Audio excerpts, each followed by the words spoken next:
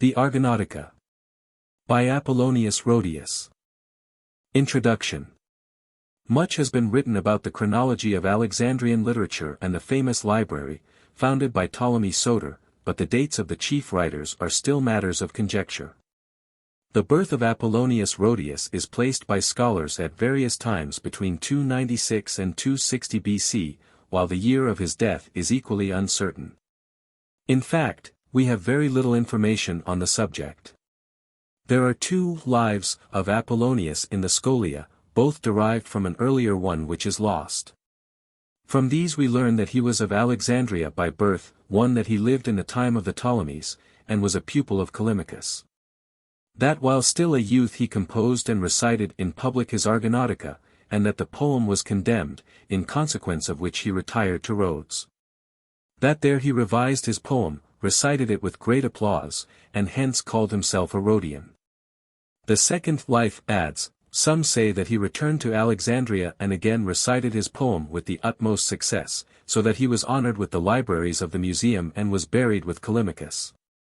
The last sentence may be interpreted by the notice of Suidas, who informs us that Apollonius was a contemporary of Eratosthenes, Euphorion and Timarchus, in the time of Ptolemy Euergetes. And that he succeeded Eratosthenes in the headship of the Alexandrian library. Suidas also informs us elsewhere that Aristophanes at the age of 62 succeeded Apollonius in this office. Many modern scholars deny the bibliothecariate of Apollonius for chronological reasons, and there is considerable difficulty about it. The date of Callimachus' hymn to Apollo, which closes with some lines, 105 to 113, that are admittedly an allusion to Apollonius, may be put with much probability at 248 or 247 BC. Apollonius must at that date have been at least 20 years old. Eratosthenes died 196 to 193 BC. This would make Apollonius 72 to 75 when he succeeded Eratosthenes. This is not impossible, it is true, but it is difficult. But the difficulty is taken away if we assume with Ritschl that Eratosthenes resigned his office some years before his death, which allows us to put the birth of Apollonius at about 280, and would solve other difficulties. For instance, if the librarians were buried within the precincts, it would account for the burial of Apollonius next to Callimachus, Eratosthenes being still alive. However that may be, it is rather arbitrary to take away the bibliothecariate of Apollonius, which is clearly asserted by Suidas, on account of chronological calculations which are themselves uncertain. Moreover, it is more probable that the words following, some say, in the second life, are a remnant of the original life than a conjectural addition, because the first life is evidently incomplete. Nothing being said about the end of Apollonius' career. The principal event in his life, so far as we know, was the quarrel with his master Callimachus, which was most probably the cause of his condemnation at Alexandria and departure to Rhodes. This quarrel appears to have arisen from differences of literary aims and taste, but, as literary differences often do, degenerated into the bitterest personal strife. There are references to the quarrel in the writings of both. Callimachus attacks Apollonius in the passage at the end of the hymn to Apollo, already mentioned, also probably in some epigrams, but most of all in his Ibis, of which we have an imitation, or perhaps nearly a translation. In Ovid's poem of the same name.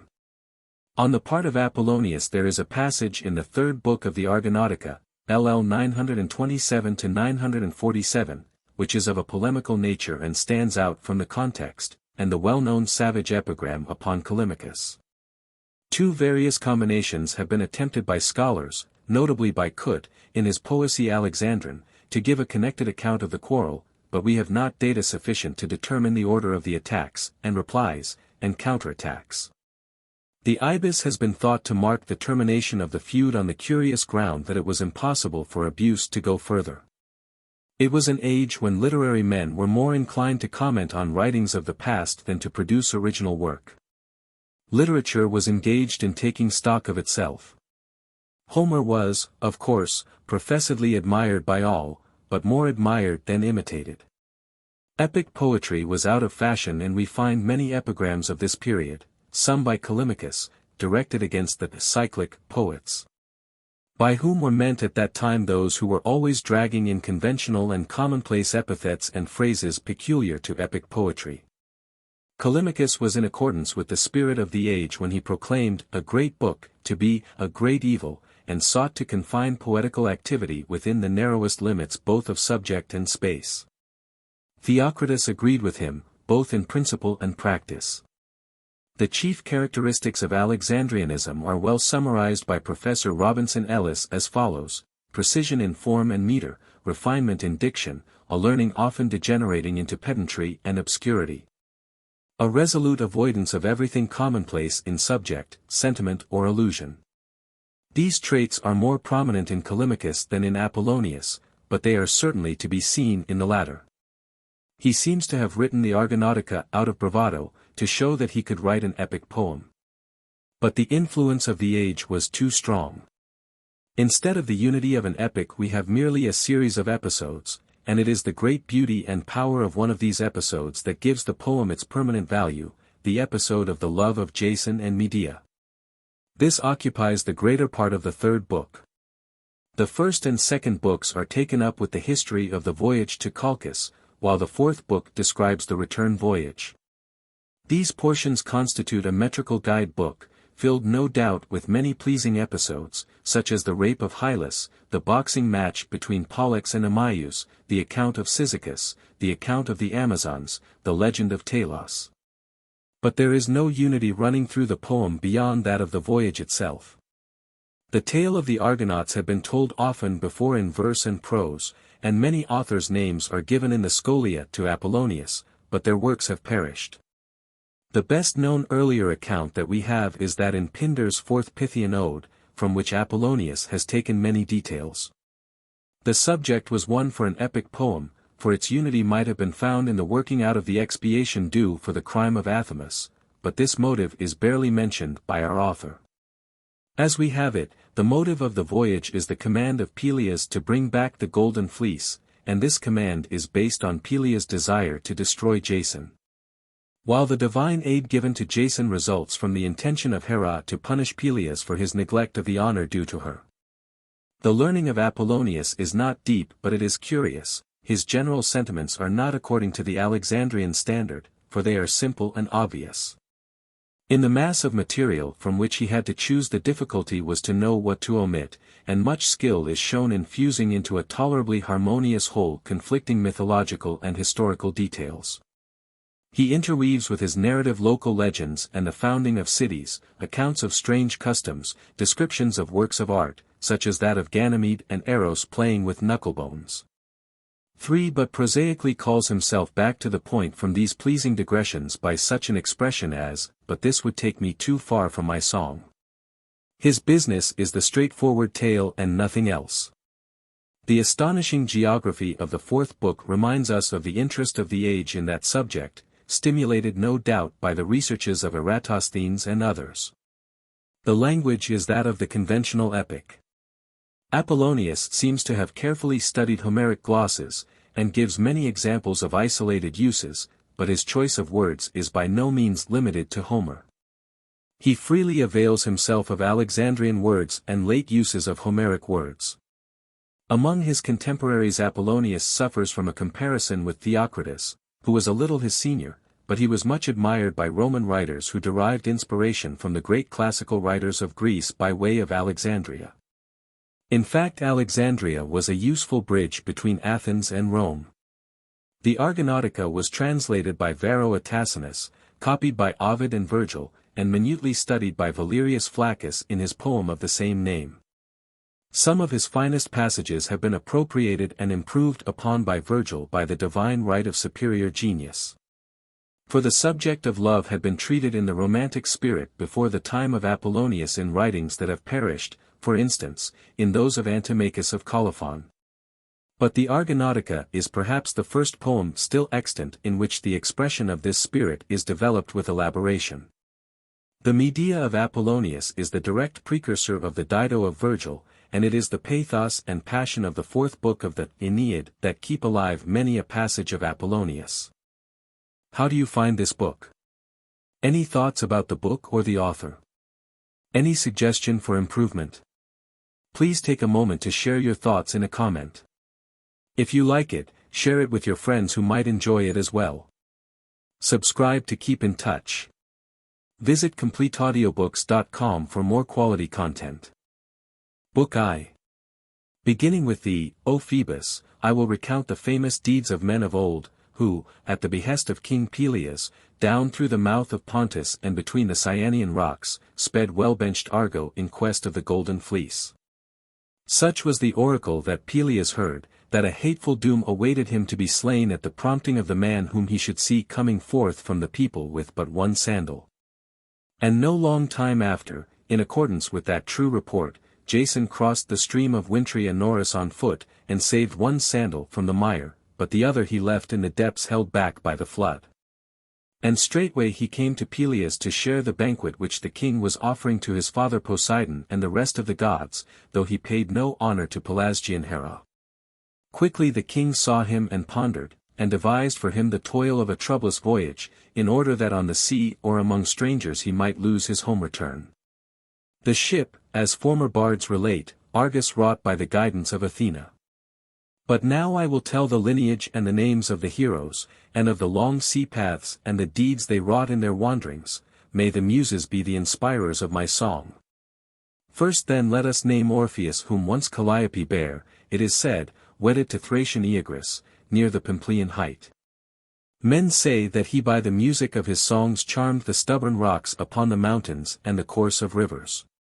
And the wild oak trees to this day, tokens of that magic strain, that grow at Zone on the Thracian shore, stand in ordered ranks close together, the same which under the charm of his lyre he led down from Pieria. Such then was Orpheus, whom Aeson's son welcomed to share his toils, in obedience to the behest of Cheiron, Orpheus ruler of Bistonian Pieria. Straightway came Asterion, whom comets begot by the waters of eddying Apidanus. He dwelt at Pyrgi near the Phalean mount, where mighty Apidanus and bright Enipeus joined their streams, coming together from afar. Next to them from Larissa came Polyphemus, son of Iolcus, who aforetime among the mighty Lapithae, when they were arming themselves against the centaurs, fought in his younger days. Now his limbs were grown heavy with age, but his martial spirit still remained, even as of old. Nor was Iphiclus long left behind in Phylace, the uncle of Aeson's son. For Aeson had wedded his sister Alcimede, daughter of Phylacus, his kinship with her bade him be numbered in the host. Nor did Admetus, the lord of Pheræ rich in sheep, stay behind beneath the peak of the Chalcedonian mount. Nor at Alope stayed the sons of Hermes, rich in cornland, well skilled in craftiness, Aeetes and Echion, and with them on their departure their kinsman Aethalides went as the third. Him near the streams of Amphoresis Eupolemia bare, the daughter of Myrmidon, from Phthia. The two others were sprung from Antianira, daughter of Menides. From rich Jurton came Coronus, son of Senus, brave, but not braver than his father. For bards relate that Senus though still living perished at the hands of the centaurs, when apart from other chiefs he routed them, and they, rallying against him, could neither bend nor slay him. But unconquered and unflinching he passed beneath the earth, overwhelmed by the downrush of massy pines. There came two Titaresian Mopsus, whom above all men the son of Leto taught the augury of birds, and Eurydamas the son of Timenus. He dwelt at Dolopian Timene near the Zinian lake. Moreover Actor sent his son Menoetius from Opus that he might accompany the chiefs. Eurytion followed and strong Aerobotes, one the son of Teleon, the other of Iris, Actor's son. The son of Teleon renowned Aerobotes, and of Iris Eurytion. A third with them was Oileus, peerless in courage and well skilled to attack the flying foe, when they break their ranks. Now from Euboea came Canthus eager for the quest, whom Canethus son of Abas sent, but he was not destined to return to Cerinthus.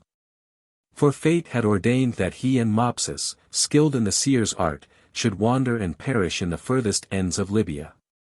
For no ill is too remote for mortals to incur, seeing that they buried them in Libya, as far from the Colchians as is the space that is seen between the setting and the rising of the sun. To him Clitius and Iphitus joined themselves, the warders of Oechalia, sons of Eurytus the ruthless, Eurytus, to whom the far-shooting god gave his bow, but he had no joy of the gift, for of his own choice he strove even with the giver. After them came the sons of Aeolcus, not both together, nor from the same spot, for they settled far from Aegina in exile, when in their folly they had slain their brother foes. Telamon dwelt in the Attic island. But Pelias departed and made his home in Phthia. After them from Cecropia came warlike beauties, son of brave Teleon, and Pholiris of the ashen spear. Alcon his father sent him forth, yet no other sons had he to care for his old age and livelihood. But him, his well-beloved and only son, he sent forth that amid bold heroes he might shine conspicuous. But Theseus, who surpassed all the sons of Erechtheus, an unseen bond kept beneath the land of Taenarus, for he had followed that path with Perithous, assuredly both would have lightened for all the fulfillment of their toil. Typhus, son of Hagnias, left the Scythian people of the Thespians, well skilled to foretell the rising wave on the broad sea, and well skilled to infer from sun and star the stormy winds and the time for sailing. Tritonian Athena herself urged him to join the band of chiefs, and he came among them a welcome comrade. She herself too fashioned the swift ship, and with her Argus, son of Aristor, wrought it by her counsels. Wherefore it proved the most excellent of all ships that have made trial of the sea with oars. After them came Pelias from Erythrea, where he dwelt in affluence by the favor of his father Dionysus, in his home by the springs of Asopus.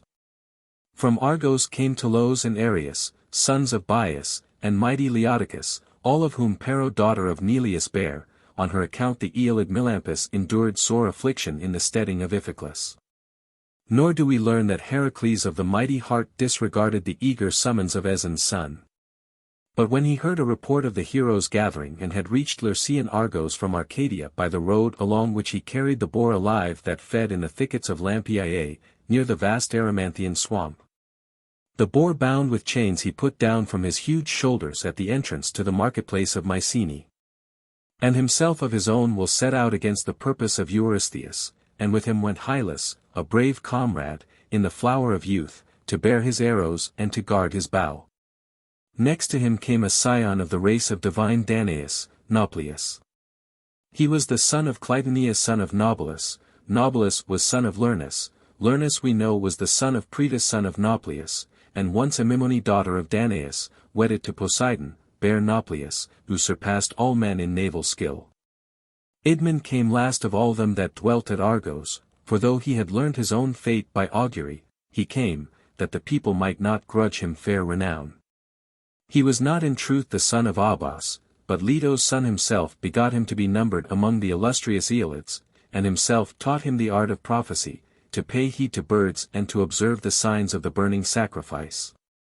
Moreover Aetolian Leda sent from Sparta strong Polydeuces and Castor, skilled to guide swift-footed steeds, these her dearly loved sons she bare at one birth in the house of Tyndareus, nor did she forbid their departure.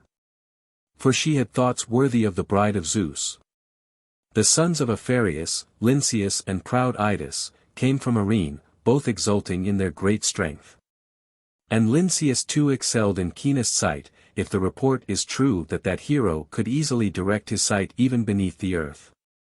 And with them Nelean Periclymenus set out to come, eldest of all the sons of godlike Neleus who were born at Pylos.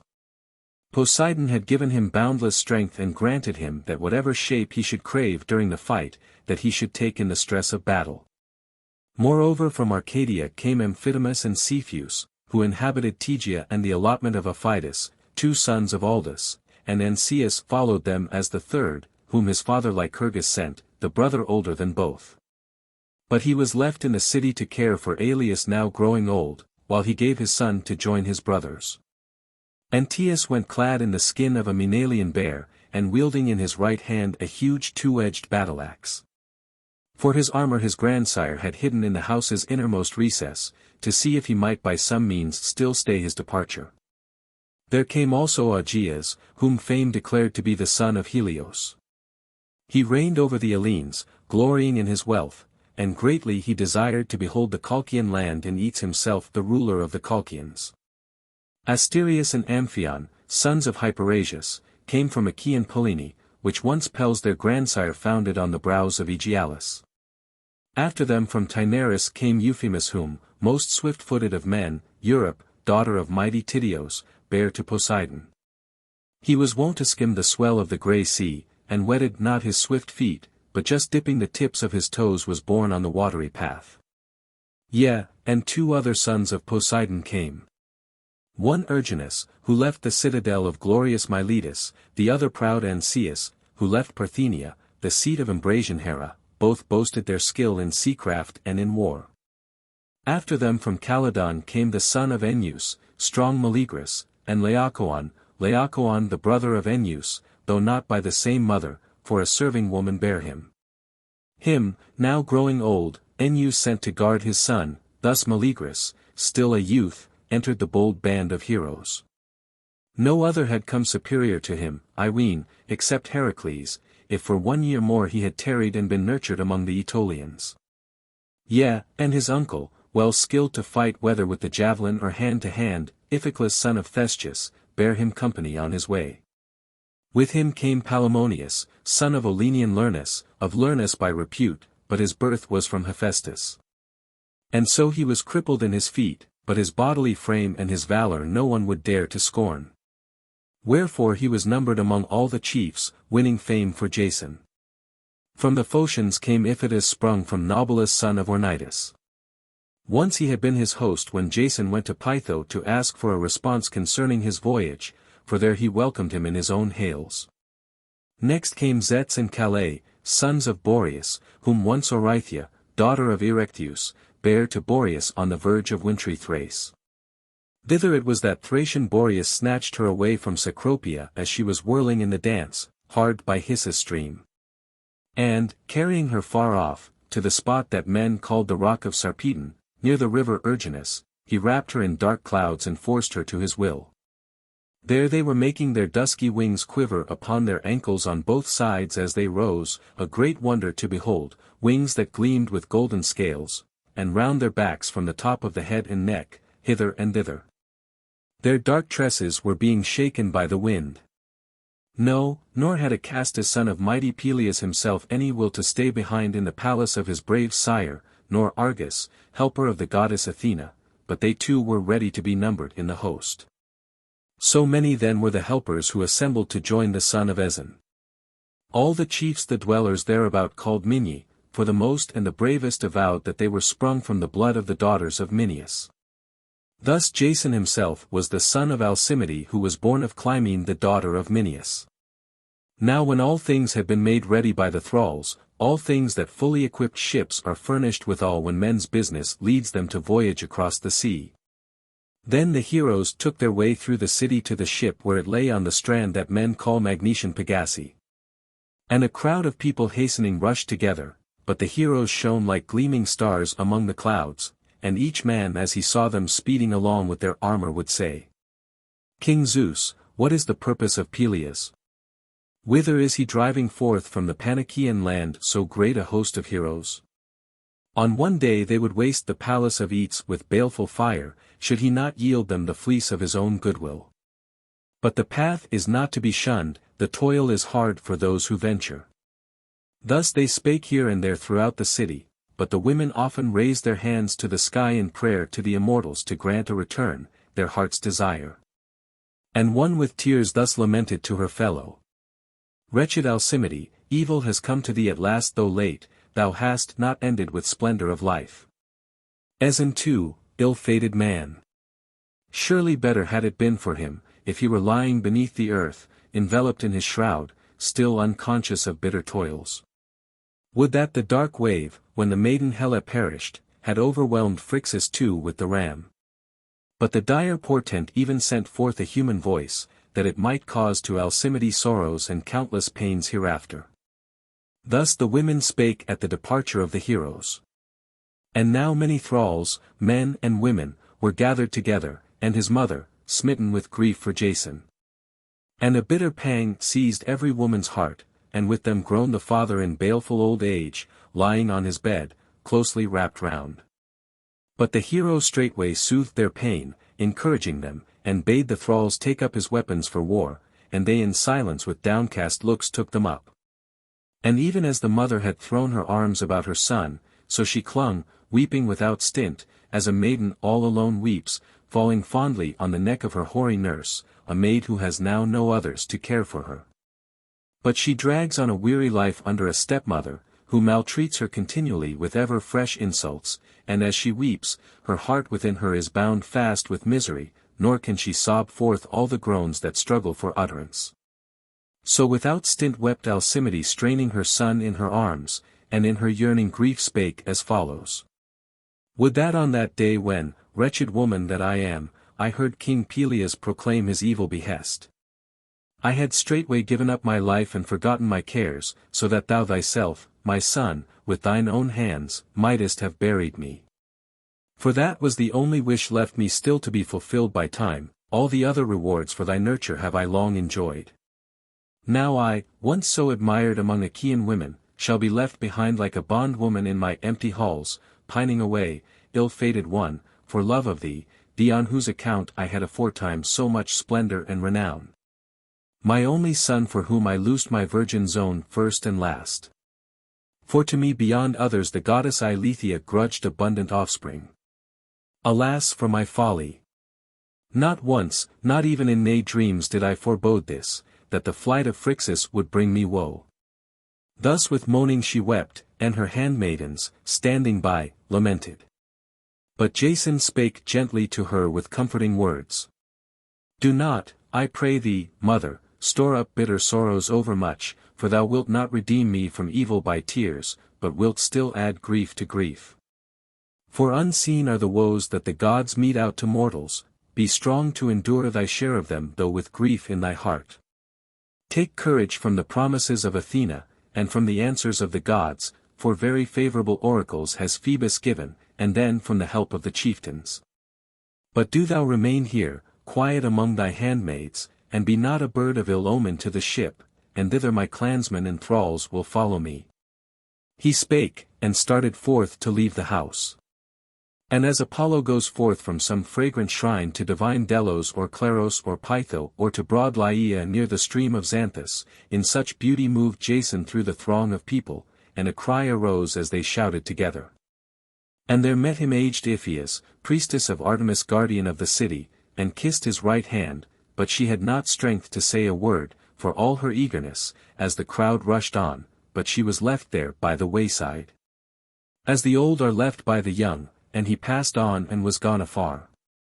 Now when he had left the well-built streets of the city, he came to the beach of Pagasae, where his comrades greeted him as they stayed together near the ship Argo.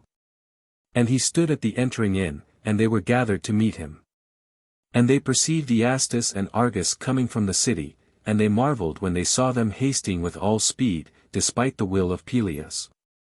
The one, Argus, son of Aristor, had cast round his shoulders the hide of a bull reaching to his feet, with the black hair upon it, the other, a fair mantle of double fold, which his sister Pelopea had given him.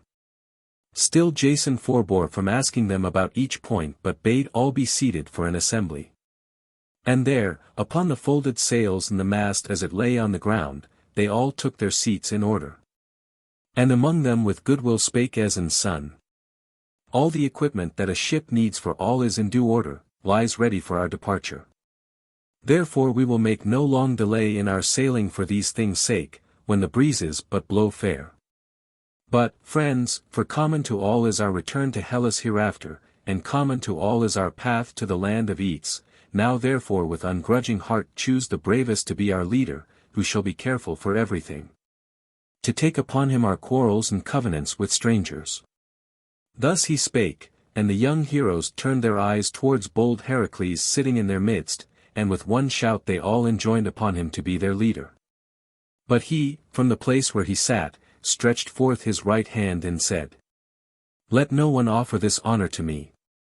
For I will not consent, and I will forbid any other to stand up. Let the hero who brought us together, himself be the leader of the host.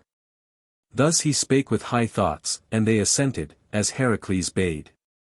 And warlike Jason himself rose up, glad at heart, and thus addressed the eager throng. If ye entrust your glory to my care, no longer as before let our path be hindered. Now at last let us propitiate Phoebus with sacrifice and straightway prepare a feast. And until my thralls come, the overseers of my steading, whose care it is to choose out oxen from the herd and drive them hither, we will drag down the ship to the sea, and ye place all the tackling within. And draw lots for the benches for rowing. Meantime let us build upon the beach an altar to Apollo Embasius V, who by an oracle promised to point out and show me the paths of the sea, if by sacrifice to him I should begin my venture for King Pelias. He spake, and was the first to turn to the work, and they stood up in obedience to him. And they heaped their garments, one upon the other, on a smooth stone, which the sea did not strike with its waves, but the stormy surge had cleansed it long before. First of all, by the command of Argus, they strongly girded the ship with a rope well twisted within, stretching it tight on each side, in order that the planks might be well compacted by the bolts and might withstand the opposing force of the surge. And they quickly dug a trench as wide as the space the ship covered, and at the prow as far into the sea as it would run when drawn down by their hands. And they ever dug deeper in front of the stem, and in the furrow laid polished rollers. And inclined the ship down upon the first rollers, that so she might glide and be borne on by them. And above, on both sides, reversing the oars, they fastened them round the thole pins, so as to project a cubit space. And the heroes themselves stood on both sides at the oars in a row, and pushed forward with chest and hand at once. And then Tiphys leapt on board to urge the youths to push at the right moment, and calling on them he shouted loudly. And they at once, leaning with all their strength, with one push started the ship from her place, and strained with their feet, forcing her onward, and Pelian Argo followed swiftly, and they on each side shouted as they rushed on. And then the rollers groaned under the sturdy keel as they were chafed, and round them rose up a dark smoke owing to the weight, and she glided into the sea, but the heroes stood there and kept dragging her back as she sped onward. And round the thole pins they fitted the oars, and in the ship they placed the mast and the well-made sails and the stores. Now when they had carefully paid heed to everything, first they distributed the benches by lot, 2 men occupying one seat. But the middle bench they chose for Heracles and Ancaeus apart from the other heroes, Ancaeus who dwelt in Tegea. For them alone they left the middle bench just as it was and not by lot. And with one consent they entrusted Tiphys with guarding the helm of the well-stemmed ship. Next, piling up shingle near the sea, they raised there an altar on the shore to Apollo, under the name of Actius VII and Embasius, and quickly spread above it logs of dried olive wood. Meantime the herdsman of Aeson's son had driven before them from the herd 2 steers. These the younger comrades dragged near the altars, and the others brought lustral water and barley meal, and Jason prayed, calling on Apollo the god of his fathers. Hear, O king, that dwellest in Pegasae and the city Aesones. The city called by my father's name, thou who didst promise me, when I sought thy oracle at Pytho, to show the fulfillment and goal of my journey, for thou thyself hast been the cause of my venture. Now do thou thyself guide the ship with my comrade safe and sound, thither and back again to Hellas. Then in thy honor hereafter we will lay again on thy altar the bright offerings of bulls, all of us who return. And other gifts in countless numbers I will bring to Pytho and Ortygia. And now, come, far darter, accept this sacrifice at our hands, which first of all we have offered thee for this ship on our embarkation. And grant, O king, that with a prosperous wind I may loose the hawsers, relying on thy counsel, and may the breeze blow softly with which we shall sail over the sea in fair weather. He spake, and with his prayer cast the barley meal. And they too girded themselves to slay the steers, proud Ancaeus and Heracles. The latter with his club smote one steer mid-head on the brow, and falling in a heap on the spot, it sank to the ground. And Ancaeus struck the broad neck of the other with his axe of bronze, and shore through the mighty sinews, and it fell prone on both its horns. Their comrades quickly severed the victims' throats, and flayed the hides, they sundered the joints and carved the flesh, then cut out the sacred thigh bones, and covering them all together closely with fat burnt them upon cloven wood. And Aeson's son poured out pure libations, and Idmon rejoiced beholding the flame as it gleamed on every side from the sacrifice, and the smoke of it mounting up with good omen in dark spiral columns. And quickly he spake outright the will of Leto's son. For you it is the will of heaven and destiny that ye shall return here with the fleece, but meanwhile both going and returning, countless trials await you. But it is my lot, by the hateful decree of a god, to die somewhere afar off on the mainland of Asia. Thus, though I learnt my fate from evil omens even before now, I have left my fatherland to embark on the ship, that so after my embarking fair fame may be left me in my house. Thus he spake. And the youths hearing the divine utterance rejoiced at their return, but grief seized them for the fate of Idmon. Now at the hour when the sun passes his noontide halt and the ploughlands are just being shadowed by the rocks, as the sun slopes towards the evening dusk. At that hour all the heroes spread leaves thickly upon the sand and lay down in rows in front of the hoary surf line. And near them were spread vast stores of viands and sweet wine, which the cupbearers had drawn off in pitchers. Afterwards they told tales one to another in turn, such as youths often tell when at the feast and the bowl they take delightful pastime, and insatiable insolence is far away. But here the son of Aeson, all helpless, was brooding over each event in his mind, like one oppressed with thought. And Aeetes noted him and assailed him with loud voice. Son of Aeson, what is this plan thou art turning over in mind? Speak out thy thought in the midst. Does fear come on and master thee, fear, that confounds cowards? Be witness now my impetuous spear, wherewith in wars I win renown beyond all others, nor does Zeus aid me so much as my own spear, that no woe will be fatal, no venture will be unachieved, while Aeetes follows, even though a god should oppose thee. Such a helpmeet am I that thou bringest from Arene. He spake, and holding a brimming goblet in both hands drank off the unmixed sweet wine, and his lips and dark cheeks were drenched with it.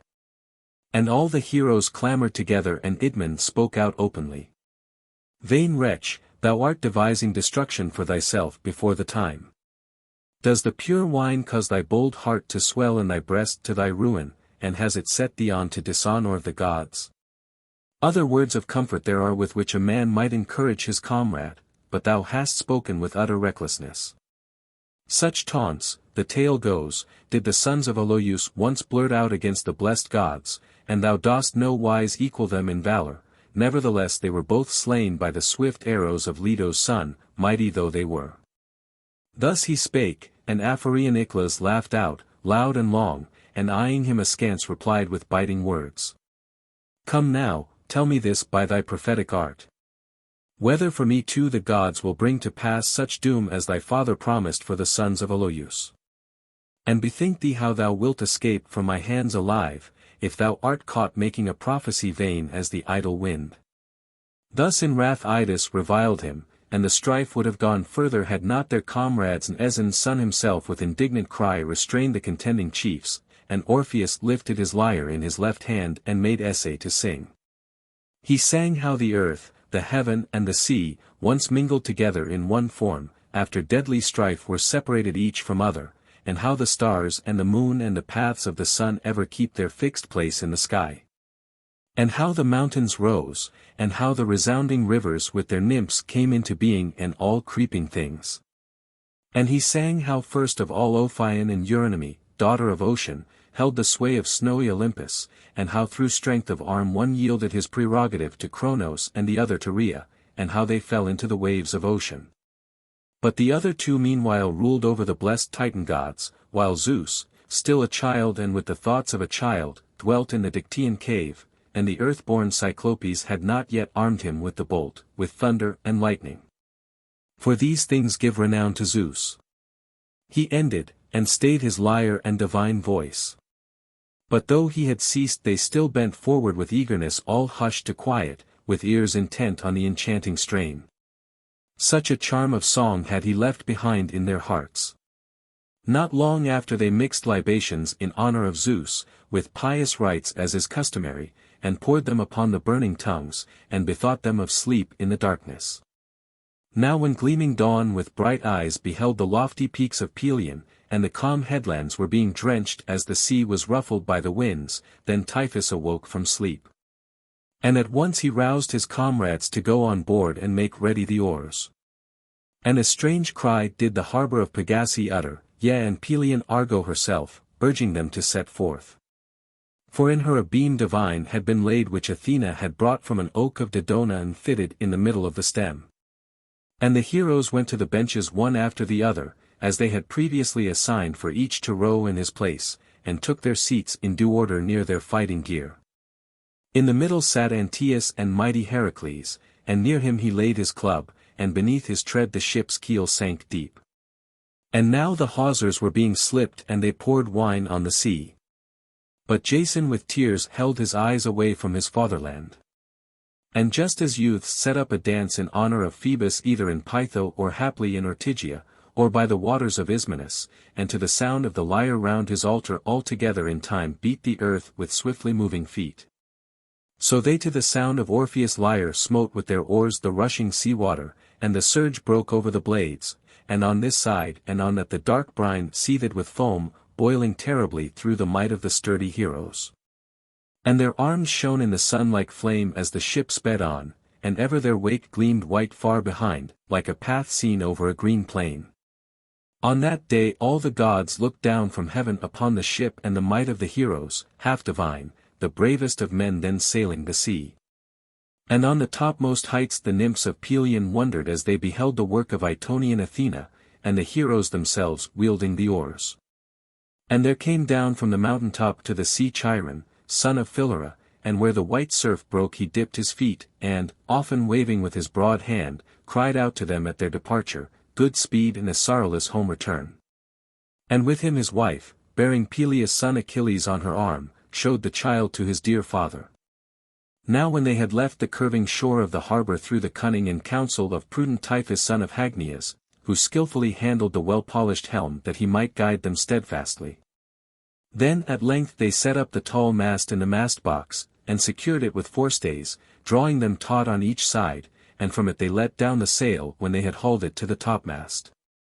And a breeze came down piping shrilly, and upon the deck they fastened the ropes separately round the well-polished pins, and ran quietly past the long Tizian headland.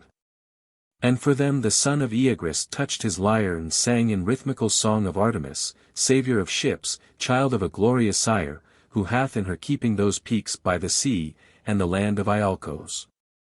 And the fishes came darting through the deep sea, great mixed with small, and followed gambolling along the watery paths. And as when in the track of the shepherd, their master, countless sheep follow to the fold that have fed to the full of grass, and he goes before gaily piping a shepherd's strain on Iris' shrill reed, so these fishes followed.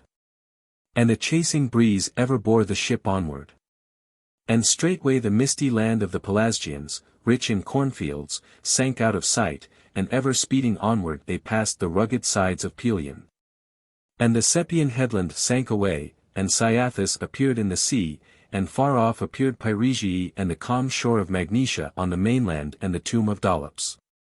Here then in the evening, as the wind blew against them, they put to land, and paying honour to him at nightfall burnt sheep as victims, while the sea was tossed by the swell, and for 2 days they lingered on the shore. But on the 3rd day they put forth the ship, spreading on high the broad sail. And even now men call that beach Aeetes of Argo. Thence going forward they ran past Melibea, escaping a stormy beach and surf line. And in the morning they saw Homol close at hand leaning on the sea, and skirted it, and not long after they were about to pass by the outfall of the river Amyrus. From there they beheld Eurymene and the sea-washed ravines of Ossa and Olympus. Next they reached the slopes of Pellene, beyond the headland of Canastra, running all night with the wind. And at dawn before them as they journeyed rose Athos, the Thracian mountain, which with its topmost peak overshadows Lemnos, even as far as Myrine, though it lies as far off as the space that a well-trimmed merchant ship would traverse up to midday. For them on that day, till darkness fell, the breeze blew exceedingly fresh, and the sails of the ship strained to it. But with the setting of the sun the wind left them, and it was by the oars that they reached Lemnos, the Sintian isle. Here the whole of the men of the people together had been ruthlessly slain through the transgressions of the women in the year gone by. For the men had rejected their lawful wives, loathing them, and had conceived a fierce passion for captive maids whom they themselves brought across the sea from their forays in Thrace. For the terrible wrath of Cyprus came upon them, because for a long time they had grudged her the honours due. O hapless women, and insatiate in jealousy to their own ruin. Not their husbands alone with the captives did they slay on account of the marriage bed, but all the males at the same time, that they might thereafter pay no retribution for the grim murder. And of all the women, Hypsipyle alone spared her aged father Thoas, who was king over the people, and she sent him in a hollow chest, to drift over the sea, if haply he should escape. And fishermen dragged him to shore at the island of Ino, formerly Ino, but afterwards called Sisinus from Sisinus, whom the water-nymph Ino bore to Thoas. Now for all the women to tend kine, to don armor of bronze, and to cleave with the plowshare the wheat-bearing fields, was easier than the works of Athena, with which they were busied aforetime. Yet for all that did they often gaze over the broad sea, in grievous fear against the Thracians coming. So when they saw Argo being rowed near the island, straightway crowding in multitude from the gates of Myrine and clad in their harness of war, they poured forth to the beach like ravening Thyiades, for they deemed that the Thracians were come. And with them Hypsipyle, daughter of Thoas, donned her father's harness. And they streamed down speechless with dismay, such fear was wafted about them. Meantime from the ship the chiefs had sent Ephialtes the swift herald, to whose care they entrusted their messages and the wand of Hermes, his sire, who had granted him a memory of all things, that never grew dim. And not even now, though he has entered the unspeakable whirlpools of Acheron, has forgetfulness swept over his soul, but its fixed doom is to be ever changing its abode. At one time to be numbered among the dwellers beneath the earth, at another to be in the light of the sun among living men. But why need I tell at length tales of Ephialtes? He at that time persuaded Hypsipyle to receive the newcomers as the day was waning into darkness, nor yet at dawn did they loose the ship's hawsers to the breath of the north wind. Now the Lemnian women fared through the city and sat down to the assembly, for Hypsipyle herself had so bidden. And when they were all gathered together in one great throng straightway she spake among them with stirring words. O friends, come let us grant these men gifts to their heart's desire, such as it is fitting that they should take on shipboard. Food and sweet wine, in order that they may steadfastly remain outside our towers, and may not, passing among us for need's sake, get to know us all too well, and so an evil report be widely spread. For we have wrought a terrible deed and in no wise will it be to their liking, should they learn it. Such is our counsel now, but if any of you can devise a better plan let her rise, for it was on this account that I summoned you hither. Thus she spake and sat upon her father's seat of stone, and then rose up her dear nurse Polyxo, for very age halting upon her withered feet, bowed over a staff, and she was eager to address them. Near her were seated 4 virgins, unwed, crowned with white hair. And she stood in the midst of the assembly and from her bent back she feebly raised her neck and spake thus. Gifts, as Hypsipyle herself wishes, let us send to the strangers, for it is better to give them. But for you what device have ye to get profit of your life if the Thracian host fall upon us, or some other foe, as often happens among men, even as now this company is come unforeseen? But if one of the blessed gods should turn this aside yet countless other woes, worse than battle, remain behind, when the aged women die off and ye younger ones, without children, reach hateful old age. How then will ye live, hapless ones? Will your oxen of their own accord yoke themselves for the deep ploughlands and draw the earth-cleaving share through the fallow, and forthwith, as the year comes round, reap the harvest? Assuredly, though the fates till now have shunned me in horror, I deem that in the coming year I shall put on the garment of earth, when I have received my meed of burial even so as is right, before the evil days draw near. But I bid you who are younger give good heed to this. For now at your feet a way of escape lies open, if ye trust to the strangers the care of your homes and all your stock and your glorious city. Thus she spake, and the assembly was filled with clamor. For the word pleased them. And after her straightway Hypsipyle rose up again, and thus spake in reply. If this purpose please you all, now will I even send a messenger to the ship. She spake and addressed Iphino close at hand, Go, Iphino, and beg yonder man, whoever it is that leads this array, to come to our land that I may tell him a word that pleases the heart of my people, and bid the men themselves, if they wish, boldly enter the land and the city with friendly intent. She spake, and dismissed the assembly, and thereafter started to return home. And so Athena came to the Minyi, and they asked with what intent she had come among them. And quickly she addressed her questioners with all speed in these words. The maiden Hypsipyle daughter of Thoas, sent me on my way here to you, to summon the captain of your ship, whoever he be. That she may tell him a word that pleases the heart of the people, and she bids yourselves, if ye wish it, straightway enter the land and the city with friendly intent. Thus she spake, and the speech of good omen pleased all. And they deemed that Thoas was dead and that his beloved daughter Hypsipyle was queen, and quickly they sent Jason on his way and themselves made ready to go. Now he had buckled round his shoulders a purple mantle of double fold, the work of the Tritonian goddess, which Pallas had given him when she first laid the keel props of the ship Argo and taught him how to measure timbers with the rule. More easily wouldst thou cast thy eyes upon the sun at its rising than behold that blazing splendor. For indeed in the middle the fashion thereof was red, but at the ends it was all purple, and on each margin many separate devices had been skillfully inwoven. In it were the Cyclops seated at their imperishable work, forging a thunderbolt for King Zeus. By now it was almost finished in its brightness, and still it wanted but one ray, which they were beating out with their iron hammers as it spurted forth a breath of raging flame. In it too were the twin sons of Antiope, daughter of Asopus, Amphion and Zethus, and Thebe still ungirt with towers was lying near, whose foundations they were just then laying in eager haste. Zethus on his shoulders was lifting the peak of a steep mountain, like a man toiling hard, and Amphion after him, singing loud and clear on his golden lyre, moved on, and a rock twice as large followed his footsteps. Next in order had been wrought Cytherea with drooping tresses, wielding the swift shield of Ares, and from her shoulder to her left arm the fastening of her tunic was loosed beneath her breast. And opposite in the shield of bronze her image appeared clear to view as she stood. And in it there was a well-wooded pasturage of oxen, and about the oxen the Teleboi and the sons of Aletreon were fighting. The one party defending themselves, the others, the Taphian raiders, longing to rob them, and the dewy meadow was drenched with their blood, and the many were overmastering the few herdsmen. And therein were fashioned 2 chariots, racing, and the one in front Pelops was guiding, as he shook the reins, and with him was Hippodamia at his side, and in pursuit Myrtilus urged his steeds.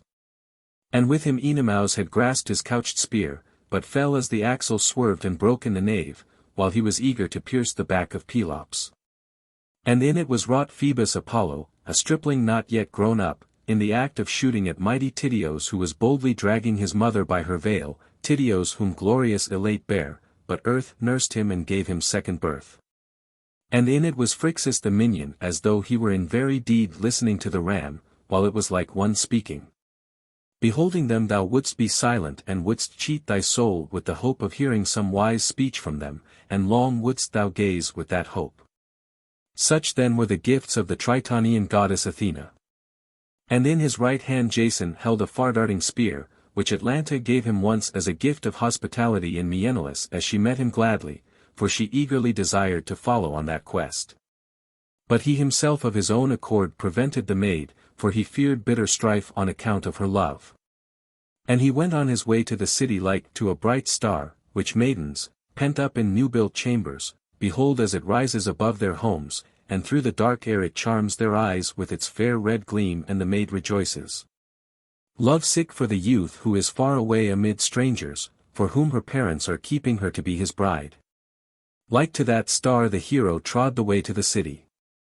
And when they had passed within the gates and the city, the women of the people surged behind them, delighting in the stranger, but he with his eyes fixed on the ground fared straight on, till he reached the glorious palace of Hypsipyle.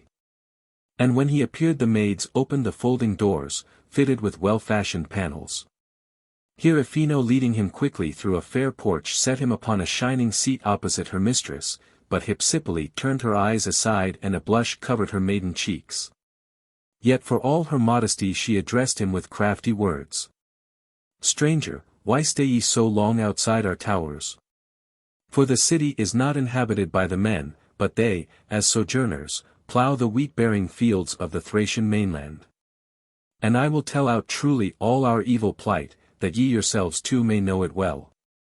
When my father Thoas reigned over the citizens, then our folk starting from their homes used to plunder from their ships the dwellings of the Thracians who live opposite, and they brought back hither measureless booty and maidens too.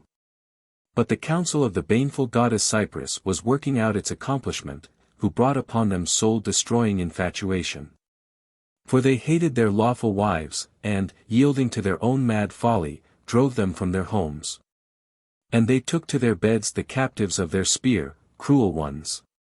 Long in truth we endured it, if haply again, though late, they might change their purpose, but ever the bitter woe grew, twofold. And the lawful children were being dishonored in their halls, and a bastard race was rising. And thus unmarried maidens and widowed mothers too wandered uncared for through the city.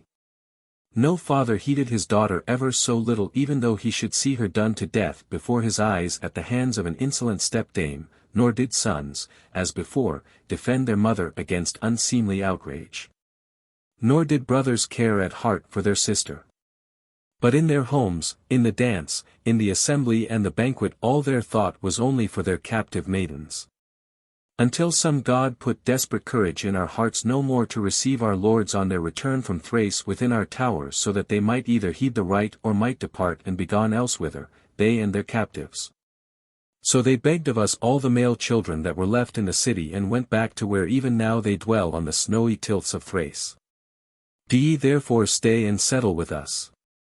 And shouldst thou desire to dwell here, and this finds favor with thee, assuredly thou shalt have the prerogative of my father Thoas, and I deem that thou wilt not scorn our land at all. For it is deep-soiled beyond all other islands that lie in the Aegean Sea. But come now, return to the ship and relate my words to thy comrades, and stay not outside our city. She spoke, glozing over the murder that had been wrought upon the men. And Jason addressed her in answer. Hypsipyle, very dear to our hearts is the help we shall meet with, which thou grantest to us who need thee. And I will return again to the city when I have told everything in order due. But let the sovereignty of the island be thine, it is not in scorn I yield it up, but grievous trials urge me on. He spake, and touched her right hand. And quickly he turned to go back, and round him the young maids on every side danced in countless numbers in their joy till he passed through the gates. And then they came to the shore in smooth-running wains, bearing with them many gifts, when now he had related from beginning to end the speech which Hypsipyle had spoken when she summoned them. And the maids readily led the men back to their homes for entertainment. For Cyprus stirred in them a sweet desire, for the sake of Hephaestus of many counsels, in order that Lemnos might be again inhabited by men and not be ruined. Thereupon Aeson's son started to go to the royal home of Hypsipyle, and the rest went each his way as chance took them, all but Heracles, for he of his own will was left behind by the ship and a few chosen comrades with him. And straightway the city rejoiced with dances and banquets, being filled with the steam of sacrifice, and above all the immortals they propitiated with songs and sacrifices the illustrious son of Hera and Cyprus herself. And the sailing was ever delayed from one day to another. And long would they have lingered there, had not Heracles, gathering together his comrades apart from the women, thus addressed them with reproachful words. Wretched men, does the murder of kindred keep us from our native land? Or is it in want of marriage that we have come hither from thence, in scorn of our countrywomen? Does it please us to dwell here and plough the rich soil of Lemnos? No fair renown shall we win by thus tarrying so long with stranger women. Nor will some god seize and give us at our prayer a fleece that moves of itself. Let us then return each to his own. But him leave ye to rest all day long in the embrace of Hypsipyle until he has peopled Lemnos with men children, and so there come to him great glory. Thus did he chide the band, but no one dared to meet his eye or to utter a word in answer. But just as they were in the assembly they made ready their departure in all haste, and the women came running towards them, when they knew their intent. And as when bees hum round fair lilies pouring forth from their hive in the rock, and all around the dewy meadow rejoices, and they gather the sweet fruit, flitting from one to another. Even so the women eagerly poured forth clustering round the men with loud lament, and greeted each one with hands and voice, praying the blessed gods to grant him a safe return. And so Hypsipyle too prayed, seizing the hands of Aeson's son, and her tears flowed for the loss of her lover. Go, and may heaven bring thee back again with thy comrades unharmed, bearing to the king the Golden Fleece. Even as thou wilt and thy heart desireth. And this island and my father's scepter will be awaiting thee, if on thy return hereafter thou shouldst choose to come hither again, and easily couldst thou gather a countless host of men from other cities. But thou wilt not have this desire, nor do I myself forebode that so it will be. Still remember Hypsipyle when thou art far away and when thou hast returned. And leave me some word of bidding, which I will gladly accomplish, if haply heaven shall grant me to be a mother.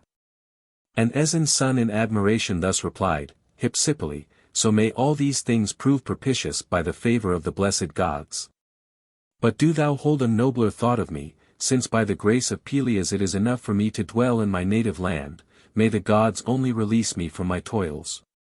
But if it is not my destiny to sail afar and return to the land of Hellas, and if thou shouldst bear a male child, send him when grown up to Pelasgian Iolcus, to heal the grief of my father and mother if so be that he find them still living.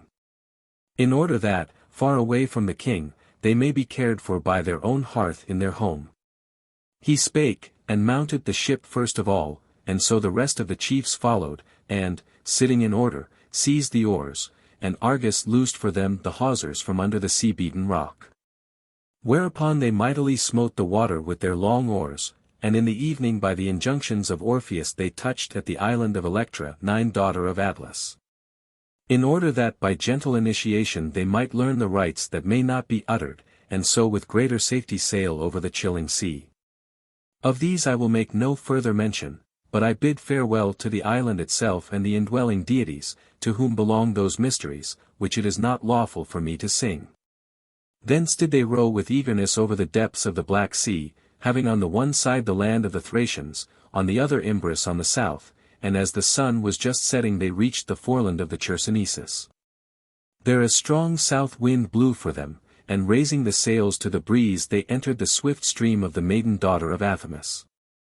And at dawn the sea to the north was left behind and at night they were coasting inside the Rhodian shore, with the land of Ida on their right.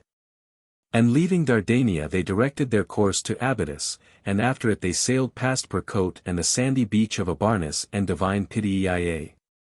And in that night, as the ship sped on by sail and oar, they passed right through the Hellespont dark gleaming with eddies.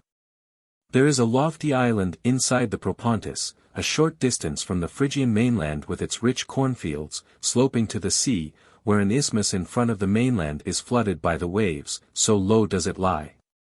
And the isthmus has double shores, and they lie beyond the river Aecepus, and the inhabitants round about call the island the Mount of Bears. And insolent and fierce men dwell there, earthborn, a great marvel to the neighbors to behold. For each one has 6 mighty hands to lift up, 2 from his sturdy shoulders, and 4 below, fitting close to his terrible sides. And about the isthmus and the plain the Doliones had their dwelling, and over them Cyzicus son of Aeneas was king, who may meet the daughter of goodly Eusorus bare. But these men the earth-born monsters, fearful though they were, in no wise harried, owing to the protection of Poseidon, for from him had the Doliones first sprung. Thither Argo pressed on, driven by the winds of Thrace, and the fair haven received her as she sped.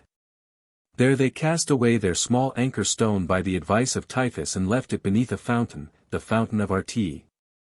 And they took another meat for their purpose, a heavy one, but the first, according to the oracle of the far darter, the Ionians, sons of Neleus, in after days laid to be a sacred stone, as was right, in the temple of Jasonian Athena.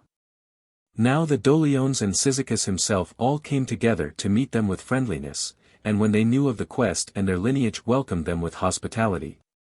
And persuaded them to row further and to fasten their ships' hawsers at the city harbor. Here they built an altar to Ecbasian Apollo 10 and set it up on the beach, and gave heed to sacrifices. And the king of his own bounty gave them sweet wine and sheep in their need. For he had heard a report that whenever a godlike band of heroes should come, straightway he should meet it with gentle words and should have no thought of war. As with Jason, the soft down was just blooming on his chin, nor yet had it been his lot to rejoice in children, but still in his palace his wife was untouched by the pangs of childbirth, the daughter of Percosian Merops, fair-haired Clyte, whom lately by priceless gifts he had brought from her father's home from the mainland opposite. But even so he left his chamber and bridal bed and prepared a banquet among the strangers, casting all fears from his heart. And they questioned one another in turn. Of them would he learn the end of their voyage and the injunctions of Pelias. While they inquired about the cities of the people round and all the gulf of the wide Propontis, but further he could not tell them for all their desire to learn. In the morning they climbed mighty Dindymum that they might themselves behold the various paths of that sea, and they brought their ship from its former anchorage to the harbour, Chytus, and the path they trod is named the path of Jason. But the earth-born men on the other side rushed down from the mountain and with crags below blocked up the mouth of vast Chytus towards the sea, like men lying in wait for a wild beast within.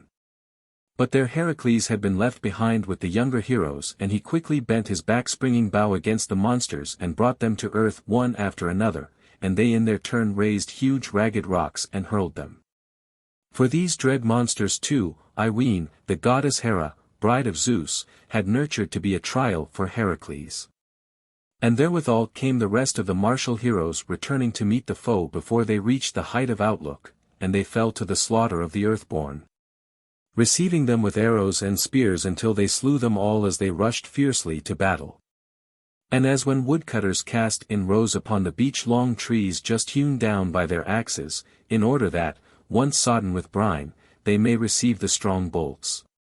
So these monsters at the entrance of the foam-fringed harbour lay stretched one after another, some in heaps bending their heads and breasts into the salt waves with their limbs spread out above on the land. Others again were resting their heads on the sand of the shore and their feet in the deep water, both alike a prey to birds and fishes at once. But the heroes, when the contest was ended without fear, loosed the ship's hawsers to the breath of the wind and pressed on through the sea swell. And the ship sped on under sail all day.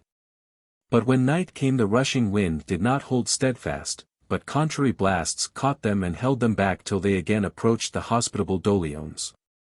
And they stepped ashore that same night. And the rock is still called the sacred rock round which they threw the ship's hawsers in their haste. Nor did anyone note with care that it was the same island, nor in the night did the Doliones clearly perceive that the heroes were returning. But they deemed that Pelasgian warmen of the Macrians had landed. Therefore they donned their armor and raised their hands against them.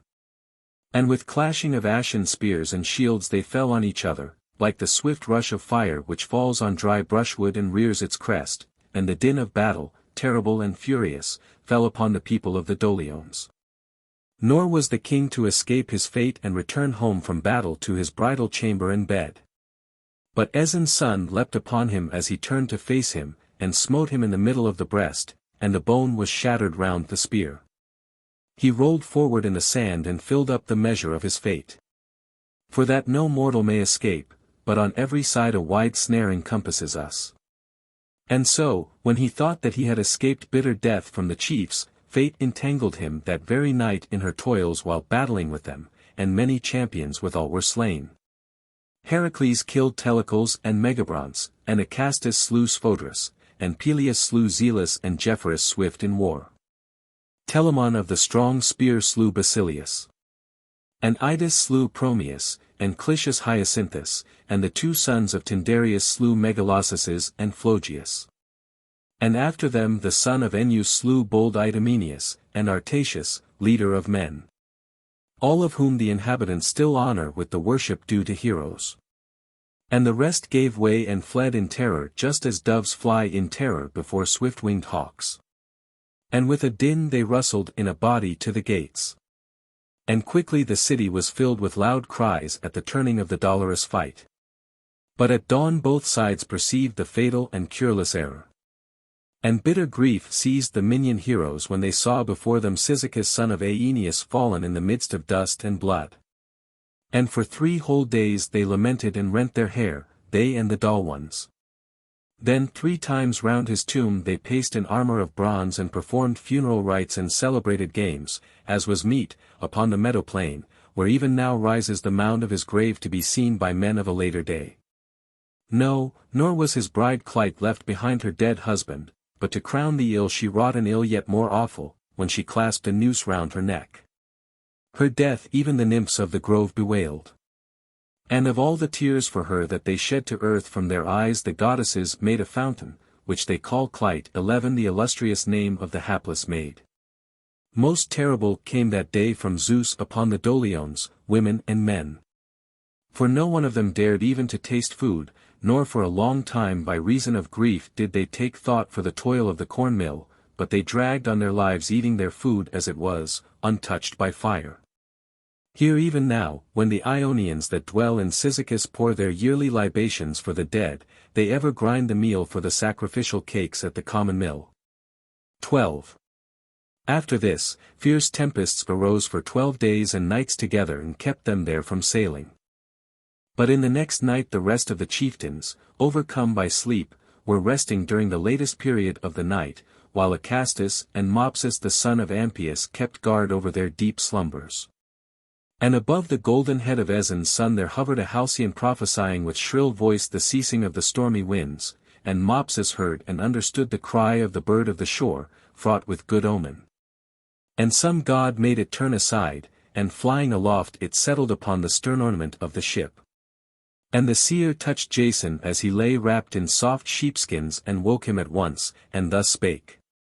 Son of Aeson, thou must climb to this temple on rugged Dindymum and propitiate the mother 13 of all the blessed gods on her fair throne.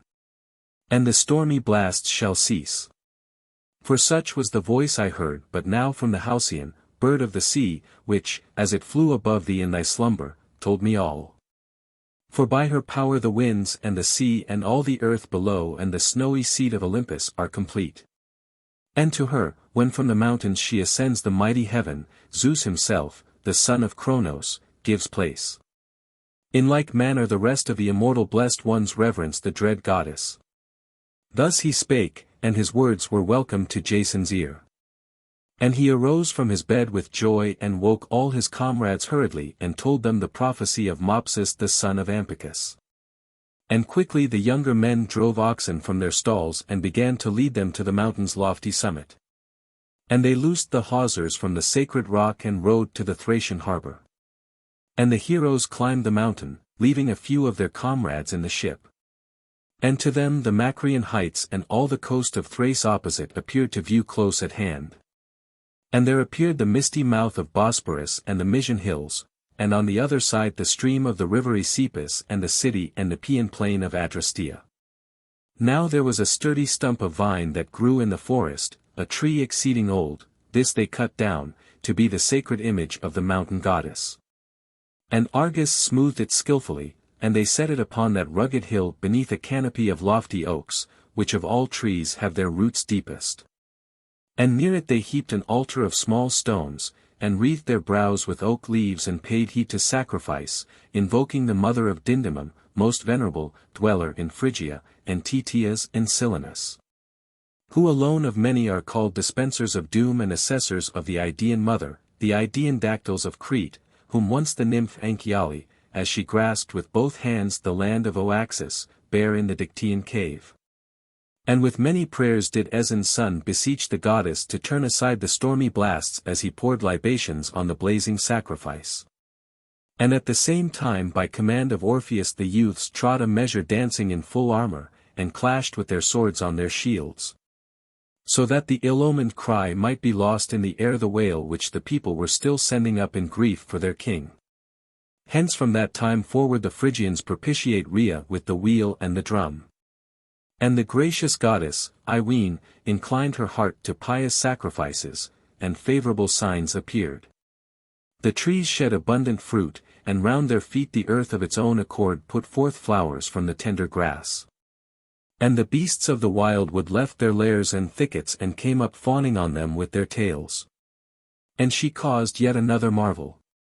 For hitherto there was no flow of water on Dindymum, but then for them an unceasing stream gushed forth from the thirsty peak just as it was, and the dwellers around in after times called that stream, the spring of Jason.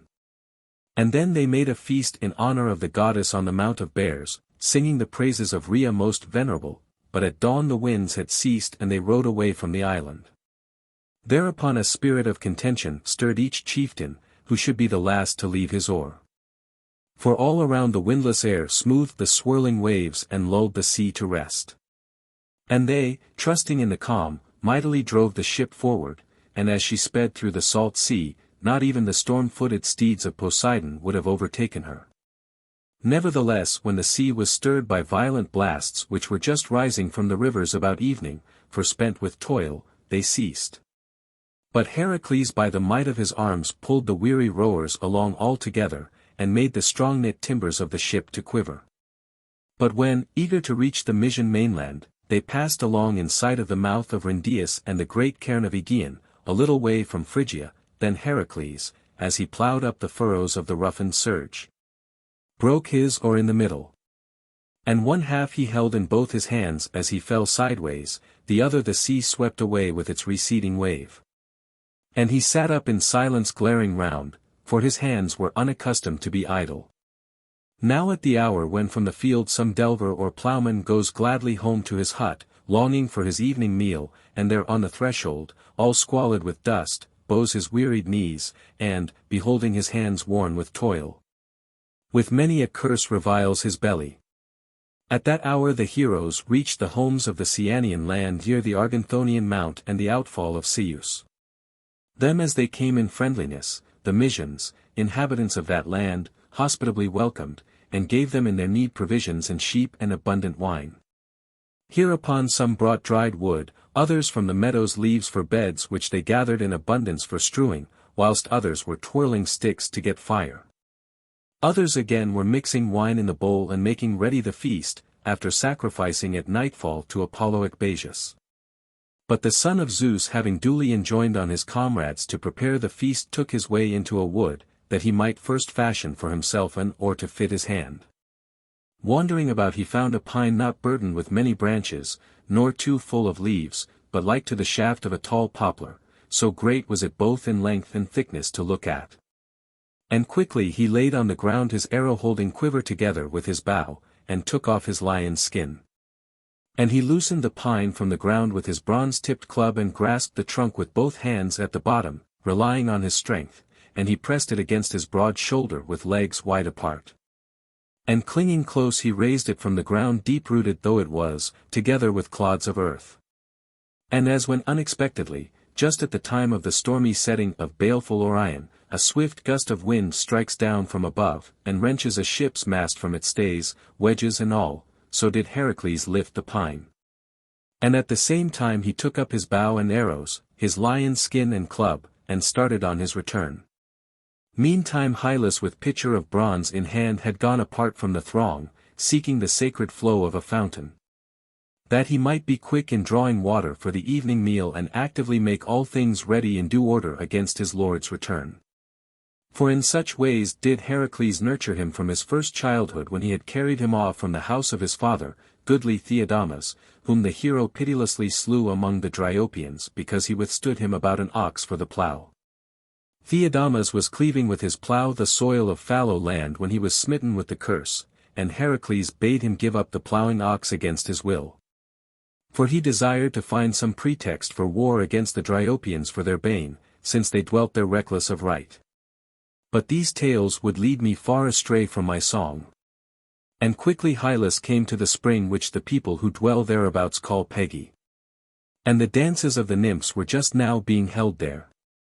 For it was the care of all the nymphs that haunted that lovely headland ever to hymn Artemis in songs by night.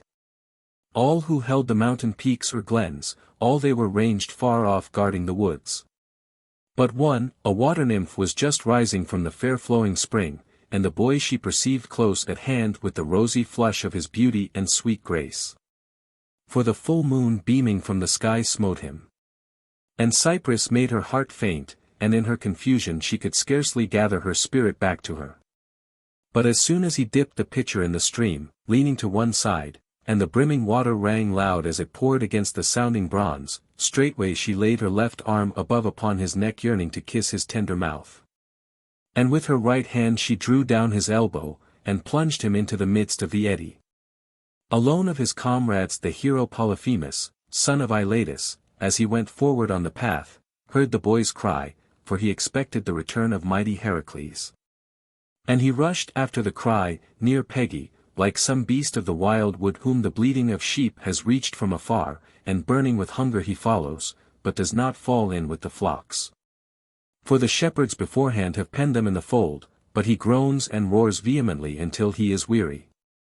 Thus vehemently at that time did the son of Aeetes groan and wandered shouting round the spot, and his voice rang piteous.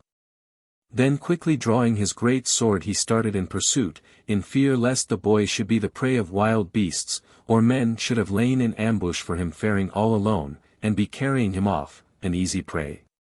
Hereupon as he brandished his bare sword in his hand he met Heracles himself on the path, and well he knew him as he hastened to the ship through the darkness. And straightway he told the wretched calamity while his heart labored with his panting breath. My poor friend, I shall be the first to bring thee tidings of bitter woe. Hylas has gone to the well and has not returned safe, but robbers have attacked and are carrying him off, or beasts are tearing him to pieces, I heard his cry.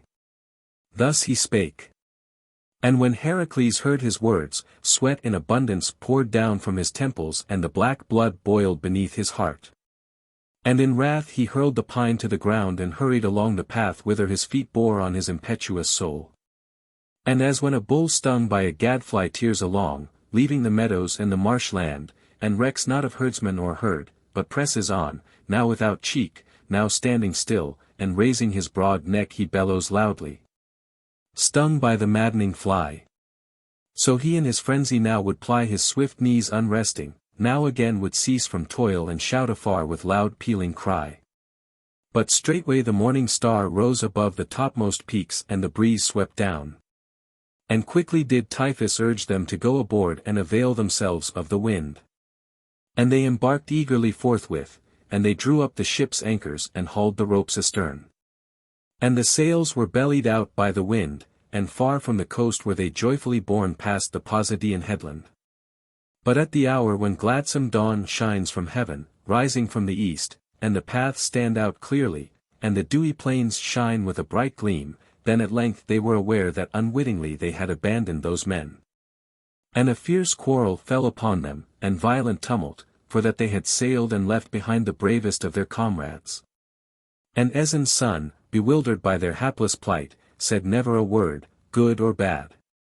But sat with his heavy load of grief, eating out his heart. And wrath seized Telamon, and thus he spake. Sit there at thy ease, for it was fitting for thee to leave Heracles behind. From thee the project arose, so that his glory throughout Hellas should not overshadow thee, if so be that heaven grants us a return home. But what pleasure is there in words? For I will go, I only, with none of thy comrades, who have helped thee to plan this treachery. He spake, and rushed upon Typhus son of Hagnias, and his eyes sparkled like flashes of ravening flame. And they would quickly have turned back to the land of the Mysians, forcing their way through the deep sea and the unceasing blasts of the wind, had not the two sons of Thracian Boreas held back the son of Aeacus with harsh words. Hapless ones, assuredly a bitter vengeance came upon them thereafter at the hands of Heracles, because they stayed the search for him. For when they were returning from the games over Pelias dead he slew them in sea-girt Tenos and heaped the earth round them, and placed 2 columns above, one of which, a great marvel for men to see, moves at the breath of the blustering north wind. These things were thus to be accomplished in after times. But to them appeared Glaucus from the depths of the sea, the wise interpreter of divine Nereus, and raising aloft his shaggy head and chest from his waist below, with sturdy hand he seized the ship's keel. And then cried to the eager crew, Why against the counsel of mighty Zeus do ye purpose to lead bold Heracles to the city of Aeetes? At Argos it is his fate to labor for insolent Eurystheus and to accomplish full 12 toils and dwell with the immortals, if so be that he bring to fulfillment a few more yet, wherefore let there be no vain regret for him. Likewise it is destined for Polyphemus to found a glorious city at the mouth of Ceus among the Mysians and to fill up the measure of his fate in the vast land of the Chalybes. But a goddess nymph through love has made Hylas her husband, on whose account those two wandered and were left behind. He spake, and with a plunge wrapped him about with the restless wave. And round him the dark water foamed in seething eddies and dashed against the hollow ship as it moved through the sea. And the heroes rejoiced, and Telamon son of Aeolcus came in haste to Jason, and grasping his hand in his own embraced him with these words. Son of Aeson, be not wroth with me, if in my folly I have erred. For grief wrought upon me to utter a word arrogant and intolerable. But let me give my fault to the winds and let our hearts be joined as before. Him the son of Aeson with prudence addressed, Good friend, assuredly with an evil word didst thou revile me, saying before them all that I was the wronger of a kindly man. But not for long will I nurse bitter wrath, though indeed before I was grieved. For it was not for flocks of sheep, no, nor for possessions that thou wast angered to fury, but for a man, thy comrade. And I were fain thou wouldst even champion me against another man if a like thing should ever befall me. He spake, and they sat down, united as of old. But of those two, by the counsel of Zeus, one, Polyphemus son of Iolcus, was destined to found and build a city among the Mysians bearing the river's name, and the other, Heracles, to return and toil at the labors of Eurystheus. And he threatened to lay waste the Mysian land at once, should they not discover for him the doom of Hylas, whether living or dead. And for him they gave pledges choosing out the noblest sons of the people and took an oath that they would never cease from their labor of search. Therefore to this day the people of Ceus inquire for Hylas the son of Theodamas, and take thought for the well-built Trachis. For there did Heracles settle the youths whom they sent from Ceus as pledges. And all day long and all night the wind bore the ship on, blowing fresh and strong, but when dawn rose there was not even a breath of air. And they marked a beach jutting forth from a bend of the coast, very broad to behold, and by dint of rowing came to land at sunrise. Book 2. Here were the ox-stalls and farm of Amycus, the haughty king of the Bebrycians, whom once a nymph, Bithynian Melie, united to Poseidon Genethlius, bare the most arrogant of men. For even for strangers he laid down an insulting ordinance, that none should depart till they had made trial of him in boxing, and he had slain many of the neighbors. And at that time too he went down to the ship and in his insolence scorned to ask them the occasion of their voyage, and who they were, but at once spake out among them all. Listen, ye wanderers by sea, to what it befits you to know. It is the rule that no stranger who comes to the Bebrycians should depart till he has raised his hands in battle against mine. Wherefore select your bravest warrior from the host and set him here on the spot to contend with me in boxing. But if ye pay no heed and trample my decrees under foot, assuredly to your sorrow will stern necessity come upon you. Thus he spake in his pride, but fierce anger seized them when they heard it, and the challenge smote Polydeuces most of all. And quickly he stood forth his comrade's champion, and cried, Hold now, and display not to us thy brutal violence, whoever thou art, for we will obey thy rules, as thou sayest. Willingly now do I myself undertake to meet thee. Thus he spake outright. But the other with rolling eyes glared on him, like to a lion struck by a javelin when hunters in the mountains are hemming him round, and, though pressed by the throng, he reeks no more of them, but keeps his eyes fixed. Singling out that man only who struck him first and slew him not.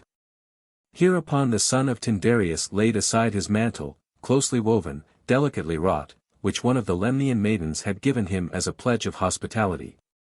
And the king threw down his dark cloak of double fold with its clasps and the knotted crook of mountain olive which he carried. Then straightway they looked and chose close by a spot that pleased them and bade their comrades sit upon the sand in 2 lines, nor were they alike to behold in form or in stature. The one seemed to be a monstrous son of baleful Typhoeus or of Earth herself, such as she brought forth aforetime, in her wrath against Zeus. But the other, the son of Tyndareus, was like a star of heaven, whose beams are fairest as it shines through the nightly sky at eventide. Such was the son of Zeus, the bloom of the first down still on his cheeks, still with the look of gladness in his eyes. But his might and fury waxed like a wild beast's. And he poised his hands to see if they were pliant as before and were not altogether numbed by toil and rowing. But Amycus on his side made no trial. But standing apart in silence he kept his eyes upon his foe, and his spirit surged within him all eager to dash the life-blood from his breast. And between them Lyeorius, the henchmen of Amycus, placed at their feet on each side 2 pairs of gauntlets made of raw hide, dry, exceeding tough. And the king addressed the hero with arrogant words. Whichever of these thou wilt, without casting lots, I grant thee freely, that thou mayst not blame me hereafter. Bind them about thy hands. Thou shalt learn and tell another how skilled I am to carve the dry ox hides and to spatter men's cheeks with blood. Thus he spake. But the other gave back no taunt in answer, but with a light smile readily took up the gauntlets that lay at his feet. And to him came Castor and mighty Telos, son of Bias, and they quickly bound the gauntlets about his hands, often bidding him be of good courage. And to Amycus came Aeetes and Ornytus, but little they knew, poor fools, that they had bound them for the last time on their champion, a victim of evil fate. Now when they stood apart and were ready with their gauntlets, straightway in front of their faces they raised their heavy hands and matched their might in deadly strife. Hereupon the Bebrycian king, even as a fierce wave of the sea rises in a crest against a swift ship.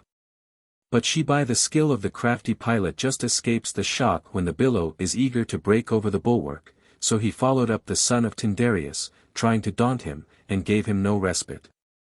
But the hero, ever unwounded, by his skill baffled the rush of his foe, and he quickly noted the brutal play of his fists to see where he was invincible in strength, and where inferior, and stood unceasingly and returned blow for blow. And as when shipwrights with their hammers smite ship's timbers to meet the sharp clamps, fixing layer upon layer, and the blows resound one after another. So cheeks and jaws crashed on both sides, and a huge clattering of teeth arose, nor did they cease ever from striking their blows until labored gasping overcame both. And standing a little apart they wiped from their foreheads sweat in abundance, wearily panting for breath. Then back they rushed together again, as 2 bulls fight in furious rivalry for a grazing heifer. Next Amycus rising on tiptoe, like one who slays an ox, sprung to his full height and swung his heavy hand down upon his rival, but the hero swerved aside from the rush, turning his head, and just received the arm on his shoulder.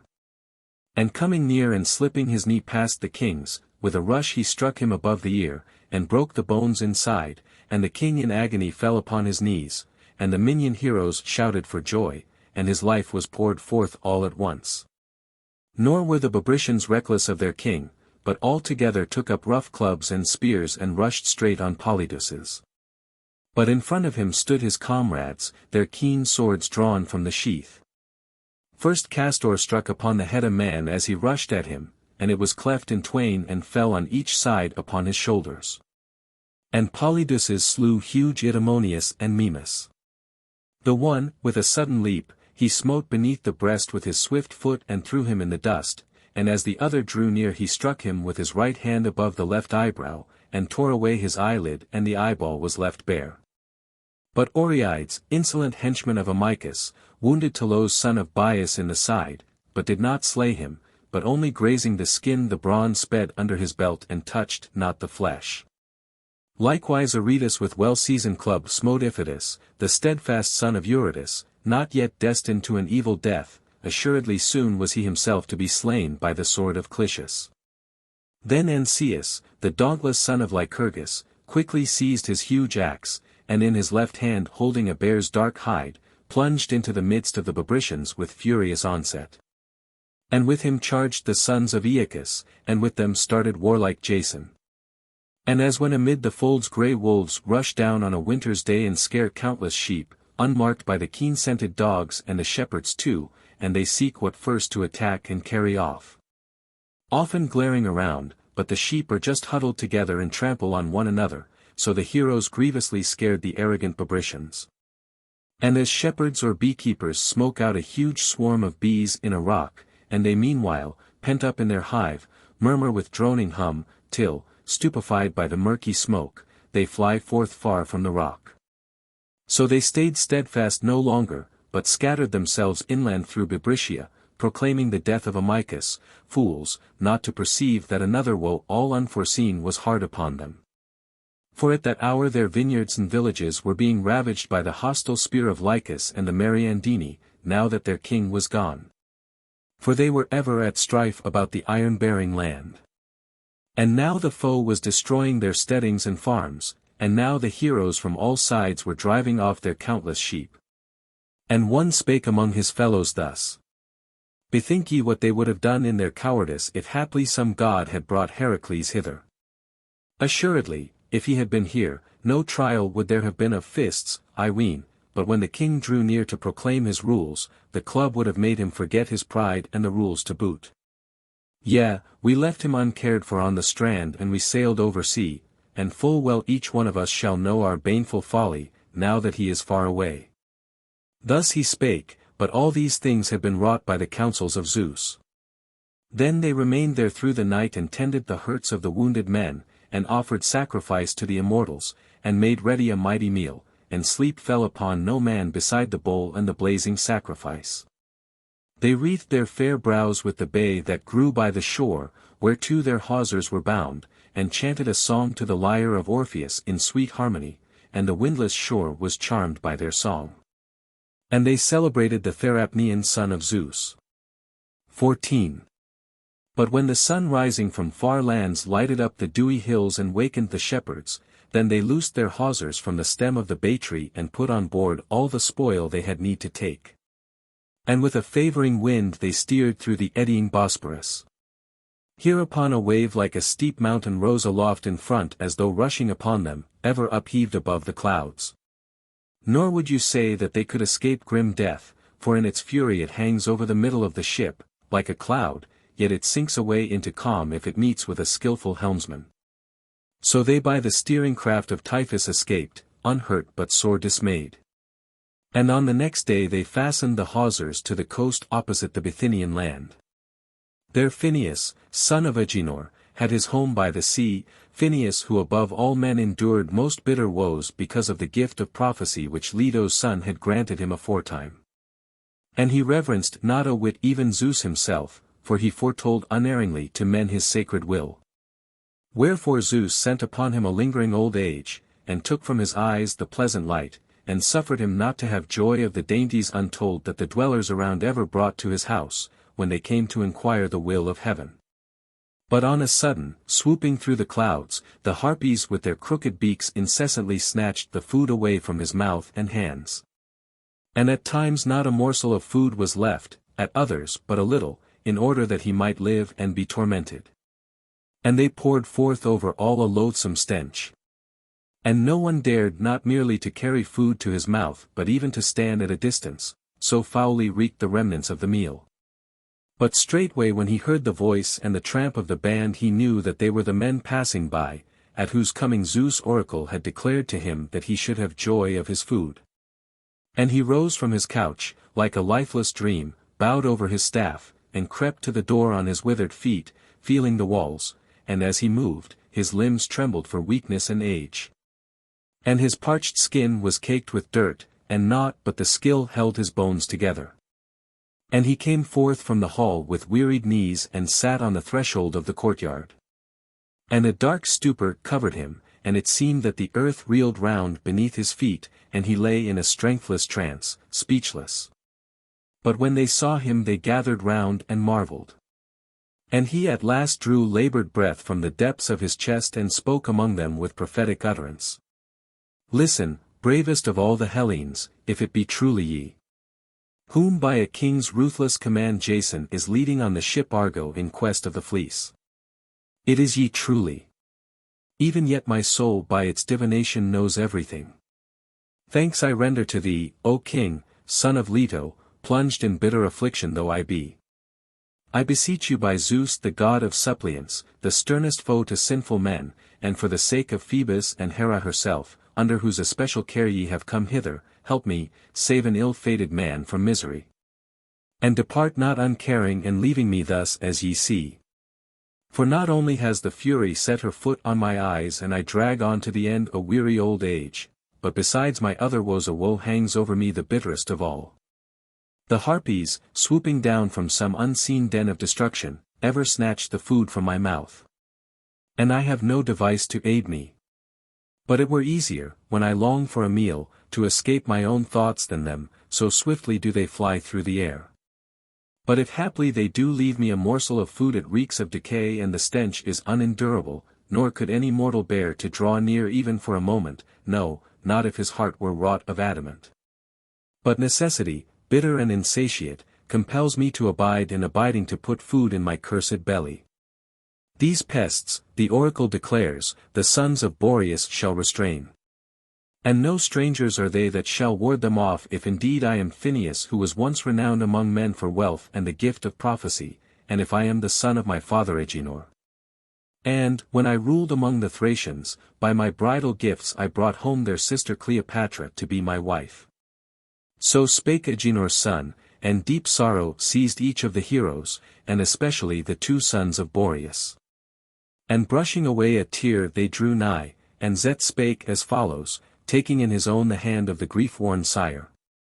Unhappy one, none other of men is more wretched than thou, methinks.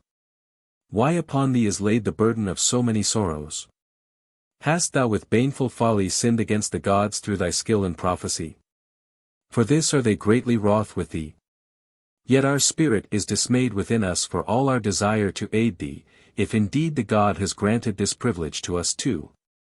For plain to discern to men of earth are the reproofs of the immortals. And we will never check the Harpies when they come, for all our desire, until thou hast sworn that for this we shall not lose the favor of heaven. Thus he spake. And towards him the aged sire opened his sightless eyes, and lifted them up and replied with these words. Be silent, store not up such thoughts in thy heart, my child. Let the son of Leto be my witness, he who of his gracious will taught me the lore of prophecy, and be witness the ill-starred doom which possesses me and this dark cloud upon my eyes. And the gods of the underworld, and may their curse be upon me if I die perjured thus, no wrath from heaven will fall upon you too for your help to me. Then were those two eager to help him because of the oath. And quickly the younger heroes prepared a feast for the aged man, a last prey for the Harpies, and both stood near him, to smite with the sword those pests when they swooped down. Scarcely had the aged man touched the food when they forthwith, like bitter blasts or flashes of lightning, suddenly darted from the clouds, and swooped down with a yell, fiercely craving for food. And the heroes beheld them and shouted in the midst of their onrush, but they at the cry devoured everything and sped away over the sea after, and an intolerable stench remained. And behind them the two sons of Boreas raising their swords rushed in pursuit. For Zeus imparted to them tireless strength. But without Zeus they could not have followed, for the Harpies used ever to outstrip the blasts of the west wind when they came to Phineus and when they left him. And as when, upon the mountain side, hounds, cunning in the chase, run in the track of horned goats or deer, and as they strain a little behind gnash their teeth upon the edge of their jaws in vain. So Zets and Calais rushing very near just grazed the Harpies in vain with their fingertips. And assuredly they would have torn them to pieces, despite heaven's will, when they had overtaken them far off at the floating islands, had not swift Iris seen them and leapt down from the sky from heaven above. And cheeked them with these words. It is not lawful, O sons of Boreas, to strike with your swords the Harpies, the hounds of mighty Zeus. But I myself will give you a pledge, that hereafter they shall not draw near to Phineus. With these words she took an oath by the waters of Styx, which to all the gods is most dread and most awful, that the Harpies would never thereafter again approach the home of Phineus, son of Agenor, for so it was fated. And the heroes yielding to the oath, turned back their flight to the ship. And on account of this men call them the islands of turning, though aforetime they called them the floating islands. And the Harpies and Iris parted. They entered their den in Minoan Crete, but she sped up to Olympus, soaring aloft on her swift wings. Meanwhile the chiefs carefully cleansed the old man's squalid skin and with due selection sacrificed sheep which they had borne away from the spoil of Amycus. And when they had laid a huge supper in the hall, they sat down and feasted, and with them feasted Phineus ravenously, delighting his soul, as in a dream. And there, when they had taken their fill of food and drink, they kept awake all night waiting for the sons of Boreas. And the aged sire himself sat in the midst, near the hearth, telling of the end of their voyage and the completion of their journey. Listen then. Not everything is it lawful for you to know clearly, but whatever is heaven's will, I will not hide. I was infatuated aforetime, when in my folly I declared the will of Zeus in order and to the end. For he himself wishes to deliver to men the utterances of the prophetic art incomplete, in order that they may still have some need to know the will of heaven. First of all, after leaving me, ye will see the twin Cyanean rocks where the two seas meet. No one, I ween, has won his escape between them. For they are not firmly fixed with roots beneath, but constantly clash against one another to one point, and above a huge mass of salt water rises in a crest, boiling up, and loudly dashes upon the hard beach. Wherefore now obey my counsel, if indeed with prudent mind and reverencing the blessed gods ye pursue your way, and perish not foolishly by a self-sought death, or rush on following the guidance of youth. First entrust the attempt to a dove when ye have sent her forth from the ship. And if she escapes safe with her wings between the rocks to the open sea, then no more do ye refrain from the path, but grip your oars well in your hands and cleave the sea's narrow strait. For the light of safety will be not so much in prayer as in strength of hands. Wherefore let all else go and labor boldly with might and main, but ere then implore the gods as ye will, I forbid you not. But if she flies onward and perishes midway, then do ye turn back, for it is better to yield to the immortals. For ye could not escape an evil doom from the rocks, not even if Argo were of iron. O hapless ones, dare not to transgress my divine warning, even though ye think that I am thrice as much hated by the sons of heaven as I am, and even more than thrice, dare not to sail further with your ship in despite of the omen. And as these things will fall, so shall they fall. But if ye shun the clashing rocks and come scatheless inside Pontus, straightway keep the land of the Bithynians on your right and sail on, and beware of the breakers, until ye round the swift river Rebus and the black beach. And reach the harbour of the Isle of Thynias. Thence ye must turn back a little space through the sea and beach your ship on the land of the Mariandini lying opposite. Here is a downward path to the abode of Hades, and the headland of Acherusia stretches aloft, and eddying Acheron cleaves its way at the bottom, even through the headland, and sends its waters forth from a huge ravine. And near it ye will sail past many hills of the Paphlagonians, over whom at the first Aenean Pelops reigned, and of his blood they boast themselves to be. Now there is a headland opposite Hellas the Bear, steep on all sides, and they call it Carambes, about whose crests the blasts of the north wind are sundered. So high in the air does it rise turned towards the sea.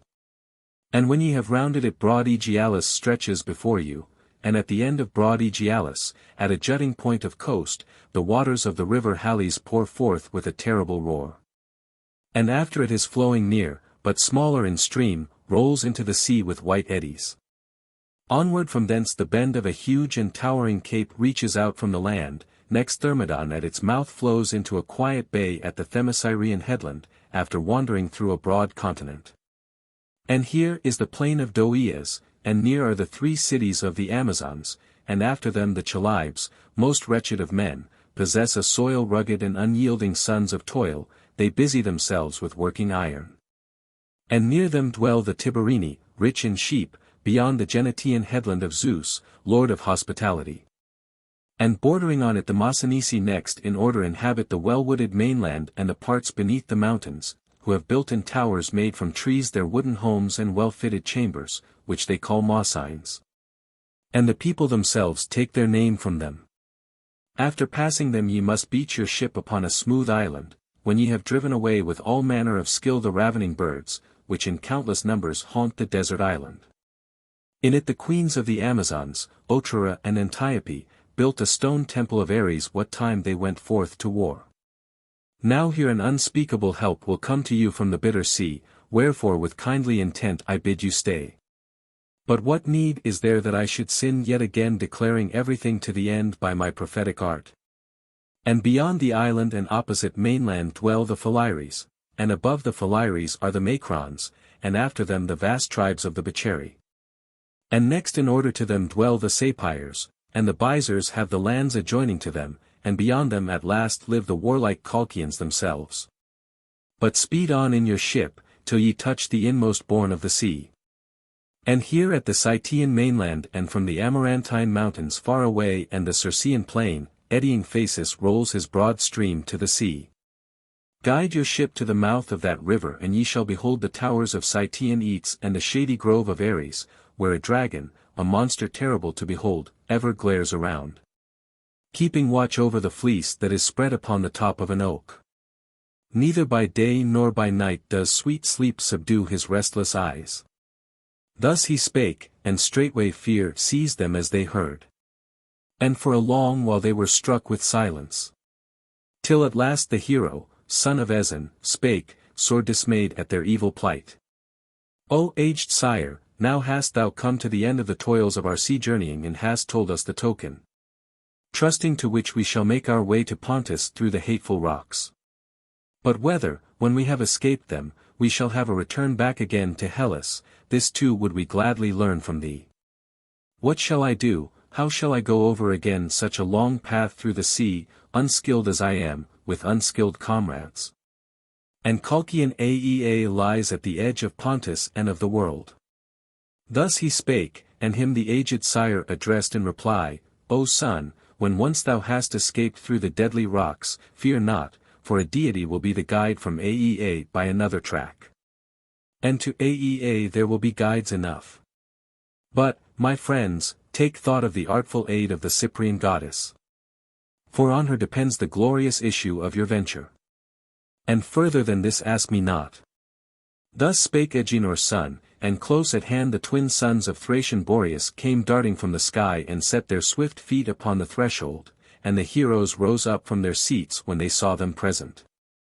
And Zetes, still drawing hard breath after his toil, spake among the eager listeners, telling them how far they had driven the Harpies and how his prevented their slaying them, and how the goddess of her grace gave them pledges. And how those others in fear plunged into the vast cave of the Dictaean cliff. Then in the mansion all their comrades were joyful at the tidings, and so was Phineus himself. And quickly Aeson's son, with goodwill exceeding, addressed him.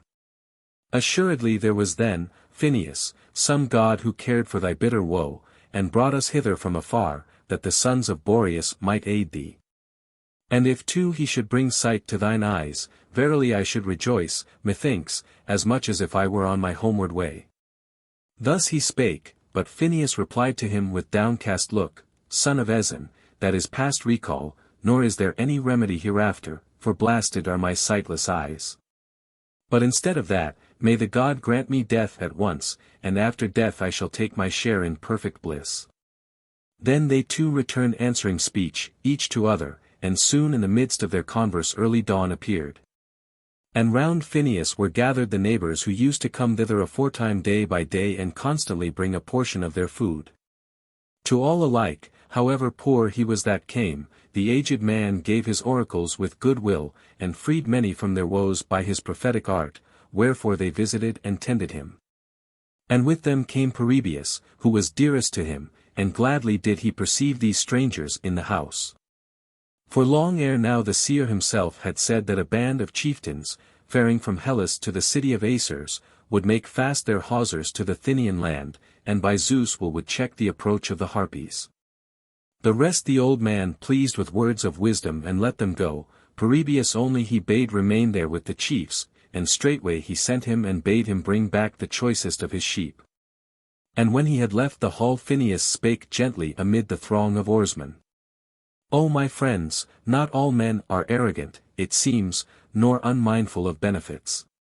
Even as this man, loyal as he is, came hither to learn his fate. For when he labored the most and toiled the most, then the needs of life, ever growing more and more, would waste him, and day after day ever dawned more wretched, nor was there any respite to his toil. But he was paying the sad penalty of his father's sin. For he when alone on the mountains, felling trees, once slighted the prayers of a hamadryad, who wept and sought to soften him with plaintive words, not to cut down the stump of an oak tree coeval with herself, wherein for a long time she had lived continually. But he in the arrogance of youth recklessly cut it down. So to him the nymph thereafter made her death a curse, to him and to his children. I indeed knew of the sin when he came. And I bid him build an altar to the Thynian nymph, and offer on it an atoning sacrifice, with prayer to escape his father's fate. Here, ever since he escaped the God-sent doom, never has he forgotten or neglected me. But sorely and against his will do I send him from my doors, so eager is he to remain with me in my affliction. Thus spake Agenor's son, and his friends straightway came near leading 2 sheep from the flock. And up rose Jason and up rose the sons of Boreas at the bidding of the aged sire. And quickly they called upon Apollo, lord of prophecy, and offered sacrifice upon the health as the day was just sinking. And the younger comrades made ready a feast to their heart's desire. Thereupon having well feasted they turned themselves to rest, some near the ship's hawsers, others in groups throughout the mansion. And at dawn the Aetesian winds blew strongly, which by the command of Zeus blow over every land equally. Cyrene, the tale goes, once tended sheep along the marsh meadow of Pelias among men of old time. For dear to her were maidenhood and a couch unstained. But, as she guarded her flock by the river, Apollo carried her off far from Haemonia and placed her among the nymphs of the land, who dwelt in Libya near the Myrtosian height. And here to Phoebus she bore Aristeus whom the Haemonians, rich in cornland, call hunter and shepherd. Her, of his love, the god made a nymph there, of long life and a huntress, and his son he brought while still an infant to be nurtured in the cave of Cheiron. And to him when he grew to manhood the Muses gave a bride, and taught him the arts of healing and of prophecy. And they made him the keeper of their sheep, of all that grazed on the Athamantian plain of Phthia and round steep Othries and the sacred stream of the river Apidanus. But when from heaven Sirius scorched the Minoan isles, and for long there was no respite for the inhabitants, then by the injunction of the far darter they summoned Aristeus to ward off the pestilence. And by his father's command he left Phthia and made his home in Ceos, and gathered together the Perhasian people who are of the lineage of Lycaon, and he built a great altar to Zeus Igmaeus. And duly offered sacrifices upon the mountains to that star Sirius, and to Zeus son of Cronos himself. And on this account it is that Aetesian winds from Zeus cool the land for 40 days, and in Ceos even now the priests offer sacrifices before the rising of the dog star. So the tale is told, but the chieftain stayed there by constraint, and every day the Thynians, doing pleasure to Phineus, sent them gifts beyond measure. And afterwards they raised an altar to the blessed 12 on the sea beach opposite and laid offerings thereon and then entered their swift ship to row, nor did they forget to bear with them a trembling dove. But Euphemus seized her and brought her all quivering with fear, and they loosed the twin hawsers from the land. Nor did they start unmarked by Athena, but straightway swiftly she set her keel on a light cloud, which would waft her on, mighty though she was, and she swept on to the sea with friendly thoughts to the oarsmen. And as when one roveth far from his native land, as we men often wander with enduring heart, nor is any land too distant but all ways are clear to his view, and he sees in mind his own home, and at once the way over sea and land seems slain. And swiftly thinking, now this way, now that, he strains with eager eyes. So swiftly the daughter of Zeus darted down and set her foot on the cheerless shore of Thynia. Now when they reached the narrow strait of the winding passage, hemmed in on both sides by rugged cliffs, while an eddying current from below was washing against the ship as she moved on, they went forward sorely in dread. And now the thud of the crashing rocks ceaselessly struck their ears, and the sea-washed shores resounded, and then Euphemus grasped the dove in his hand and started to mount the prow. And they, at the bidding of Typhus, son of Hagnias, rowed with good will to drive Argo between the rocks, trusting to their strength. And as they rounded a bend they saw the rocks opening for the last time of all. Their spirit melted within them. And Euphemus sent forth the dove to dart forward in flight, and they all together raised their heads to look, but she flew between them, and the rocks again rushed together and crashed as they met face to face. And the foam leapt up in a mass like a cloud, awful was the thunder of the sea, and all round them the mighty welkin roared. The hollow caves beneath the rugged cliffs rumbled as the sea came surging in. And the white foam of the dashing wave spurted high above the cliff. Next the current whirled the ship round. And the rocks shore away the end of the dove's tail feathers, but away she flew unscathed. And the rowers gave a loud cry. And Typhus himself called to them to row with might and main. For the rocks were again parting asunder. But as they rowed they trembled, until the tide returning drove them back within the rocks. Then most awful fear seized upon all. For over their head was destruction without escape. And now to right and left broad Pontus was seen, when suddenly a huge wave rose up before them, arched, like a steep rock, and at the sight they bowed with bended heads. For it seemed about to leap down upon the ship's whole length and to overwhelm them. But Typhus was quick to ease the ship as she labored with the oars. And in all its mass the wave rolled away beneath the keel, and at the stern it raised Argo herself and drew her far away from the rocks, and high in air was she borne. But Euphemus strode among all his comrades and cried to them to bend to their oars with all their might, and they with a shout smote the water. And as far as the ship yielded to the rowers, twice as far did she leap back, and the oar, were bent like curved bows as the heroes used their strength. Then a vaulted billow rushed upon them, and the ship like a cylinder ran on the furious wave plunging through the hollow sea. And the eddying current held her between the clashing rocks, and on each side they shook and thundered. And the ship's timbers were held fast. Then Athena with her left hand thrust back one mighty rock and with her right pushed the ship through, and she, like a winged arrow, sped through the air. Nevertheless the rocks, ceaselessly clashing, shore off as she passed the extreme end of the stern ornament. But Athena soared up to Olympus, when they had escaped unscathed. And the rocks in one spot at that moment were rooted fast for ever to each other, which thing had been destined by the blessed gods, when a man in his ship should have passed between them alive. And the heroes breathed again after their chilling fear, beholding at the same time the sky and the expanse of sea spreading far and wide. For they deemed that they were saved from Hades. And Typhus first of all began to speak. It is my hope that we have safely escaped this peril, we, and the ship, and none other is the cause so much as Athena, who breathed into Argo divine strength when Argus knitted her together with bolts. And she may not be caught. Son of Aeson, no longer fear thou so much the hest of thy king, since a god hath granted us escape between the rocks, for Phineus, Agenor's son, said that our toils hereafter would be lightly accomplished. He spake, and at once he sped the ship onward through the midst of the sea past the Bithynian coast. But Jason with gentle words addressed him in reply, Typhus, why dost thou comfort thus my grieving heart? I have erred and am distraught in wretched and helpless ruin. For I ought, when Pelias gave the command, to have straightway refused this quest to his face, yea, though I were doomed to die pitilessly, torn limb from limb, but now I am wrapped in excessive fear and cares unbearable. Dreading to sail through the chilling paths of the sea, and dreading when we shall set foot on the mainland. For on every side are unkindly men. And ever when day is done I pass a night of groans from the time when ye first gathered together for my sake, while I take thought for all things, but thou talkest at thine ease, eating only for thine own life.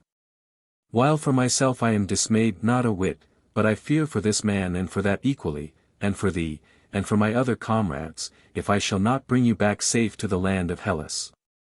Thus he spake, making trial of the chiefs. But they shouted loud with cheerful words. And his heart was warmed within him at their cry, and again he spake outright among them. My friends, in your valor my courage is quickened. Wherefore now, even though I should take my way through the gulfs of Hades, no more shall I let fear seize upon me, since ye are steadfast amid cruel terrors. But now that we have sailed out from the striking rocks, I trow that never hereafter will there be another such fearful thing, if indeed we go on our way following the counsel of Phineus. Thus he spake, and straightway they ceased from such words and gave unwearying labor to the oar. And quickly they passed by the swiftly flowing river Rebus and the peak of Colon, and soon thereafter the black headland, and near at the mouth of the river Pelias, where aforetime Dipseus received in his home the son of Athamas. When with his ram he was flying from the city of Orchomenus. And Dipsacus was the son of a meadow nymph, nor was insolence his delight, but contented by his father's stream he dwelt with his mother, pasturing his flocks by the shore. And quickly they sighted and sailed past his shrine and the broad banks of the river and the plain, and deep-flowing Colpe, and all the windless night and the day they bent to their tireless oars. And even as ploughing oxen toil as they cleave the moist earth, and sweat streams in abundance from flank and neck, and from beneath the yoke their eyes roll askance, while the breath ever rushes from their mouths in hot gasps. And all day long they toil, planting their hoofs deep in the ground, like them the heroes kept dragging their oars through the sea. Now when divine light has not yet come nor is it utter darkness, but a faint glimmer has spread over the night, the time when men wake and call it twilight, at that hour they ran into the harbor of the desert island Phineus and, spent by weary toil, mounted the shore. And to them the son of Leto, as he passed from Lycia far away to the countless folk of the Hyperboreans, appeared, and about his cheeks on both sides his golden locks flowed in clusters as he moved. In his left hand he held a silver bow, and on his back was slung a quiver hanging from his shoulders, and beneath his feet all the island quaked, and the waves surged high on the beach. Helpless amazement seized them as they looked. And no one dared to gaze face to face into the fair eyes of the god. And they stood with heads bowed to the ground, but he, far off, passed on to the sea through the air. And at length Orpheus spake as follows, addressing the chiefs. Come, let us call this island the sacred isle of Apollo of the dawn, since he has appeared to all, passing by at dawn. And we will offer such sacrifices as we can, building an altar on the shore, and if hereafter he shall grant us a safe return to the Haemonian land, then will we lay on his altar the thighs of horned goats. And now I bid you propitiate him with the steam of sacrifice and libations. Be gracious, O king, be gracious in thy appearing. Thus he spake, and they straightway built up an altar with shingle. And over the island they wandered, seeking if haply they could get a glimpse of a fawn or a wild goat, that often seek their pasture in the deep wood. And for them Leto's son provided a quarry. And with pious rites they wrapped in fat the thigh bones of them all and burnt them on the sacred altar, celebrating Apollo, Lord of Dawn. And round the burning sacrifice they set up a broad dancing ring, singing, All hail fair god of healing, Phoebus, all hail, and with them Aeacus goodly son began a clear lay on his Bistonian lyre. How once beneath the rocky ridge of Parnassus he slew with his bow the monster Delphine, he, still young and beardless, still rejoicing in his long tresses. Mayst thou be gracious. Ever, O king, be thy locks unshorn, ever unravaged. For so is it right. And none but Leto, daughter of Ceus, strokes them with her dear hands. And often the Charitian nymphs, daughters of Pleistus, took up the cheering strain crying, Healer, hence arose this lovely refrain of the hymn to Phoebus. Now when they had celebrated him with dance and song they took an oath with holy libations, that they would ever help each other with concord of heart, touching the sacrifice as they swore. And even now there stands there a temple to gracious Concord, which the heroes themselves reared, paying honor at that time to the glorious goddess. Now when the third morning came, with a fresh west wind they left the lofty island. Next, on the opposite side they saw and passed the mouth of the river Sangarius and the fertile land of the Mariandini, and the stream of Lycus and the Anthemoesian lake. And beneath the breeze the ropes and all the tackling quivered as they sped onward. During the night the wind ceased and at dawn they gladly reached the haven of the Acherusian headland. It rises aloft with steep cliffs, looking towards the Bithynian sea, and beneath its smooth rocks, ever washed by the sea, stand rooted firm. And round them the wave rolls and thunders loud, but above, wide-spreading plane trees grow on the topmost point. And from it towards the land a hollow glen slopes gradually away, where there is a cave of Hades overarched by wood and rocks. From here an icy breath, unceasingly issuing from the chill recess, ever forms a glistening rime which melts again beneath the midday sun.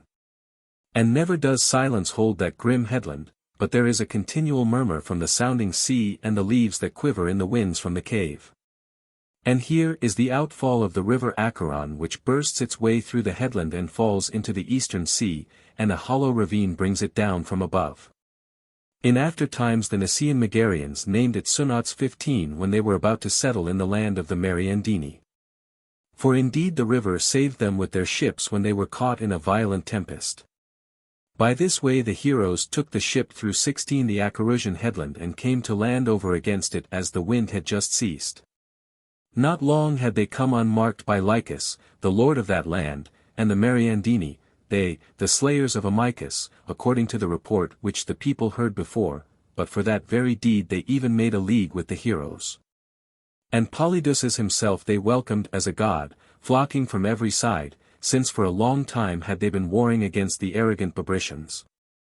And so they went up all together into the city, and all that day with friendly feelings made ready a feast within the palace of Lycus and gladdened their souls with converse.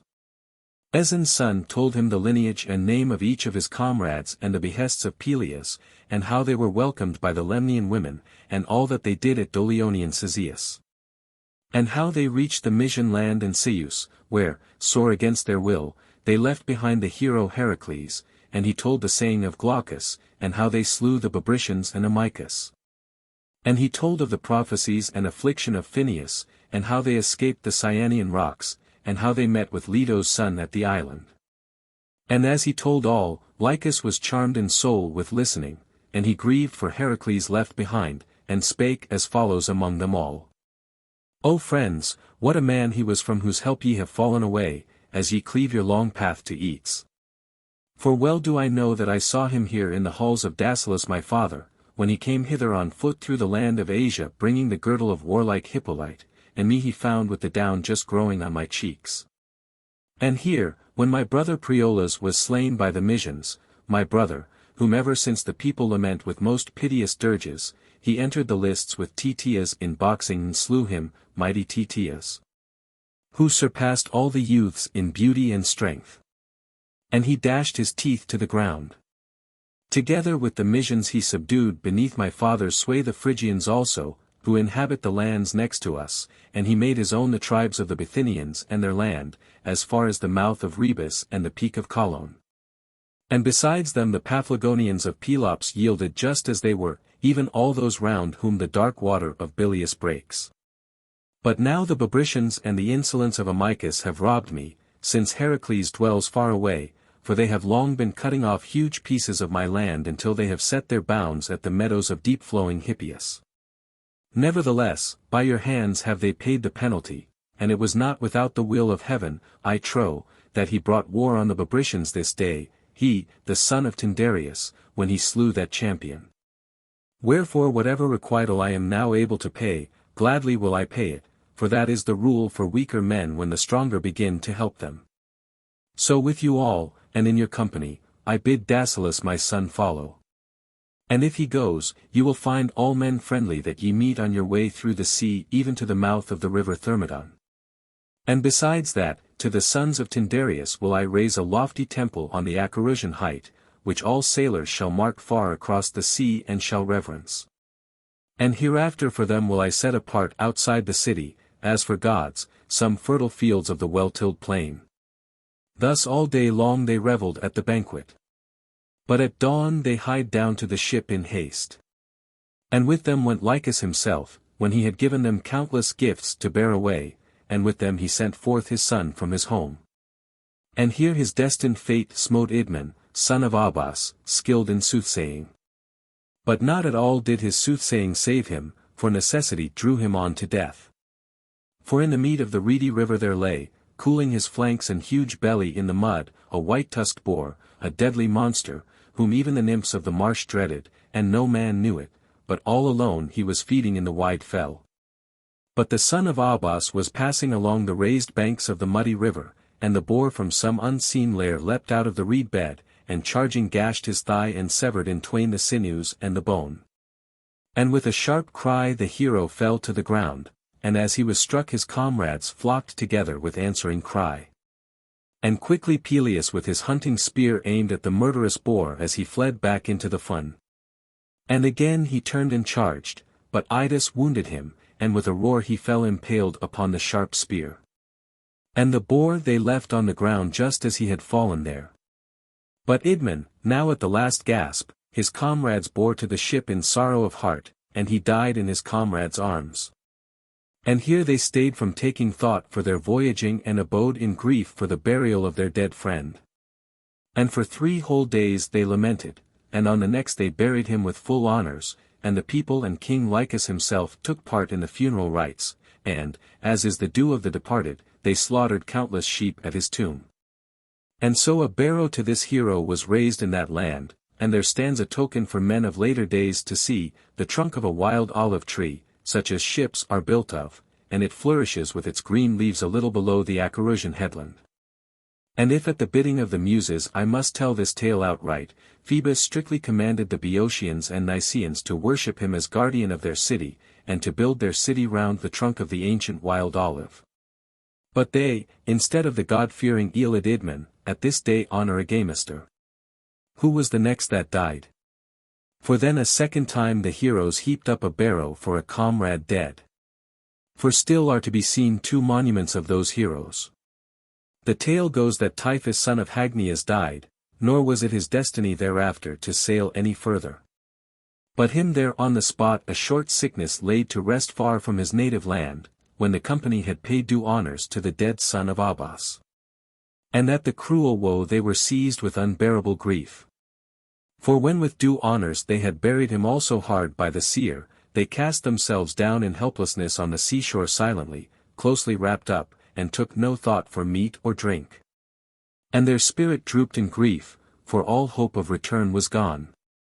And in their sorrow they would have stayed from going further had not Hera kindled exceeding courage in Ancaeus, whom near the waters of Embraces to Pelias bore to Poseidon. For especially was he skilled in steering, and eagerly did he address Pelias. Son of Aeacus, is it well for us to give up our toils and linger on in a strange land? Not so much for my prowess in war did Jason take me with him in quest of the fleece, far from Parthenia, as for my knowledge of ships. Wherefore, I pray, let there be no fear for the ship. And so there are here other men of skill, of whom none will harm our voyaging, whomsoever we set at the helm. But quickly tell forth all this and boldly urge them to call to mind their task. Thus he spake. And Pelias' soul was stirred with gladness, and straightway he spake in the midst of all, My friends, why do we thus cherish a bootless grief like this? For those two have perished by the fate they have met with. But among our host are steersmen yet, and many a one. Wherefore let us not delay our attempt, but rouse yourselves to the work and cast away your griefs. And him in reply Aeson's son addressed with helpless words, Son of Aeacus, where are these steersmen of thine? For those whom we once deemed to be men of skill, they even more than I are bowed with vexation of heart. Wherefore I forebode an evil doom for us even as for the dead, if it shall be our lot neither to reach the city of fell Aeetes, nor ever again to pass beyond the rocks to the land of Hellas. But a wretched fate will enshroud us here ingloriously till we grow old for naught. Thus he spake, but Ancaeus quickly undertook to guide the swift ship, for he was stirred by the impulse of the goddess. And after him Erginus and Nauplius and Euphemus started up, eager to steer. But the others held them back, and many of his comrades granted it to Ancaeus. So on the 12th day they went aboard at dawn, for a strong breeze of westerly wind was blowing. And quickly with the oars they passed out through the river Acheron and, trusting to the wind, shook out their sails, and with canvas spread far and wide they were cleaving their passage through the waves in fair weather. And soon they passed the outfall of the river Calicarus, where, as the tale goes, the Nysian son of Zeus, when he had left the tribes of the Indians and came to dwell at Thebes, held revels and arrayed dances in front of a cave. Wherein he passed unsmiling sacred nights, from which time the neighbors called the river by the name of Calicarus 17 in the cave Aulion. 18. Next they beheld the barrow of Sthenelus, Actor's son, who on his way back from the valorous war against the Amazons, for he had been the comrade of Heracles, was struck by an arrow and died there upon the sea beach. And for a time they went no further, for Persephone herself sent forth the spirit of Actor's son which craved with many tears to behold men like himself, even for a moment. And mounting on the edge of the barrow he gazed upon the ship, such as he was when he went to war, and round his head a fair helm with 4 peaks gleamed with its blood-red crest. And again he entered the vast gloom, and they looked and marveled. And Mopsus, son of Ampycus, with word of prophecy urged them to land and propitiate him with libations. Quickly they drew in sail and threw out hawsers, and on the strand paid honor to the tomb of Sthenelus, and poured out drink offerings to him and sacrificed sheep as victims. And besides the drink offerings they built an altar to Apollo, saviour of ships, and burnt thigh bones, and Orpheus dedicated his lyre, whence the place has the name of Lyra. And straightway they went aboard as the wind blew strong. And they drew the sail down, and made it taut to both sheets. Then Argo was borne over the sea swiftly, even as a hawk soaring high through the air commits to the breeze its outspread wings and is borne on swiftly, nor swerves in its flight, poising in the clear sky with quiet pinions. And lo, they passed by the stream of Parthenius as it flows into the sea, a most gentle river, where the maid, daughter of Leto, when she mounts to heaven after the chase, cools her limbs in its much-desired waters. Then they sped onward in the night without ceasing, and passed Sesamus and lofty Erythene, Crobialus, Cromna and woody Cytorus. Next they swept round Carambes at the rising of the sun, and plied the oars past long Aegialus, all day and on through the night. And straightway they landed on the Assyrian shore where Zeus himself gave a home to Sinope, daughter of Asopus, and granted her virginity, beguiled by his own promises. For he longed for her love, and he promised to grant her whatever her heart's desire might be. And she in her craftiness asked of him virginity. And in like manner she deceived Apollo too, who longed to wed her, and besides them the river Halys, and no man ever subdued her in love's embrace. And there the sons of noble Dimachus of Tricca were still dwelling, Deleon, Autolycus and Phlogius, since the day when they wandered far away from Heracles. And they, when they marked the array of chieftains, went to meet them and declared in truth who they were, and they wished to remain there no longer, but as soon as Argestis 19 blew went on shipboard. And so with them, borne along by the swift breeze, the heroes left behind the river Halys, and left behind his that flows hard by, and the deltaland of Assyria. And on the same day they rounded the distant headland of the Amazons that guards their harbour. Here once when Melanippe, daughter of Ares, had gone forth, the hero Heracles caught her by ambuscade, and Hippolyte gave him her glistening girdle as her sister's ransom, and he sent away his captive unharmed. In the bay of this headland, at the outfall of Thermodon, they ran ashore, for the sea was rough for their voyage. No river is like this, and none sends forth from itself such mighty streams over the land. If a man should count every one he would lack but 4 of 100, but the real spring is only one. This flows down to the plain from lofty mountains, which, men say, are called the Amazonian mountains. Thence it spreads inland over a hilly country straight forward, wherefrom its streams go winding on, and they roll on, this way and that evermore, wherever best they can reach the lower ground, one at a distance and another near at hand. And many streams are swallowed up in the sand and are without a name, but, mingled with a few, the main stream openly bursts with its arching crest of foam into the inhospitable Pontus. And they would have tarried there and have closed in battle with the Amazons, and would have fought not without bloodshed, for the Amazons were not gentle foes and regarded not justice, those dwellers on the Doiantian plain. But grievous insolence and the works of Ares were all their care. For by race they were the daughters of Ares and the nymph Harmonia, who bare to Ares war-loving maids, wedded to him in the glens of the Icmonian wood had not the breezes of Argestis come again from Zeus. And with the wind they left the rounded beach, where the Themyscirean Amazons were arming for war. For they dwelt not gathered together in one city, but scattered over the land, parted into 3 tribes. In one part dwelt the Themyscireans, over whom at that time Hippolyte reigned, in another the Lycastians, and in another the dart-throwing Cadesians. And the next day they sped on, and at nightfall they reached the land of the Chalybes. That folk have no care for ploughing with oxen or for any planting of honey-sweet fruit, nor yet do they pasture flocks in the dewy meadow. But they cleave the hard iron-bearing land and exchange their wages for daily sustenance. Never does the morn rise for them without toil, but amid bleak sooty flames and smoke they endure heavy labor. And straightway thereafter they rounded the headland of Genetian Zeus and sped safely past the land of the Tiberini. Here when wives bring forth children to their husbands, the men lie in bed and groan with their heads close bound, but the women tend them with food, and prepare childbirth baths for them. Next they reached the sacred mount and the land where the Masanisi dwell amid high mountains in wooden huts, 20 from which that people take their name. And strange are their customs and laws. Whatever it is right to do openly before the people or in the marketplace, all this they do in their homes, but whatever acts we perform at home, these they perform out of doors in the midst of the streets, without blame. And among them is no reverence for the marriage bed, but, like swine that feed in herds, no whit abashed in others' presence, on the earth they lie with the women. Their king sits in the loftiest hut and dispenses upright judgments to the multitude, poor wretch. For if haply he err at all in his decrees, for that day they keep him shut up in starvation.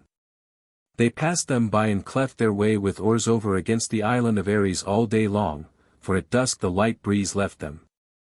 At last they spied above them, hurtling through the air, one of the birds of Ares which haunt that isle. It shook its wings down over the ship as she sped on and sent against her a keen feather, and it fell on the left shoulder of goodly Aeolus, and he dropped his oar from his hands at the sudden blow. And his comrades marveled at the sight of the winged bolt. And Erobotes from his seat hard by drew out the feather, and bound up the wound when he had loosed the strap hanging from his own sword sheath, and besides the first, another bird appeared swooping down. But the hero Colchis, son of Eurytus, for he bent his curved bow, and sped a swift arrow against the bird, struck it, and it whirled round and fell close to the ship.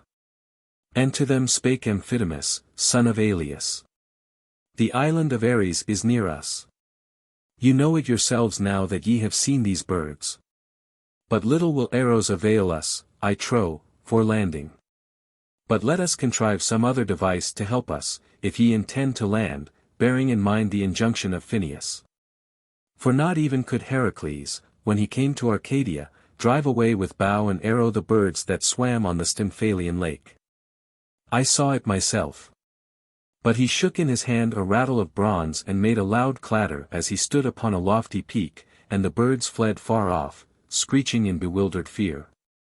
Wherefore now too let us contrive some such device, and I myself will speak, having pondered the matter beforehand.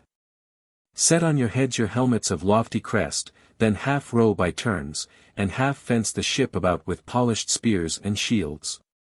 Then all together raise a mighty shout so that the birds may be scared by the unwonted din, the nodding crests, and the uplifted spears on high. And if we reach the island itself, then make mighty noise with the clashing of shields. Thus he spake, and the helpful device pleased all. And on their heads they placed helmets of bronze, gleaming terribly, and the blood-red crests were tossing. And half of them rowed in turn, and the rest covered the ship with spears and shields. And as when a man roofs over a house with tiles, to be an ornament of his home and a defense against rain, and one that fits firmly into another, each after each, so they roofed over the ship with their shields, locking them together. And as a din arises from a warrior host of men sweeping on, when lines of battle meet, such a shout rose upward from the ship into the air. Now they saw none of the birds yet, but when they touched the island and clashed upon their shields, then the birds in countless numbers rose in flight hither and thither. And as when the son of Cronos sends from the clouds a dense hailstorm on city and houses, and the people who dwell beneath hear the din above the roof and sit quietly, since the stormy season has not come upon them unawares. But they have first made strong their roofs. So the birds sent against the heroes a thick shower of feather shafts as they darted over the sea to the mountains of the land opposite. What then was the purpose of Phineus in bidding the divine band of heroes land there? Or what kind of help was about to meet their desire? The sons of Phrixus were faring towards the city of Orchomenus from Aea, coming from Cytaean Aeetes, on board a Colchian ship, to win the boundless wealth of their father. For he, when dying, had enjoined this journey upon them. And lo, on that day they were very near that island. But Zeus had impelled the north wind's might to blow, marking by rain the moist path of Arcturus. And all day long he was stirring the leaves upon the mountains, breathing gently upon the topmost sprays, but at night he rushed upon the sea with monstrous force, and with his shrieking blasts uplifted the surge. And a dark mist covered the heavens, nor did the bright stars anywhere appear from among the clouds, but a murky gloom brooded all around. And so the sons of Phrixus, drenched and trembling in fear of a horrible doom, were borne along by the waves helplessly. And the force of the wind had snatched away their sails and shattered in twain the hull, tossed as it was by the breakers. And hereupon by heaven's prompting those four clutched a huge beam, one of many that were scattered about, held together by sharp bolts, when the ship broke to pieces. And on to the island the waves and the blasts of wind bore the men in their distress, within a little of death. And straightway a mighty rain burst forth, and rained upon the sea and the island, and all the country opposite the island, where the arrogant Mossynoeci dwelt. And the sweep of the waves hurled the sons of Phrixus, together with their massy beam, upon the beach of the island, in the murky night. And the floods of rain from Zeus ceased at sunrise, and soon the two bands drew near and met each other, and Argus spoke first. We beseech you, by Zeus the beholder, whoever ye are, to be kindly and to help us in our need. For fierce tempests, falling on the sea, have shattered all the timbers of the crazy ship in which we were cleaving our path on business bent. Wherefore we entreat you, if haply ye will listen, to grant us just a covering for our bodies, and to pity and succor men in misfortune, your equals in age. O, reverend suppliants and strangers for Zeus' sake, the god of strangers and suppliants. To Zeus belong both suppliants and strangers, and his eye, methinks, beholdeth even us. And in reply the son of Aeson prudently questioned him, deeming that the prophecies of Phineus were being fulfilled, all these things will we straightway grant you with right good will. But come tell me truly in what country ye dwell and what business bids you sail across the sea, and tell me your own glorious names and lineage. And him Argus, helpless in his evil plight, addressed, that one Phrixus and Aeolid reached Aea from Hellas you yourselves have clearly heard ere this, I trow. Phrixus, who came to the city of Aeetes, bestriding a ram, which Hermes had made all gold, and the fleece ye may see even now. The ram, at its own prompting, he then sacrificed to Zeus, son of Cronos, above all, the god of fugitives. And him did Aeetes receive in his palace, and with gladness of heart gave him his daughter Chalciope in marriage without gifts of wooing. 21 From those two are we sprung. But Phrixus died at last, an aged man, in the home of Aeetes. And we, giving heed to our father's behests, are journeying to Orchomenus to take the possessions of Athamas. And if thou dost desire to learn our names, this is Ceticerus, this Phrontis, and this Melas, and me ye may call Argus. Thus he spake, and the chieftains rejoiced at the meeting, and tended them, much marvelling. And Jason again in turn replied, as was fitting, with these words. Surely ye are our kinsmen on my father's side, and ye pray that with kindly hearts we succor your evil plight. For Cretheus and Athamas were brothers. I am the grandson of Cretheus, and with these comrades here I am journeying from that same Hellas to the city of Aeetes. But of these things we will converse hereafter. And ye first put clothing upon you. By heaven's devising, I ween, have ye come to my hands in your sore need. He spake, and out of the ship gave them raiment to put on. Then all together they went to the temple of Ares to offer sacrifice of sheep. And in haste they stood round the altar, which was outside the roofless temple, an altar built of pebbles, within a black stone stood fixed, a sacred thing, to which of yore the Amazons all used to pray. Nor was it lawful for them, when they came from the opposite coast, to burn on this altar offerings of sheep and oxen, but they used to slay horses which they kept in great herds. Now when they had sacrificed and eaten the feast prepared, then Aeson's son spake among them and thus began. Zeus' self, I ween, beholds everything. Nor do we men escape his eye, we that be God-fearing and just, for as he rescued your father from the hands of a murderous stepdame and gave him measureless wealth besides, even so hath he saved you harmless from the baleful storm. And on board this ship ye may sail hither and thither, where ye will, whether to Aea or to the wealthy city of divine Orthomenus. For our ship Athena built and with axe of bronze cut her timbers near the crest of Pelion, and with the goddess wrought Argus. But yours the fierce surge hath shattered, before ye came nigh to the rocks which all day long clashed together in the straits of the sea. But come, be yourselves our helpers, for we are eager to bring to Hellas the Golden Fleece, and guide us on our voyage, for I go to atone for the intended sacrifice of Phrixus, the cause of Zeus' wrath against the sons of Aeolus. He spake with soothing words, but horror seized them when they heard. For they deemed that they would not find Aeetes friendly if they desired to take away the ram's fleece. And Argus spake as follows, vexed that they should busy themselves with such a quest.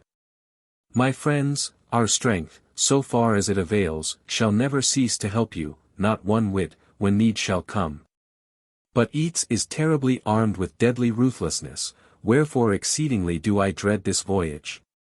And he boasts himself to be the son of Helios, and all round dwell countless tribes of Colchians.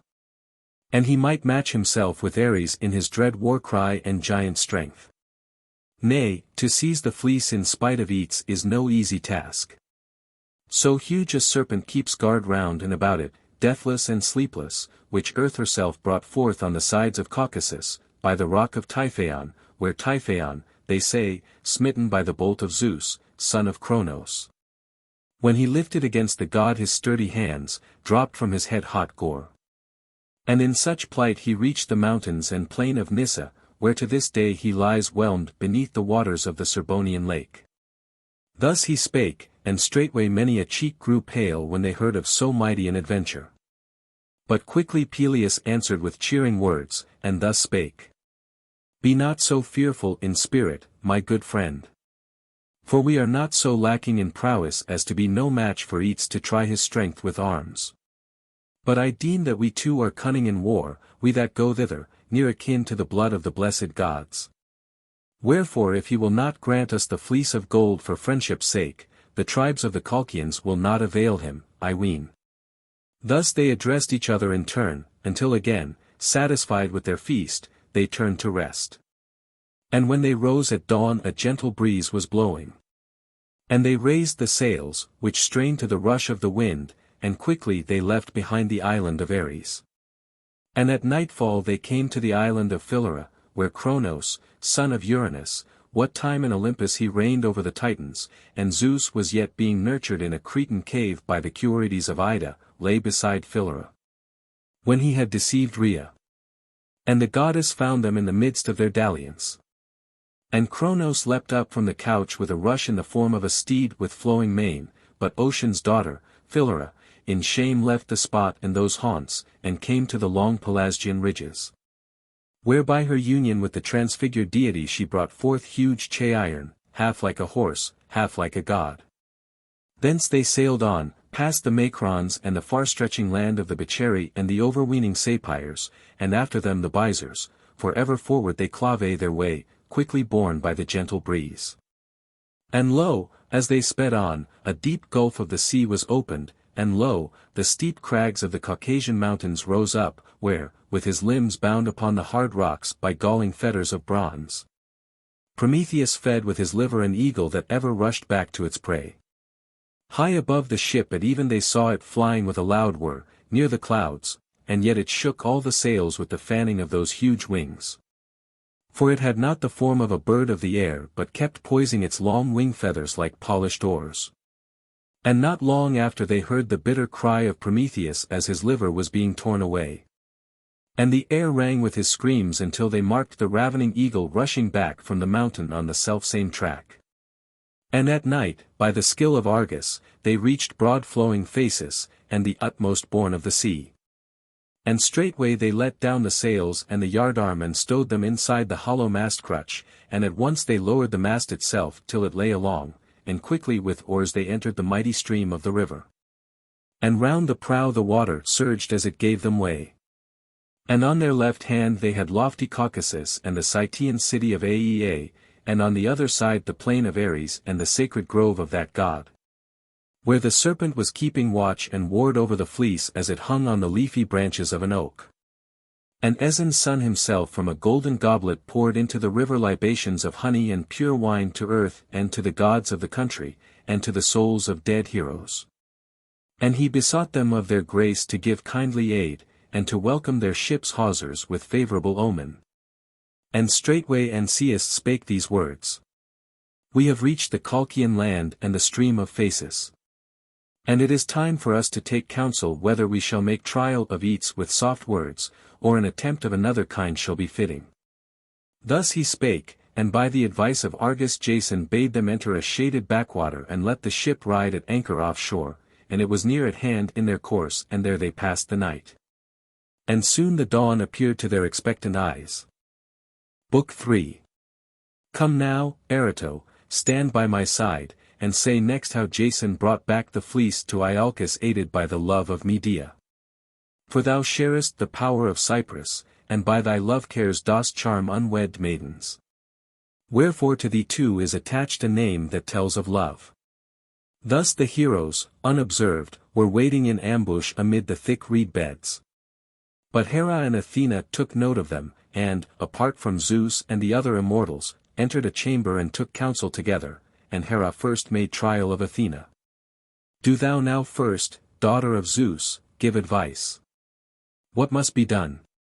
Wilt thou devise some scheme whereby they may seize the golden fleece of Aeetes and bear it to Hellas, or can they deceive the king with soft words and so work persuasion? Of a truth he is terribly overweening. Still it is right to shrink from no endeavor. Thus she spake, and at once Athena addressed her, I too was pondering such thoughts in my heart, Hera, when thou didst ask me outright. But not yet do I think that I have conceived a scheme to aid the courage of the heroes, though I have balanced many plans. She ended, and the goddesses fixed their eyes on the ground at their feet, brooding apart. And straightway Hera was the first to speak her thought, Come, let us go to Cyprus. Let both of us accost her and urge her to bid her son, if only he will obey, speed his shaft at the daughter of Aeetes, the enchantress, and charm her with love for Jason.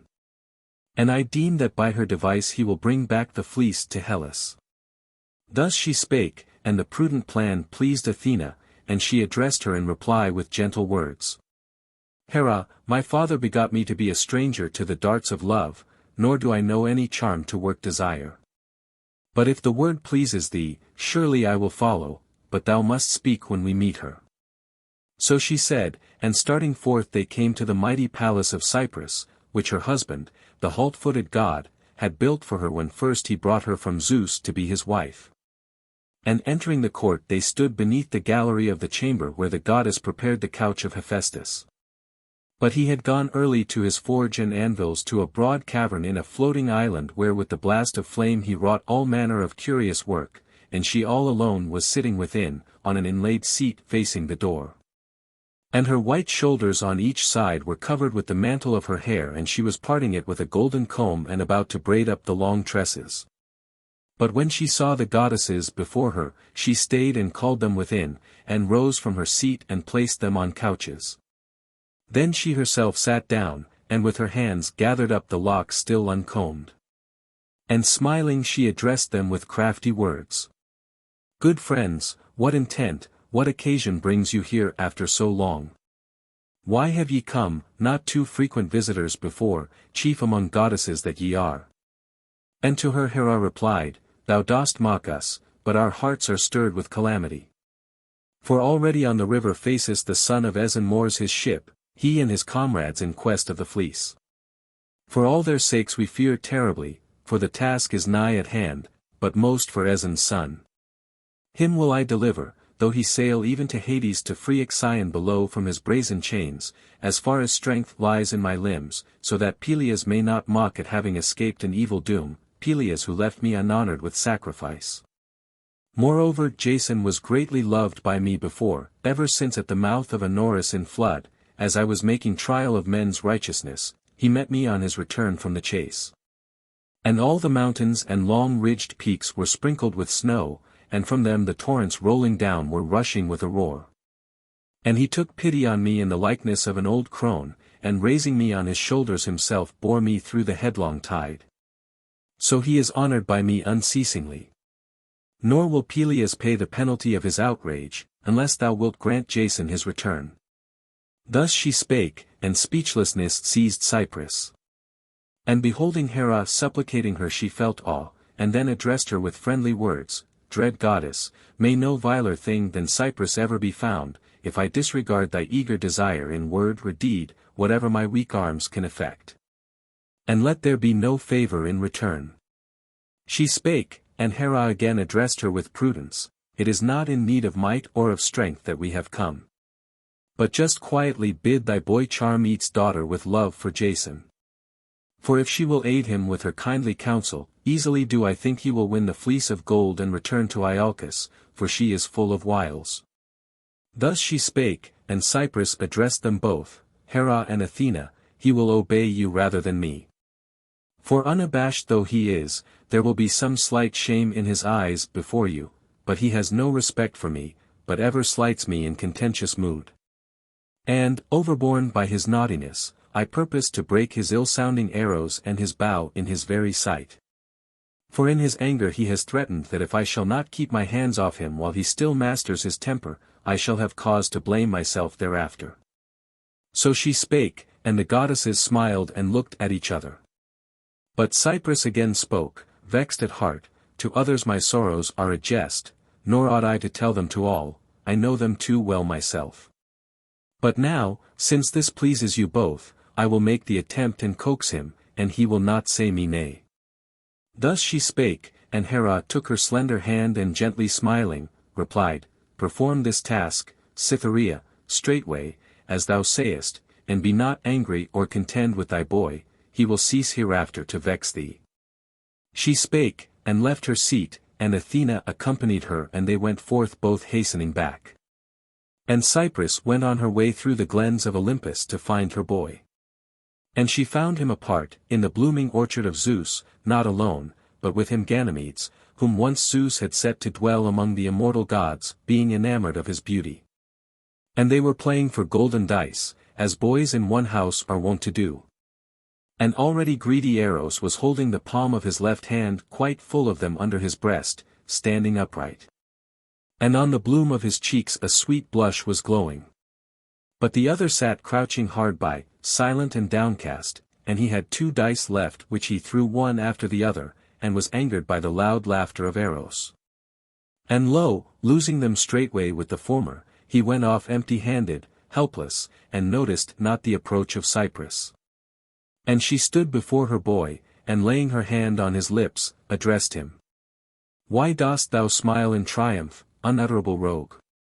Hast thou cheated him thus, and unjustly overcome the innocent child? Come, be ready to perform for me the task I will tell thee of, and I will give thee Zeus' all-beauteous plaything, the one which his dear nurse Adrastea made for him, while he still lived a child, with childish ways. In the Idaean cave, a well-rounded ball. No better toy wilt thou get from the hands of Hephaestus. All of gold are its zones, and round each double seams run in a circle, but the stitches are hidden, and a dark blue spiral overlays them all. But if thou shouldst cast it with thy hands, lo, like a star, it sends a flaming track through the sky. This I will give thee, and do thou strike with thy shaft and charm the daughter of Aeetes with love for Jason, and let there be no loitering. For then my thanks would be the slighter. Thus she spake, and welcome were her words to the listening boy. And he threw down all his toys, and eagerly seizing her robe on this side and on that, clung to the goddess. And he implored her to bestow the gift at once.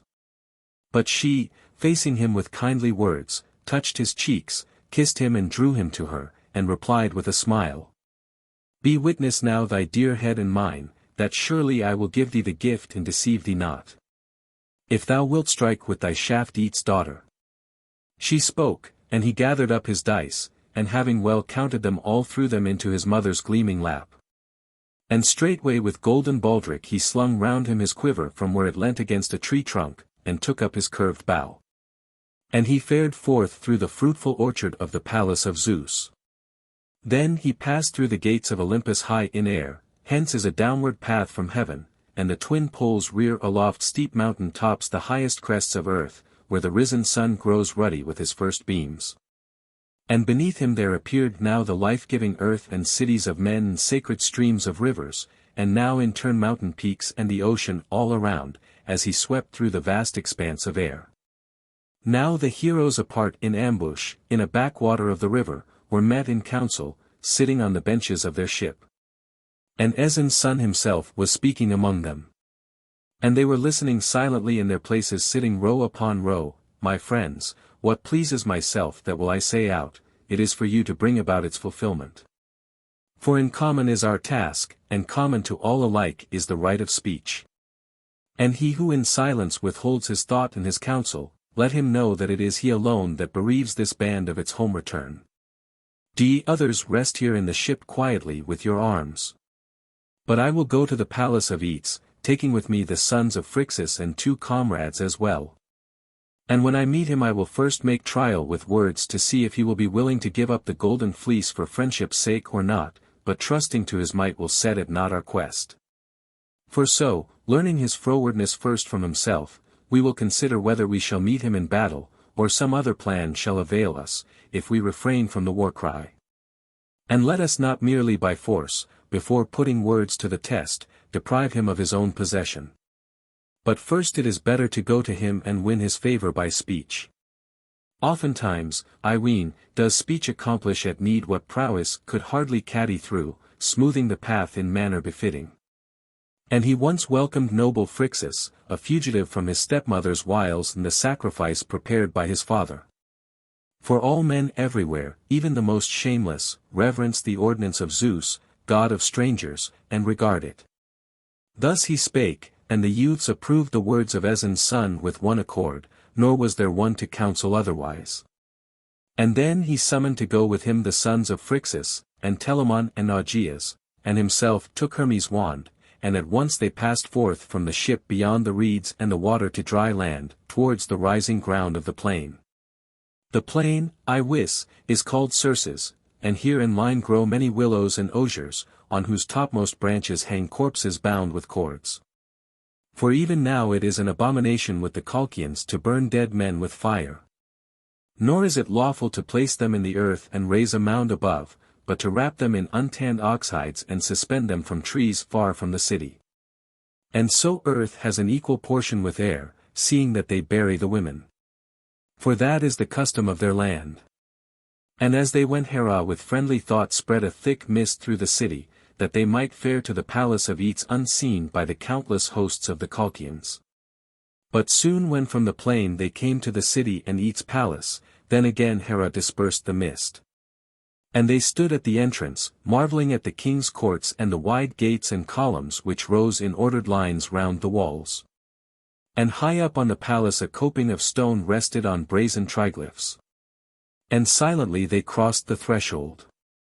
And close by garden vines covered with green foliage were in full bloom, lifted high in air. And beneath them ran 4 fountains, ever flowing, which Hephaestus had delved out.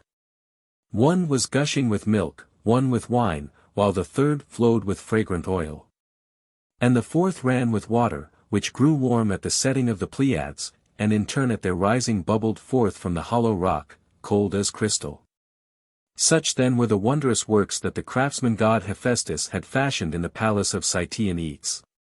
And he wrought for him bulls with feet of bronze, and their mouths were of bronze, and from them they breathed out a terrible flame of fire. Moreover he forged a plough of unbending adamant, all in one piece, in payment of thanks to Helios, who had taken the god up in his chariot when faint from the Phlegraean fight. 22 And here an inner court was built, and round it were many well-fitted doors and chambers here and there, and all along on each side was a richly wrought gallery. And on both sides loftier buildings stood obliquely.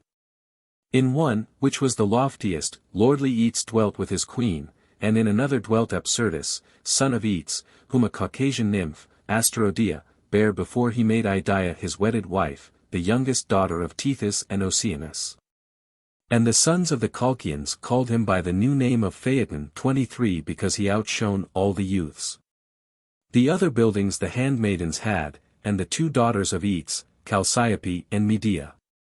Medea then, they found, going from chamber to chamber in search of her sister, for Hera detained her within that day.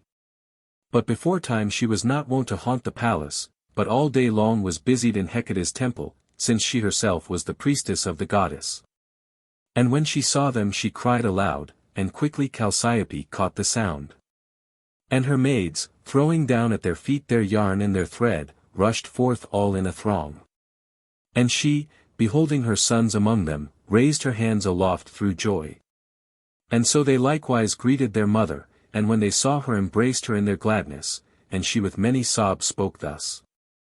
After all then, ye were not destined to leave me in your heedlessness and to wander far. But fate has turned you back. Poor wretch that I am! What a yearning for Hellas from some woeful madness seized you at the behest of your father Phrixus. Bitter sorrows for my heart did he ordain when dying. And why should ye go to the city of Orchomenus, whoever this Orchomenus is, for the sake of Athamas' wealth, leaving your mother alone to bear her grief? Such were her words. And Aeetes came forth last of all, and Idia herself came, the queen of Aeetes, on hearing the voice of Chalciope, and straightway all the court was filled with a throng. Some of the thralls were busied with a mighty bull, others with the axe were cleaving dry billets, and others heating with fire water for the baths, nor was there one who relaxed his toil, serving the king. Meantime arrows passed unseen through the grey mist, causing confusion, as when against grazing heifers rises the gadfly, which oxherds call the breeze. And quickly beneath the lintel in the porch he strung his bow and took from the quiver an arrow unshot before, messenger of pain. And with swift feet unmarked he passed the threshold and keenly glanced around. And gliding close by Aeson's son he laid the arrow notch on the cord in the center, and drawing wide apart with both hands he shot at Medea, and speechless amazement seized her soul. But the god himself flashed back again from the high-roofed hall, laughing loud, and the bolt burnt deep down in the maiden's heart like a flame. And ever she kept darting bright glances straight up at Aeson's son, and within her breast her heart panted fast through anguish, all remembrance left her, and her soul melted with the sweet pain. And as a poor woman heaps dry twigs round a blazing brand, a daughter of toil, whose task is the spinning of wool, that she may kindle a blaze at night beneath her roof. When she has waked very early, and the flame waxing wondrous great from the small brand consumes all the twigs together. So, coiling round her heart, burnt secretly love the destroyer, and the hue of her soft cheeks went and came, now pale, now red, in her soul's distraction. Now when the thralls had laid a banquet ready before them, and they had refreshed themselves with warm baths, gladly did they please their souls with meat and drink. And thereafter Aeetes questioned the sons of his daughter, addressing them with these words. Sons of my daughter and of Phrixus, whom beyond all strangers I honored in my halls, how have ye come returning back to Aeaea? Did some calamity cut short your escape in the midst? Ye did not listen when I set before you the boundless length of the way. For I marked it once, whirled along in the chariot of my father Helios, when he was bringing my sister Circe to the western land, and we came to the shore of the Tyrrhenian mainland, where even now she abides, exceeding far from Colchis. But what pleasure is there in words? Do ye tell me plainly what has been your fortune, and who these men are, your companions, and where from your hollow ship ye came ashore? Such were his questions, and Argus, before all his brethren, being fearful for the mission of Aeson's son, gently replied, for he was the elder born. Aeetes, that ship forth with stormy blasts tore asunder, and ourselves, crouching on the beams. A wave drove on to the beach of the Isle of Aeneas 24 in the murky night. And some god preserved us. For even the birds of Ares that haunted the desert isle beforetime, not even them did we find. But these men had driven them off, having landed from their ship on the day before. And the will of Zeus taking pity on us, or some fate, detained them there, since they straightway gave us both food and clothing in abundance, when they heard the illustrious name of Phrixus and thine own, for to thy city are they faring. And if thou dost wish to know their errand, I will not hide it from time. A certain king, vehemently longing to drive this man far from his fatherland and possessions, because in might he outshone all the sons of Aeolus, sends him to voyage hither on a bootless venture. And asserts that the stock of Aeolus will not escape the heart-grieving wrath and rage of implacable Zeus, nor the unbearable curse and vengeance due for Phrixus, until the fleece comes back to Hellas. And their ship was fashioned by Pallas Athena, not such a one as are the ships among the Colchians, on the vilest of which we chanced. For the fierce waves and wind broke her utterly to pieces. But the other holds firm with her bolts, even though all the blasts should buffet her. And with equal swiftness she speedeth before the wind, and when the crew ply the oar with unresting hands. And he hath gathered in her the mightiest heroes of all Achaea, and hath come to thy city from wandering far through cities and gulfs of the dread ocean, in the hope that thou wilt grant him the fleece. But as thou dost please, so shall it be, for he cometh not to use force, but is eager to pay thee a recompense for the gift. He has heard from me of thy bitter foes the Soromati, and he will subdue them to thy sway. And if thou desirest to know their names and lineage, I will tell thee all. This man on whose account the rest were gathered from Hellas, they call Jason, son of Aeson, whom Cretheus begot. And if in truth he is of the stock of Cretheus himself, thus he would be our kinsman on the father's side. For Cretheus and Athamas were both sons of Iolcus, and Phrixus was the son of Athamas, son of Iolcus. And here, if thou hast heard at all of the seed of Helios, thou dost behold Augeas, and this is Telamon sprung from famous Aeacus, and Zeus himself begot Aeacus. And so all the rest, all the comrades that follow him, are the sons or grandsons of the immortals. Such was the tale of Argus, but the king at his words was filled with rage as he heard, and his heart was lifted high in wrath. And he spake in heavy displeasure, and was angered most of all with the son of Chalciope, for he deemed that on their account the strangers had come. And in his fury his eyes flashed forth beneath his brows. Begone from my sight, felons, straightway, ye and your tricks, from the land, ere someone see a fleece and a Phrixus to his sorrow. Banded together with your friends from Hellas, not for the fleece, but to seize my scepter and royal power have ye come hither.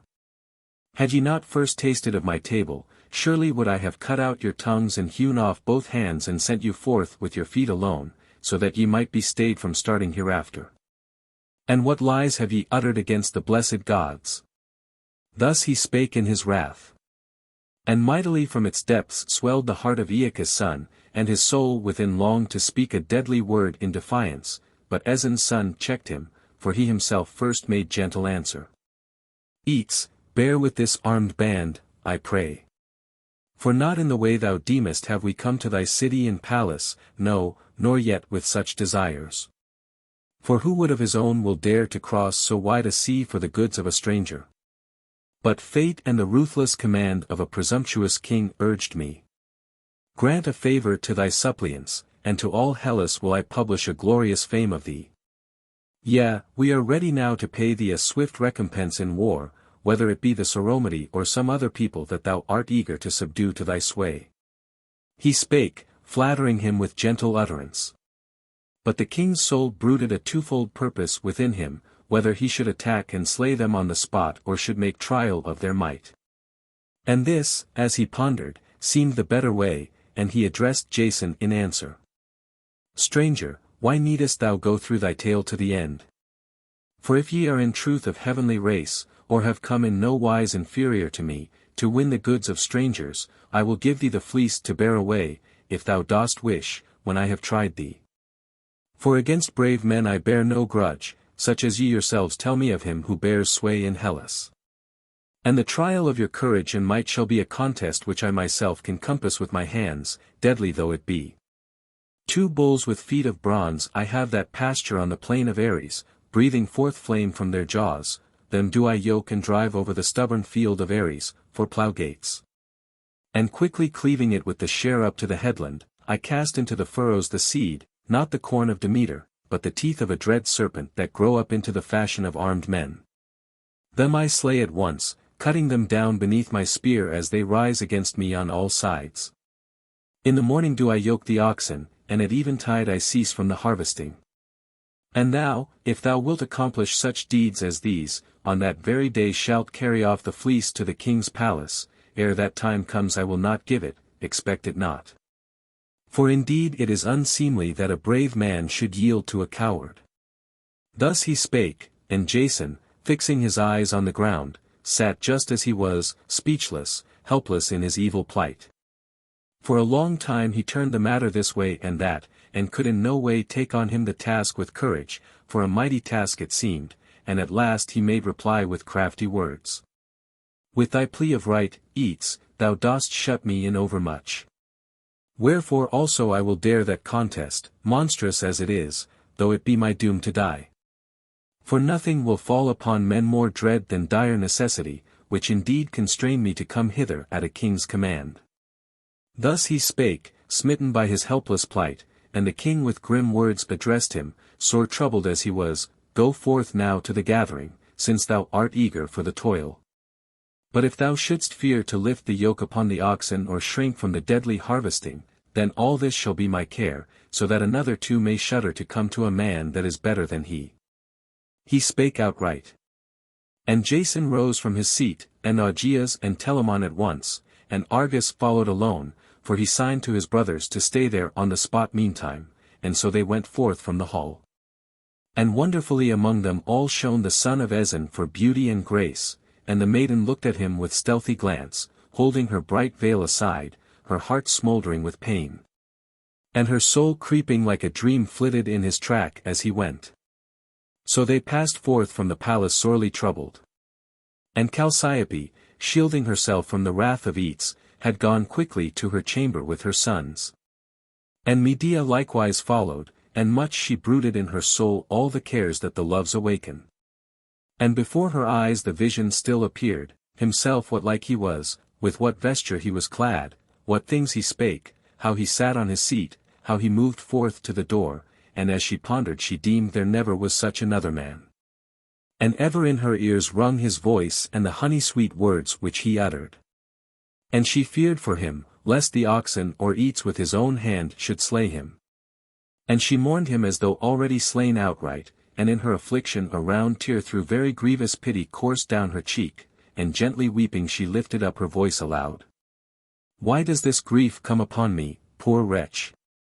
Whether he be the best of heroes now about to perish, or the worst, let him go to his doom. Yet I would that he had escaped unharmed, yea, may this be so, revered goddess, daughter of Perses, may he avoid death and return home. But if it be his lot to be o'ermastered by the oxen, may he first learn this, that I at least do not rejoice in his cruel calamity. Thus then was the maiden's heart racked by love cares. But when the others had gone forth from the people and the city, along the path by which at the first they had come from the plain, then Argus addressed Jason with these words. Son of Aeson, thou wilt despise the counsel which I will tell thee. But, though in evil plight, it is not fitting to forbear from the trial. Ere now thou hast heard me tell of a maiden that uses sorcery under the guidance of Hecate, Perses' daughter. If we could win her aid there will be no dread, methinks, of thy defeat in the contest. But terribly do I fear that my mother will not take this task upon her. Nevertheless I will go back again to entreat her, for a common destruction overhangs us all. He spake with goodwill, and Jason answered with these words, Good friend, if this is good in thy sight, I say not nay. Go and move thy mother, beseeching her aid with prudent words. Pitiful indeed is our hope when we have put our return in the keeping of women. So he spake, and quickly they reached the backwater. And their comrades joyfully questioned them, when they saw them close at hand. And to them spoke Aeson's son grieved at heart. My friends, the heart of ruthless Aeetes is utterly filled with wrath against us, for not at all can the goal be reached either by me or by you who question me.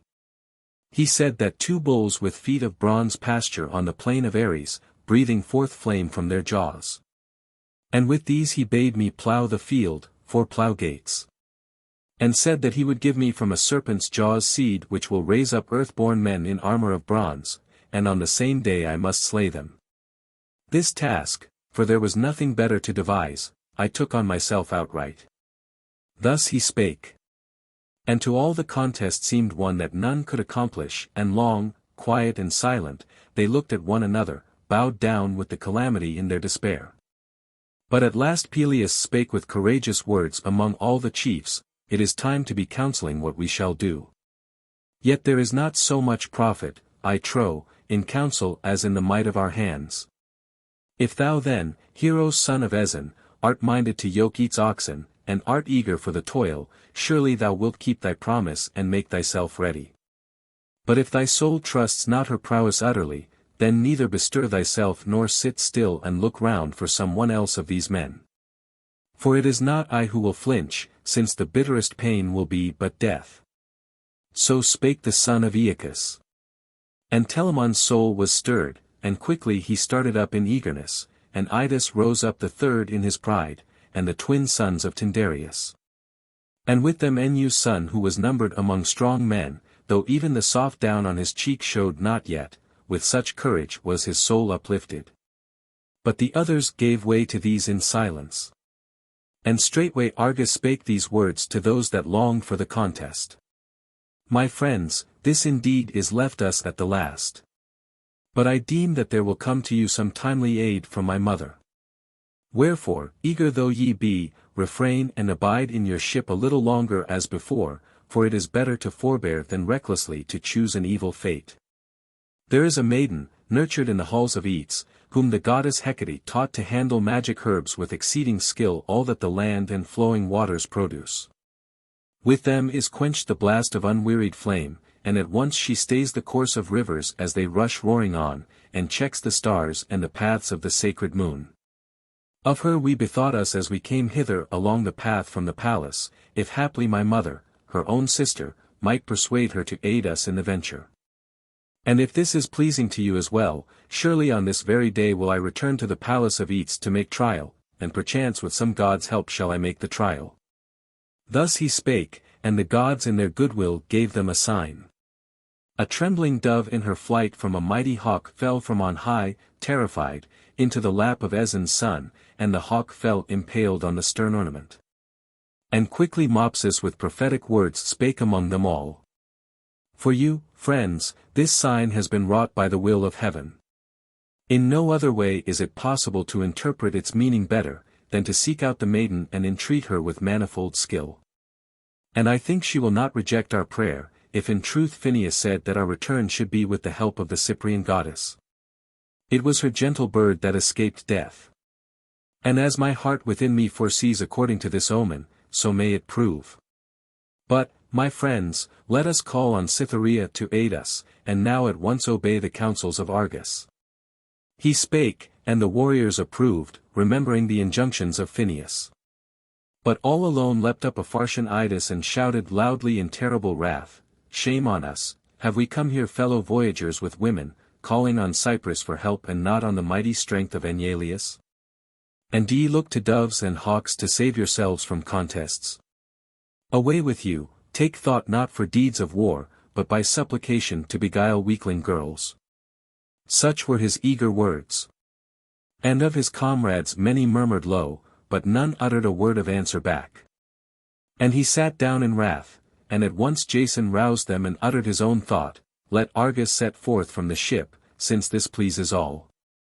But we will now move from the river and openly fasten our hawsers to the shore. For surely it is not fitting for us to hide any longer cowering from the battle cry. So he spake, and straightway sent Argus to return in haste to the city. And they drew the anchors on board at the command of Aeson's son, and rowed the ship close to the shore, a little away from the backwater. But straightway Aeetes held an assembly of the Colchians far aloof from his palace at a spot where they sat in times before, to devise against the many grim treachery and troubles.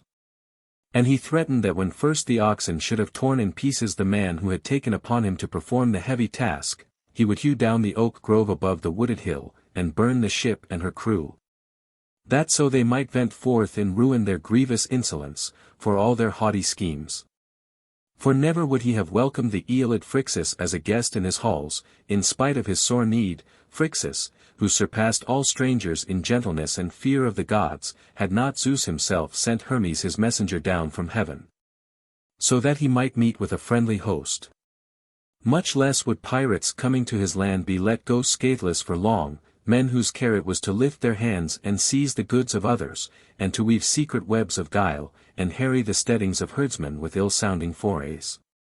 And he said that besides all that the sons of Phrixus should pay a fitting penalty to himself for returning in consort with evildoers, that they might recklessly drive him from his honor and his throne. For once he had heard a baleful prophecy from his father Helios, that he must avoid the secret treachery and schemes of his own offspring and their crafty mischief. Wherefore he was sending them, as they desired, to the Achaean land at the bidding of their father, a long journey. Nor had he ever so slight a fear of his daughters, that they would form some hateful scheme, nor of his son Absyrtus. But this curse was being fulfilled in the children of Chalciope. And he proclaimed terrible things in his rage against the strangers, and loudly threatened to keep watch over the ship and its crew, so that no one might escape calamity.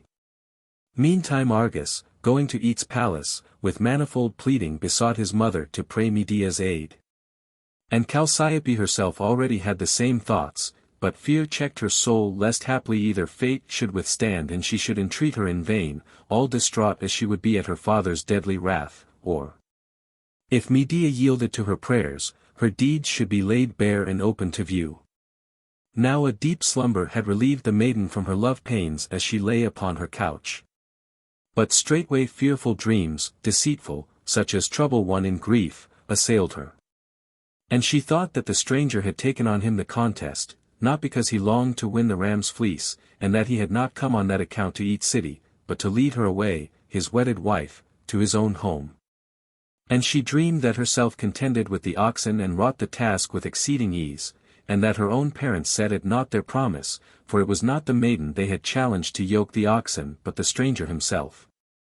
From that arose a contention of doubtful issue between her father and the strangers, and both laid the decision upon her, to be as she should direct in her mind. But she suddenly, neglecting her parents, chose the stranger. And measureless anguish seized them and they shouted out in their wrath, and with the cry sleep released its hold upon her. Quivering with fear she started up, and stared round the walls of her chamber, and with difficulty did she gather her spirit within her as before, and lifted her voice aloud. Poor wretch, how have gloomy dreams affrighted me! I fear that this voyage of the heroes will bring some great evil. My heart is trembling for the stranger. Let him woo some Achaean girl far away among his own folk, let maidenhood be mine and the home of my parents. Yet, taking to myself a reckless heart, I will no more keep aloof but will make trial of my sister to see if she will entreat me to aid in the contest, through grief for her own sons, this would quench the bitter pain in my heart. She spake, and rising from her bed opened the door of her chamber, barefooted, clad in one robe, and verily she desired to go to her sister, and crossed the threshold. And for long she stayed there at the entrance of her chamber, held back by shame, and she turned back once more, and again she came forth from within, and again stole back, and idly did her feet bear her this way and that. Yea, as oft as she went straight on, shame held her within the chamber, and though held back by shame, bold desire kept urging her on. Thrice she made the attempt and thrice she checked herself, the fourth time she fell on her bed face downward, writhing in pain.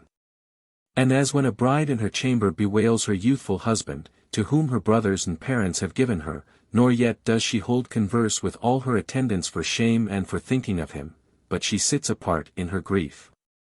And some doom has destroyed him, before they have had pleasure of each other's charms, and she with heart on fire silently weeps, beholding her widowed couch, in fear lest the women should mock and revile her, like to her did Medea lament. And suddenly as she was in the midst of her tears, one of the handmaids came forth and noticed her, one who was her youthful attendant, and straightway she told Chalciope, who sat in the midst of her sons devising how to win over her sister. And when Chalciope heard the strange tale from the handmaid, not even so did she disregard it. And she rushed in dismay from her chamber right on to the chamber where the maiden lay in her anguish, having torn her cheeks on each side. And when Chalciope saw her eyes all dimmed with tears, she thus addressed her. Ah me, Medea, why dost thou weep so? What hath befallen thee? What terrible grief has entered thy heart? Has some heaven-sent disease enwrapped thy frame, or hast thou heard from our father some deadly threat concerning me and my sons? Would that I did not behold this home of my parents, or the city, but dwelt at the ends of the earth, where not even the name of Colchians is known. Thus she spake, and her sister's cheeks flushed. And though she was eager to reply, long did maiden shame restrain her. At one moment the word rose on the end of her tongue, at another it fluttered back deep within her breast. And often through her lovely lips it strove for utterance. But no sound came forth, till at last she spoke with guileful words, for the bold loves were pressing her hard. Chalciope, my heart is all trembling for thy sons, lest my father forthwith destroy them together with the strangers. Slumbering just now in a short-lived sleep such a ghastly dream did I see, may some god forbid its fulfillment and never mayst thou win for thyself bitter care on thy son's account. She spake, making trial of her sister to see if she first would entreat help for her sons. An utterly unbearable grief surged over Chalciope's soul for fear at what she heard. And then she replied, Yea, I myself too have come to thee in eager furtherance of this purpose, if thou wouldst haply devise with me and prepare some help. But swear by earth and heaven that thou wilt keep secret in thy heart what I shall tell thee, and be fellow-worker with me. I implore thee by the blessed gods, by thyself and by thy parents, not to see them destroyed by an evil doom piteously. Or else may I die with my dear sons and come back hereafter from Hades an avenging fury to haunt thee. Thus she spake, and straightway a torrent of tears gushed forth and low down she clasped her sister's knees with both hands and let her head sink onto her breast. Then they both made piteous lamentation over each other, and through the halls rose the faint sound of women weeping in anguish. Medea, sore troubled, first addressed her sister. God help thee, what healing can I bring thee for what thou speakest of, horrible curses and furies? Would that it were firmly in my power to save thy sons. Be witness that mighty oath of the Colchians by which thou urgest me to swear, the great heaven, and earth beneath, mother of the gods, that as far as strength lies in me, never shalt thou fail of help, if only thy prayers can be accomplished. She spake, and Chalciope thus replied, Couldst thou not then, for the stranger, who himself craves thy aid, devise some trick or some wise thought to win the contest, for the sake of my sons? And from him has come Argus urging me to try to win thy help. I left him in the palace meantime while I came hither. Thus she spake, and Medea's heart bounded with joy within her, and at once her fair cheeks flushed, and a mist swam before her melting eyes, and she spake as follows, Chalciope, as is dear and delightful to thee and thy sons, even so will I do. Never may the dawn appear again to my eyes, never mayst thou see me living any longer, if I should take thought for anything before thy life or thy sons' lives, for they are my brothers, my dear kinsmen and youthful companions. So do I declare myself to be thy sister, and thy daughter too, for thou didst lift me to thy breast when an infant equally with them, as I ever heard from my mother in past days. But go, bury my kindness in silence, so that I may carry out my promise unknown to my parents, and at dawn I will bring to Hecate's temple charms to cast a spell upon the bulls. Thus Chalciope went back from the chamber, and made known to her sons the help given by her sister. And again did shame and hateful fear seize Medea thus left alone, that she should devise such deeds for a man in her father's despite. Then did night draw darkness over the earth, and on the sea sailors from their ships looked towards the Bear and the stars of Orion. And now the wayfarer and the warder longed for sleep, and the pall of slumber wrapped round the mother whose children were dead, nor was there any more the barking of dogs through the city, nor sound of men's voices. But silence held the blackening gloom. But not indeed upon Medea came sweet sleep. For in her love for Aeson's son many cares kept her wakeful, and she dreaded the mighty strength of the bulls, beneath whose fury he was like to perish by an unseemly fate in the field of Ares. And fast did her heart throb within her breast, as a sunbeam quivers upon the walls of a house when flung up from water, which is just poured forth in a cauldron or a pail may be, and hither and thither on the swift eddy does it dart and dance along. Even so the maiden's heart quivered in her breast. And the tear of pity flowed from her eyes, and ever within anguish tortured her, a smouldering fire through her frame, and about her fine nerves and deep down beneath the nape of the neck where the pain enters keenest. Whenever the unwearied loves direct against the heart their shafts of agony. And she thought now that she would give him the charms to cast a spell on the bulls, now that she would not, and that she herself would perish. And again that she would not perish and would not give the charms, but just as she was would endure her fate in silence. Then sitting down she wavered in mind and said, Poor wretch, must I toss hither and thither in woe? On every side my heart is in despair, nor is there any help for my pain, but it burneth ever thus. Would that I had been slain by the swift shafts of Artemis before I had set eyes on him, before Chalciope's sons reached the Achaean land. Some god or some fury brought them hither for our grief, a cause of many tears. Let him perish in the contest if it be his lot to die in the field. For how could I prepare the charms without my parents' knowledge? What story call I tell them? What trick, what cunning device for aid can I find? If I see him alone, apart from his comrades, shall I greet him? Ill-starred that I am! I cannot hope that I should rest from my sorrows even though he perished. Then will evil come to me when he is bereft of life. Perish all shame, perish all glow, may he, saved by my effort, go scatheless wherever his heart desires. But as for me, on the day when he bides the contest in triumph, may I die either straining my neck in the noose from the roof tree or tasting drugs destructive of life. But even so, when I am dead, they will fling out taunts against me. And every city far away will ring with my doom, and the Colchian women, tossing my name on their lips hither and thither, will revile me with unseemly mocking, the maid who cared so much for a stranger that she died. The maid who disgraced her home and her parents, yielding to a mad passion. And what disgrace will not be mine? Alas for my infatuation! Far better would it be for me to forsake life this very night in my chamber by some mysterious fate, escaping all slanderous reproach, before I complete such nameless dishonor. She spake, and brought a casket wherein lay many drugs, some for healing, others for killing, and placing it upon her knees she wept. And she drenched her bosom with ceaseless tears, which flowed in torrents as she sat, bitterly bewailing her own fate. And she longed to choose a murderous drug to taste it, and now she was loosening the bands of the casket eager to take it forth, unhappy maid. But suddenly a deadly fear of hateful Aeetes came upon her heart. And long she held back in speechless horror, and all around her thronged visions of the pleasing cares of life. She thought of all the delightful things that are among the living, she thought of her joyous playmates, as a maiden will. And the sun grew sweeter than ever to behold, seeing that in truth her soul yearned for all. And she put the casket again from off her knees, all changed by the prompting of Hera, and no more did she waver in purpose. But longed for the rising dawn to appear quickly, that she might give him the charms to work the spell as she had promised, and meet him face to face.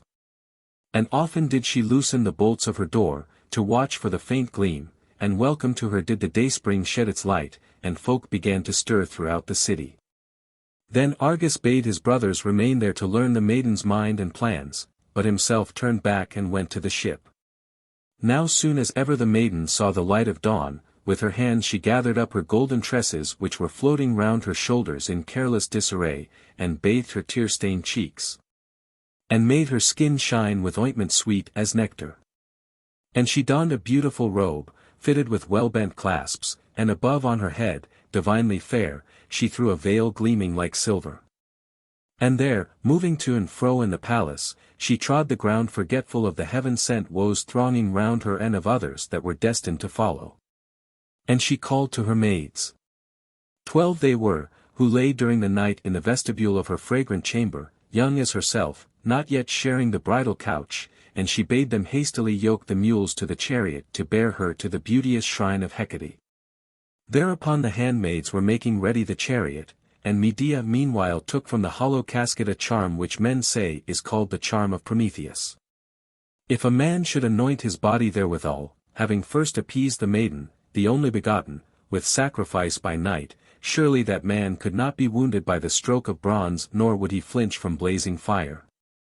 But for that day he would prove superior both in prowess and in might.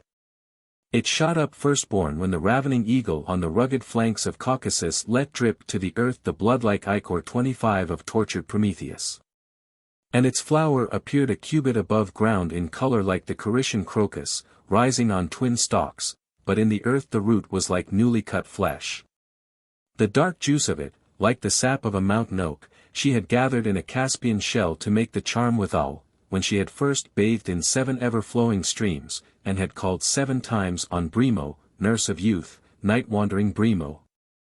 Of the underworld, queen among the dead, in the gloom of night, clad in dusky garments. And beneath, the dark earth shook and bellowed when the Titanian root was cut, and the son of Aeetes himself groaned, his soul distraught with pain. And she brought the charm forth and placed it in the fragrant band which engirdled her, just beneath her bosom, divinely fair. And going forth she mounted the swift chariot, and with her went 2 handmaidens on each side. And she herself took the reins and in her right hand the well-fashioned whip, and drove through the city, and the rest, the handmaids, laid their hands on the chariot behind and ran along the broad highway. And they kilted up their light robes above their white knees. And even as by the mild waters of Parthenius, or after bathing in the river Amnisus, Leto's daughter stands upon her golden chariot and courses over the hills with her swift-footed rose, to greet from afar some richly steaming hecatomb. And with her come the nymphs in attendance, gathering, some at the spring of Amnisus itself, others by the glens and many fountain peaks, and round her wine and fawn the beasts cowering as she moves along, thus they sped through the city. And on both sides the people gave way, shunning the eyes of the royal maiden. But when she had left the city's well-paved streets, and was approaching the shrine as she drove over the plains, then she alighted eagerly from the smooth-running chariot and spake as follows among her maidens. Friends! Verily have I sinned greatly and took no heed not to go among the stranger, folk 26 who roam over our land. The whole city is smitten with dismay, wherefore no one of the women who formerly gathered here day by day has now come hither. But since we have come and no one else draws near, come, let us satisfy our souls without stint with soothing song, and when we have plucked the fair flowers amid the tender grass, that very hour will we return. And with many a gift shall ye reach home this very day, if ye will gladden me with this desire of mine. For Argus pleads with me, also Chalciope herself. But this that ye hear from me keep silently in your hearts, lest the tale reach my father's ears. As for yon stranger who took on him the task with the oxen, they bid me receive his gifts and rescue him from the deadly contest. And I approved their counsel, and I have summoned him to come to my presence apart from his comrades, so that we may divide the gifts among ourselves if he bring them in his hands, and in return may give him a baleful charm. But when he comes, do ye stand aloof. So she spake, and the crafty counsel pleased them all. And straightway Argus drew Aeson's son apart from his comrades as soon as he heard from his brothers that Medea had gone at daybreak to the holy shrine of Hecate, and led him over the plain. And with them went Mopsus, son of Ampycus, skilled to utter oracles from the appearance of birds, and skilled to give good counsel to those who set out on a journey. Never yet had there been such a man in the days of old, neither of all the heroes of the lineage of Zeus himself, nor of those who sprung from the blood of the other gods, as on that day the bride of Zeus made Jason. Both to look upon and to hold converse with. Even his comrades wondered as they gazed upon him, radiant with manifold graces, and the son of Ampycus rejoiced in their journey, already foreboding how all would end. Now by the path along the plain there stands near the shrine a poplar with its crown of countless leaves, whereon often chattering crows would roost. One of them meantime as she clapped her wings aloft in the branches uttered the counsels of Hera. What a pitiful seer is this, that has not the wit to conceive even what children know. How that no maiden will say a word of sweetness or love to a youth when strangers be near. Begone, sorry prophet, witless one, on thee neither Cyprus nor the gentle loves breathe in their kindness. She spake chiding, and Mopsus smiled to hear the God-sent voice of the bird, and thus addressed them, Do thou, son of Aeson, pass on to the temple, where thou wilt find the maiden.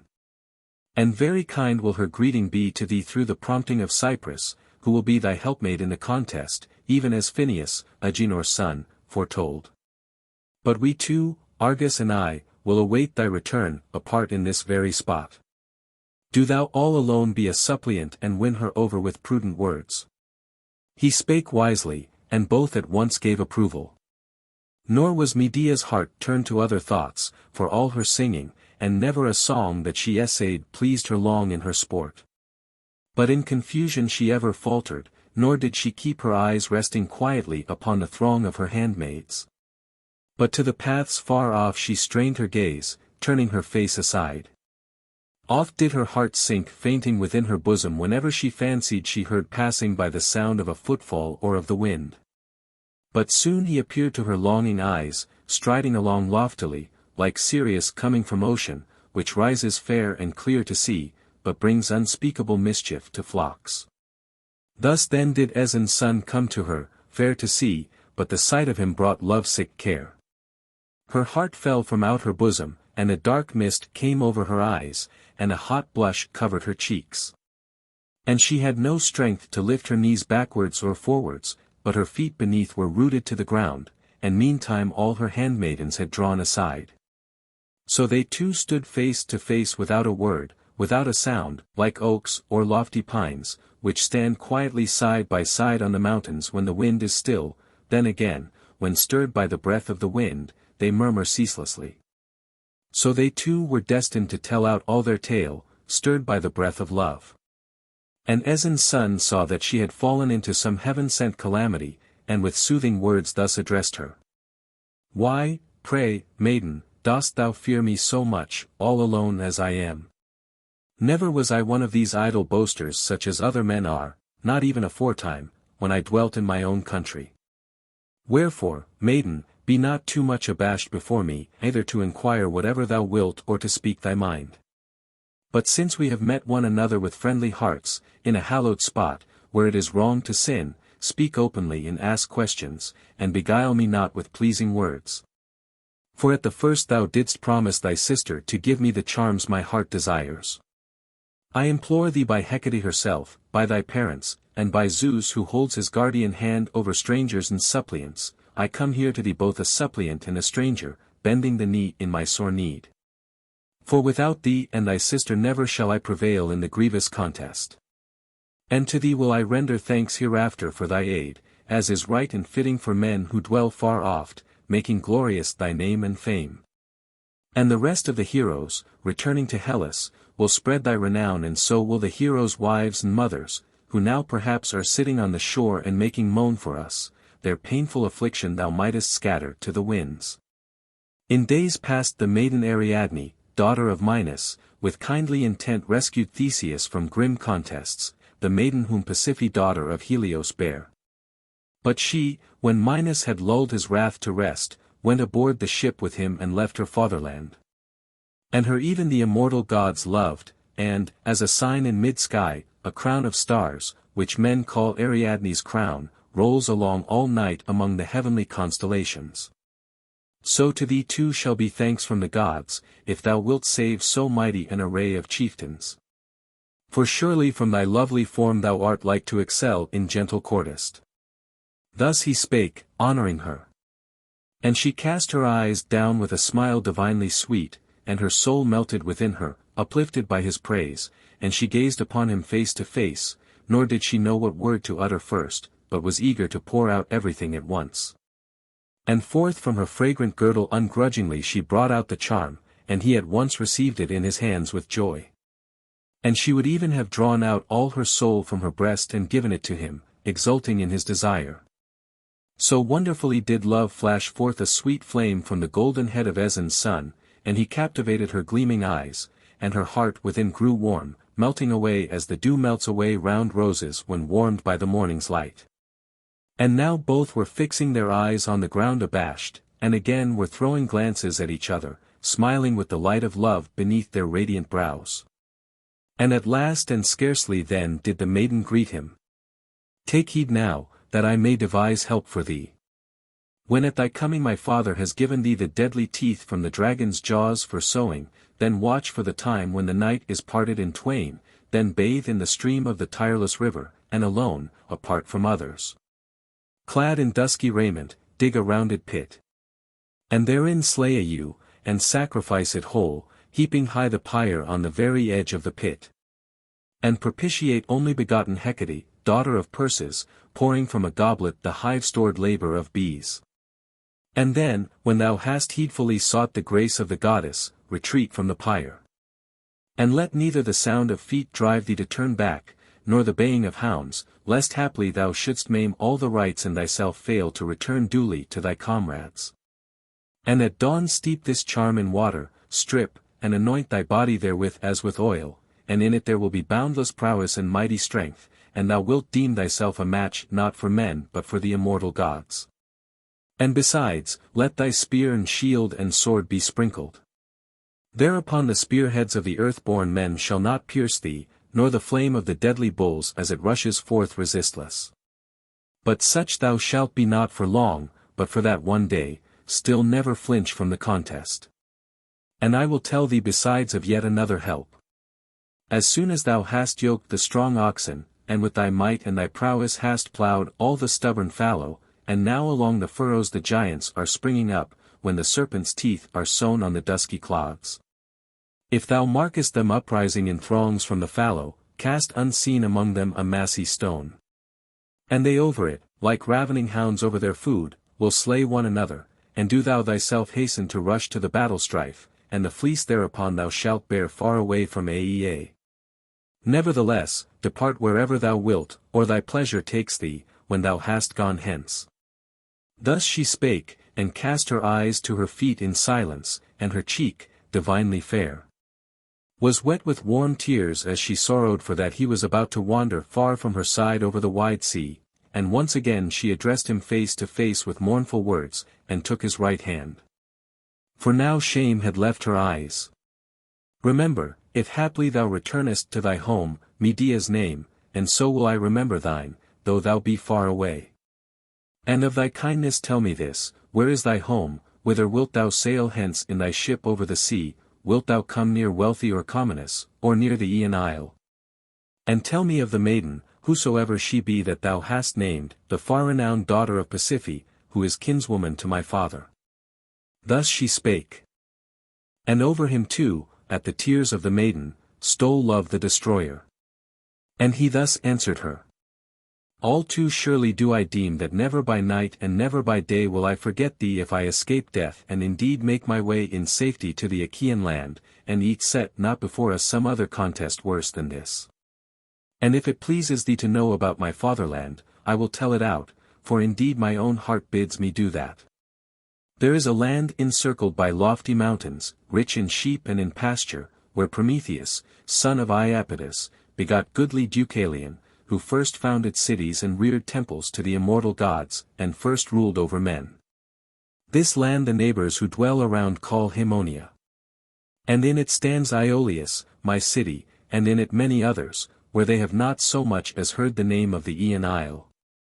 Yet there is a story that Minyas starting thence, Minyas son of Iolcus, built long ago the city of Orchomenus that borders on the Cadmeans.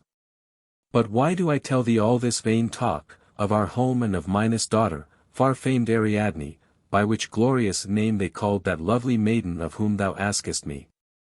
Would that, as Minos then was well inclined to Theseus for her sake, so may thy father be joined to us in friendship. Thus he spake, soothing her with gentle converse. But pangs most bitter stirred her heart, and in grief did she address him with vehement words. In Hellas, I ween, this is fair to pay heed to covenants, but Aeetes is not such a man among men as thou sayest was Pasiphae's husband, Minos. Nor can I liken myself to Ariadne, wherefore speak not of guest love. But only do thou, when thou hast reached Iolcus, remember me, and thee even in my parents' despite, will I remember. And from far off may a rumour come to me or some messenger bird, when thou forgettest me. Or me, even me, may swift blasts catch up and bear over the sea hence to Iolcus, that so I may cast reproaches in thy face and remind thee that it was by my good will thou didst escape. May I then be seated in thy halls, an unexpected guest.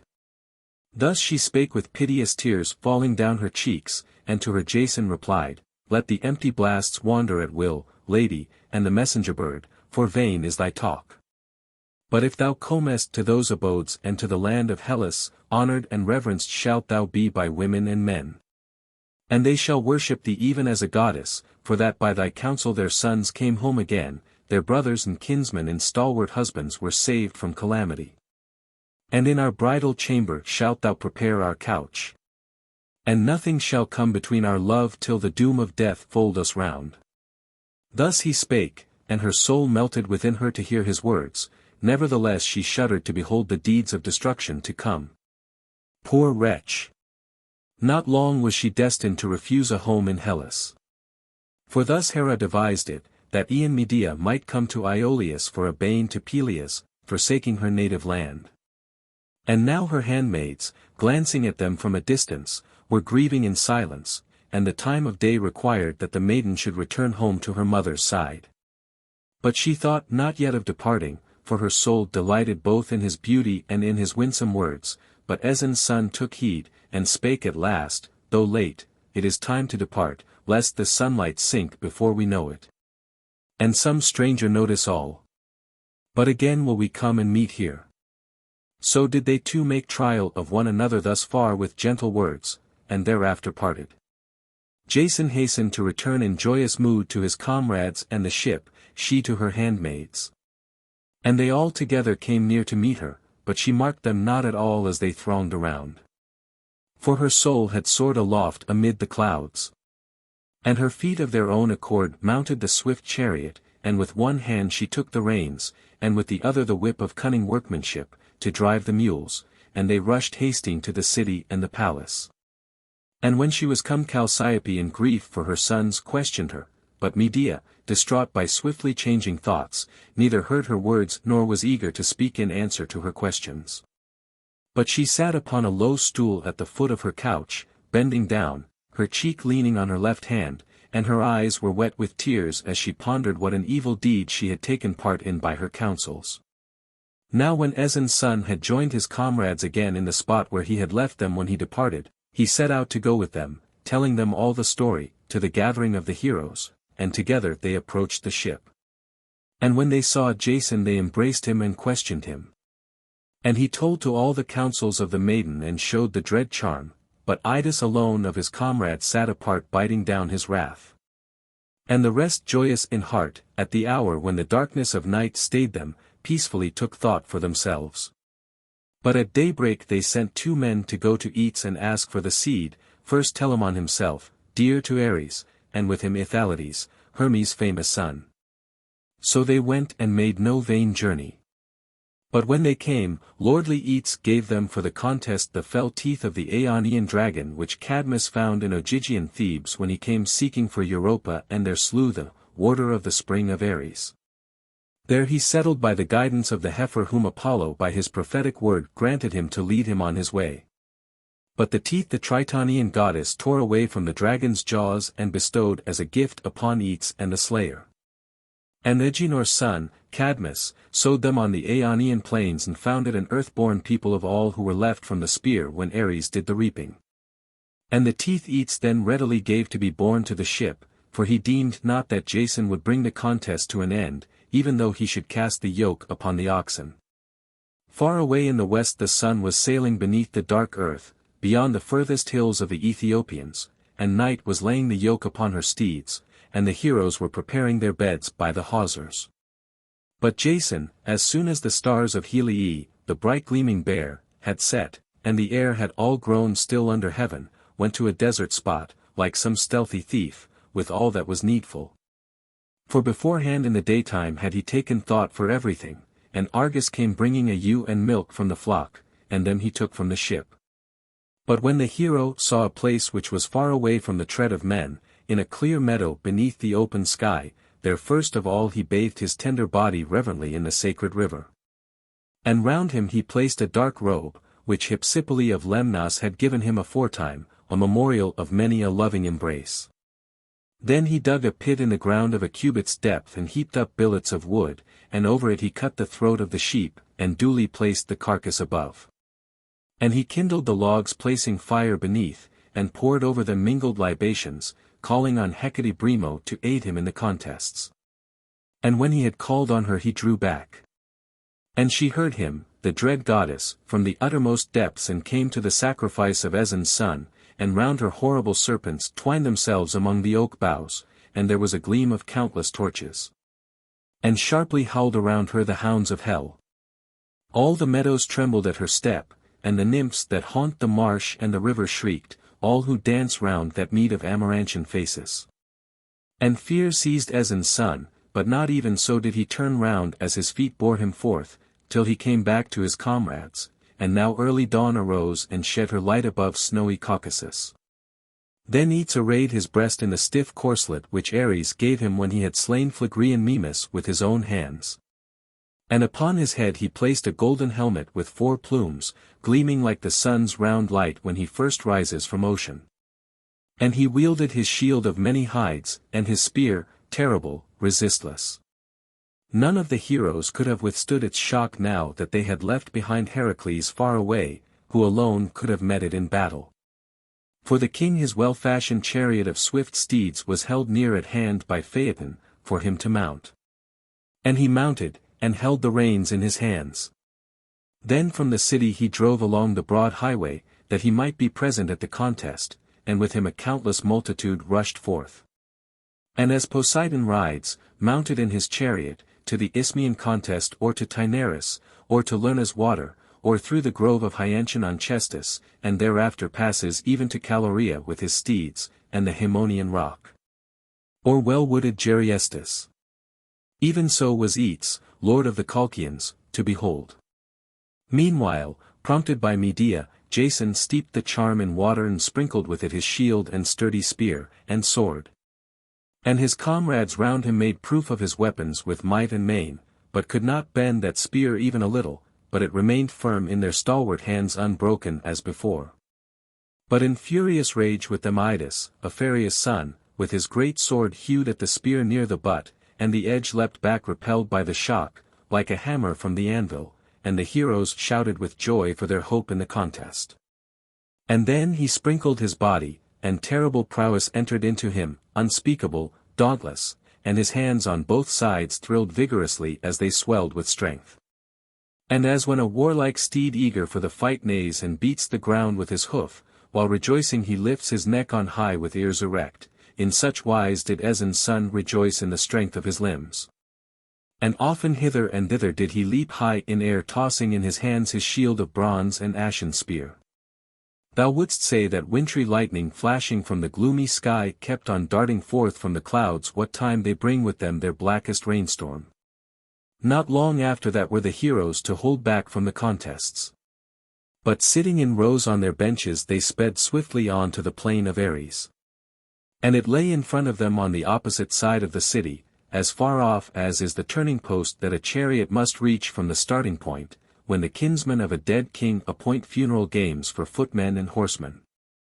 And they found Aeetes and the tribes of the Colchians, these were stationed on the Caucasian heights, but the king by the winding brink of the river. Now Aeson's son, as soon as his comrades had made the hawsers fast, leapt from the ship, and with spear and shield came forth to the contest. And at the same time he took the gleaming helmet of bronze filled with sharp teeth, and his sword girt round his shoulders, his body stripped, in somewise resembling Ares and in somewise Apollo of the golden sword. And gazing over the field he saw the bull's yoke of bronze and near it the plough, all of one piece, of stubborn adamant. Then he came near, and fixed his sturdy spear upright on its butt, and taking his helmet, off-leant it against the spear. And he went forward with shield alone to examine the countless tracks of the bulls, and they from some unseen lair beneath the earth, where was their strong steading, wrapped in murky smoke, both rushed out together, breathing forth flaming fire. And sore afraid were the heroes at the sight. But Jason, setting wide his feet, withstood their onset, as in the sea a rocky reef withstands the waves tossed by the countless blasts. Then in front of him he held his shield. And both the bulls with loud bellowing attacked him with their mighty horns, nor did they stir him a jot by their onset. And as when through the holes of the furnace the armorer's bellows anon gleam brightly, kindling the ravening flame, and anon cease from blowing, and a terrible roar rises from the fire when it darts up from below. So the bulls roared, breathing forth swift flame from their mouths, while the consuming heat played round him, smiting like lightning, but the maiden's charms protected him. Then grasping the tip of the horn of the right-hand bull, he dragged it mightily with all his strength to bring it near the yoke of bronze, and forced it down on to its knees, suddenly striking with his foot the foot of bronze. So also he threw the other bull on to its knees as it rushed upon him, and smote it down with one blow. And throwing to the ground his broad shield, he held them both down where they had fallen on their fore knees, as he strode from side to side, now here, now there, and rushed swiftly through the flame. But Aeetes marvelled at the hero's might. And meantime the sons of Tyndareus for long since had it been thus ordained for them, near at hand gave him the yoke from the ground to cast round them.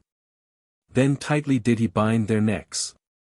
And lifting the pole of bronze between them, he fastened it to the yoke by its golden tip. So the twin heroes started back from the fire to the ship. But Jason took up again his shield and cast it on his back behind him, and grasped the strong helmet filled with sharp teeth, and his resistless spear, wherewith, like some ploughman with a Pelasgian goad, he pricked the bulls beneath, striking their flanks.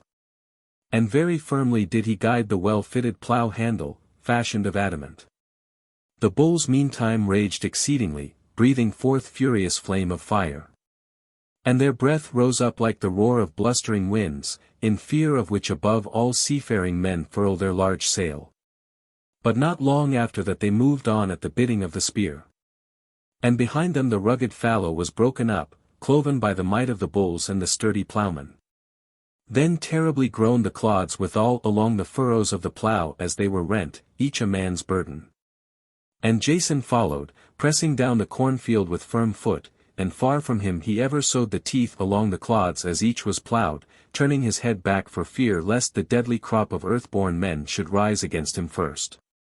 And the bulls toiled onwards treading with their hoofs of bronze. But when the third part of the day was still left as it wanes from dawn, and wearied labourers call for the sweet hour of unyoking to come to them straightway, then the fallow was ploughed by the tireless ploughman, for ploughgates though it was. And he loosed the plough from the oxen. Them he scared in flight towards the plain, but he went back again to the ship, while he still saw the furrows free of the earth-born men. And all round his comrades heartened him with their shouts. And in the helmet he drew from the river's stream and quenched his thirst with the water. Then he bent his knees till they grew supple, and filled his mighty heart with courage, raging like a boar, when it sharpens its teeth against the hunters, while from its wrathful mouth plenteous foam drips to the ground. By now the earth-born men were springing up over all the field, and the plot of Ares, the death-dealer, bristled with sturdy shields and double-pointed spears and shining helmets, and the gleam reached Olympus from beneath, flashing through the air. And as when abundant snow has fallen on the earth and the storm blasts have dispersed the wintry clouds under the murky night, and all the hosts of the stars appear shining through the gloom, so did those warriors shine springing up above the earth. But Jason bethought him of the counsels of Medea full of craft, and seized from the plain a huge round boulder, a terrible quoit of Ares and Iolcus, for stalwart youths could not have raised it from the ground even a little. Taking it in his hands he threw it with a rush far away into their midst, and himself crouched unseen behind his shield, with full confidence. And the Colchians gave a loud cry, like the roar of the sea when it beats upon sharp crags. And speechless amazement seized Aeetes at the rush of the sturdy quoit. And the earth-born, like fleet-footed hounds, leaped upon one another and slew with loud yells. And on earth their mother they fell beneath their own spears, like pines or oaks, which storms of wind beat down. And even as a fiery star leaps from heaven, trailing a furrow of light, a portent to men, whoever see it darting with a gleam through the dusky sky. In such wise did Aeson's son rush upon the earth-born men, and he drew from the sheath his bare sword, and smote here and there, mowing them down, many on the belly and side. Half risen to the air, and some that had risen as far as the shoulders, and some just standing upright, and others even now rushing to battle.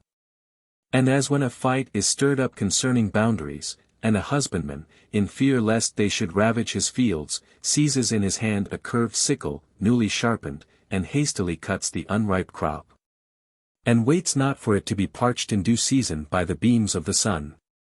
So at that time did Jason cut down the crop of the earth-born, and the furrows were filled with blood, as the channels of a spring with water. And they fell, some on their faces biting the rough clod of earth with their teeth, some on their backs, and others on their hands and sides, like to sea monsters to behold. And many, smitten before raising their feet from the earth, bowed down as far to the ground as they had risen to the air, and rested there with the damp of death on their brows. Even so, I ween, when Zeus has sent a measureless rain, new-planted orchard shoots droop to the ground, cut off by the root the toil of gardening men, but heaviness of heart and deadly anguish come to the owner of the farm, who planted them. So at that time did bitter grief come upon the heart of King Aeetes. And he went back to the city among the Colchians, pondering how he might most quickly oppose the heroes. And the day died, and Jason's contest was ended. Book 4. Now do thou thyself, goddess Muse, daughter of Zeus, tell of the labor and wiles of the Colchian maiden. Surely my soul within me wavers with speechless amazement as I ponder whether I should call it the lovesick grief of mad passion or a panic flight, through which she left the Colchian folk. Eats all night long with the bravest captains of his people was devising in his halls sheer treachery against the heroes, with fierce wrath in his heart at the issue of the hateful contest. Nor did he deem at all that these things were being accomplished without the knowledge of his daughters. But into Medea's heart Hera cast most grievous fear. And she trembled like a nimble fawn whom the baying of hounds hath terrified amid the thicket of a deep copse. For at once she truly foreboded that the aid she had given was not hidden from her father, and that quickly she would fill up the cup of woe. And she dreaded the guilty knowledge of her handmaids. Her eyes were filled with fire and her ears rung with a terrible cry. Often did she clutch at her throat, and often did she drag out her hair by the roots and groan in wretched despair. There on that very day the maiden would have tasted the drugs and perished and so have made void the purposes of Hera, had not the goddess driven her, all bewildered, to flee with the sons of Phrixus. And her fluttering soul within her was comforted, and then she poured from her bosom all the drugs back again into the casket. Then she kissed her bed, and the folding doors on both sides, and stroked the walls, and tearing away in her hands a long tress of hair, she left it in the chamber for her mother, a memorial of her maidenhood. And thus lamented with passionate voice. I go, leaving this long tress here in my stead, O mother mine. Take this farewell from me as I go far hence, farewell Chalciope, and all my home. Would that the sea, stranger, had dashed thee to pieces, ere thou camest to the Colchian land. Thus she spake, and from her eyes shed copious tears.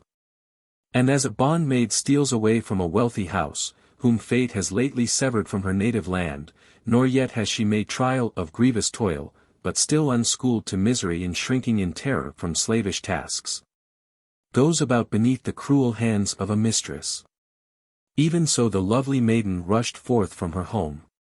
But to her the bolts of the doors gave way self-moved, leaping backwards at the swift strains of her magic song. And with bare feet she sped along the narrow paths, with her left hand holding her robe over her brow to veil her face and fair cheeks, and with her right lifting up the hem of her tunic.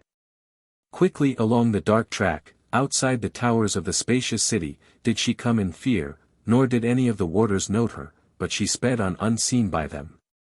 Thence she was minded to go to the temple. For well she knew the way, having often aforetime wandered there in quest of corpses and noxious roots of the earth, as a sorceress is wont to do, and her soul fluttered with quivering fear. And the Titanian goddess, the moon, rising from a far land, beheld her as she fled distraught, and fiercely exulted over her, and thus spake to her own heart. Not I alone then stray to the Latinian cave. Nor do I alone burn with love for fair Endymion. Ofttimes with thoughts of love have I been driven away by thy crafty spells, in order that in the darkness of night thou mightest work thy sorcery at ease, even the deeds dear to thee. And now thou thyself too hast part in a like mad passion. And some god of affection has given thee Jason to be thy grievous woe. Well, go on, and steel thy heart, wise though thou be, to take up thy burden of pain, fraught with many sighs. Thus spake the goddess. But swiftly the maiden's feet bore her, hasting on. And gladly did she gain the high bank of the river and beheld on the opposite side the gleam of fire, which all night long the heroes were kindling in joy at the contest's issue. Then through the gloom, with clear pealing voice from across the stream, she called on Phrontis, the youngest of Phrixus' sons, and he with his brothers and Aeson's son recognized the maiden's voice. And in silence his comrades wondered when they knew that it was so in truth. Thrice she called, and thrice at the bidding of the company Phrontis called out in reply, and meantime the heroes were rowing with swift-moving oars in search of her. Not yet were they casting the ship's hawsers upon the opposite bank, when Jason with light feet leapt to land from the deck above, and after him Phrontis and Argus, sons of Phrixus, leapt to the ground. And she, clasping their knees with both hands, thus addressed them. Save me, the hapless one, my friends, from Aeetes, and yourselves too, for all is brought to light, nor doth any remedy come. But let us flee upon the ship, before the king mounts his swift chariot. And I will lull to sleep the guardian serpent and give you the fleece of gold.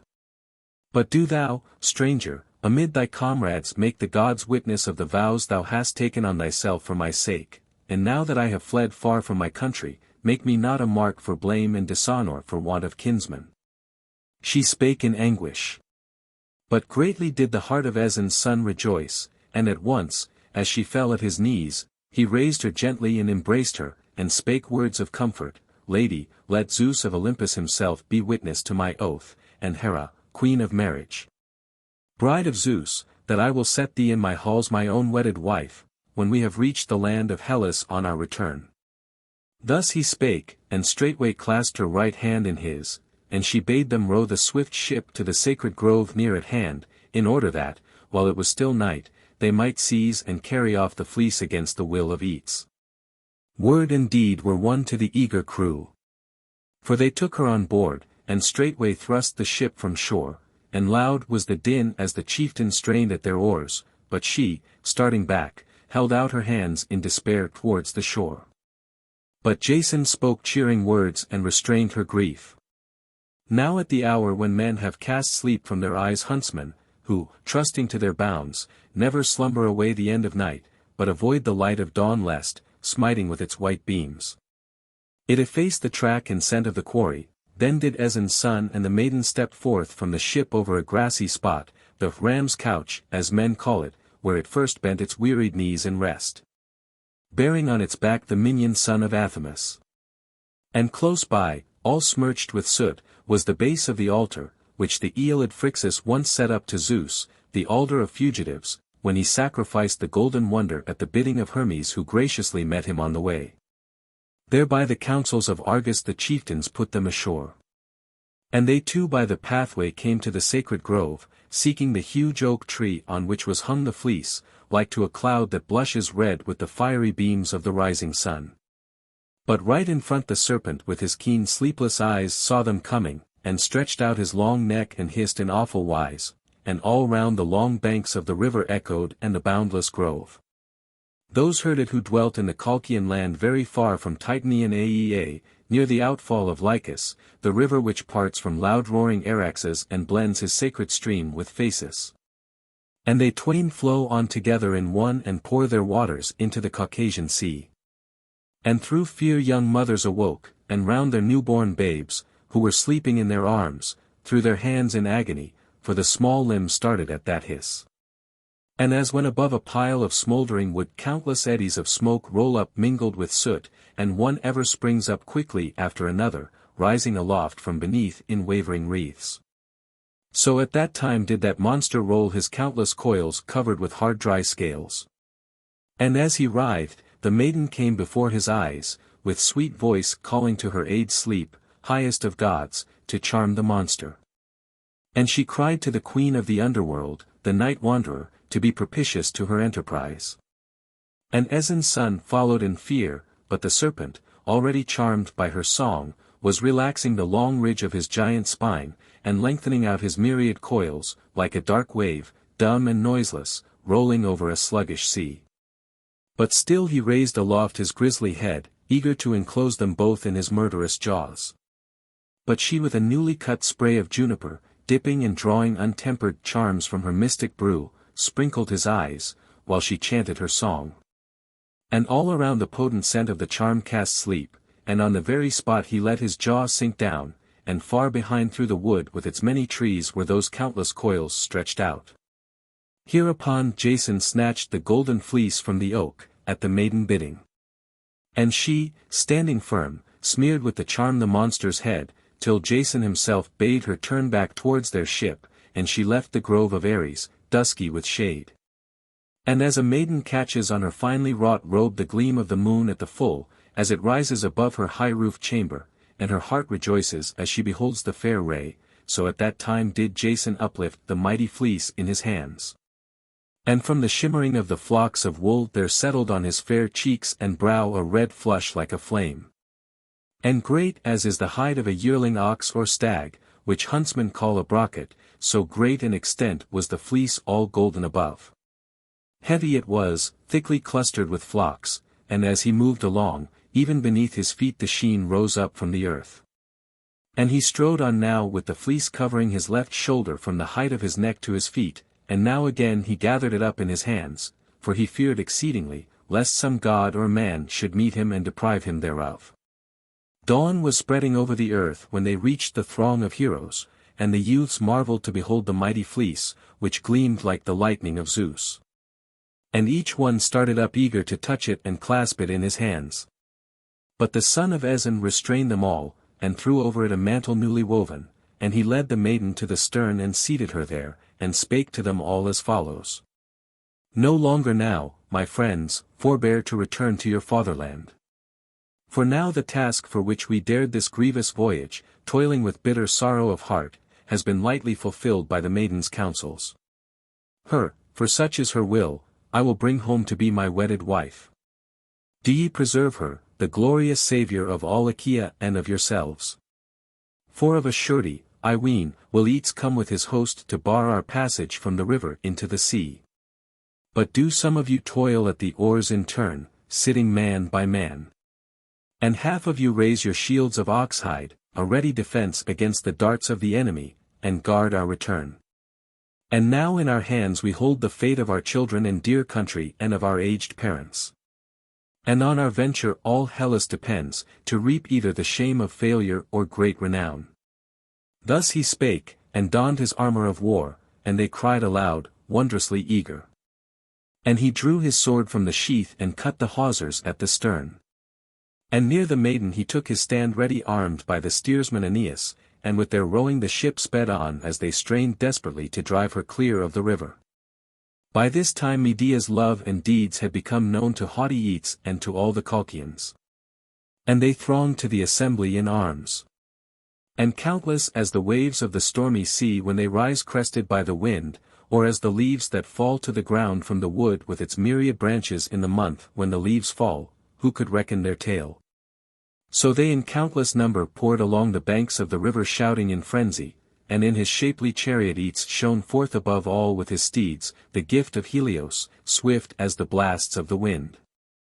In his left hand he raised his curved shield, and in his right a huge pine torch, and near him in front stood up his mighty spear. And Apsyrtus held in his hands the reins of the steeds.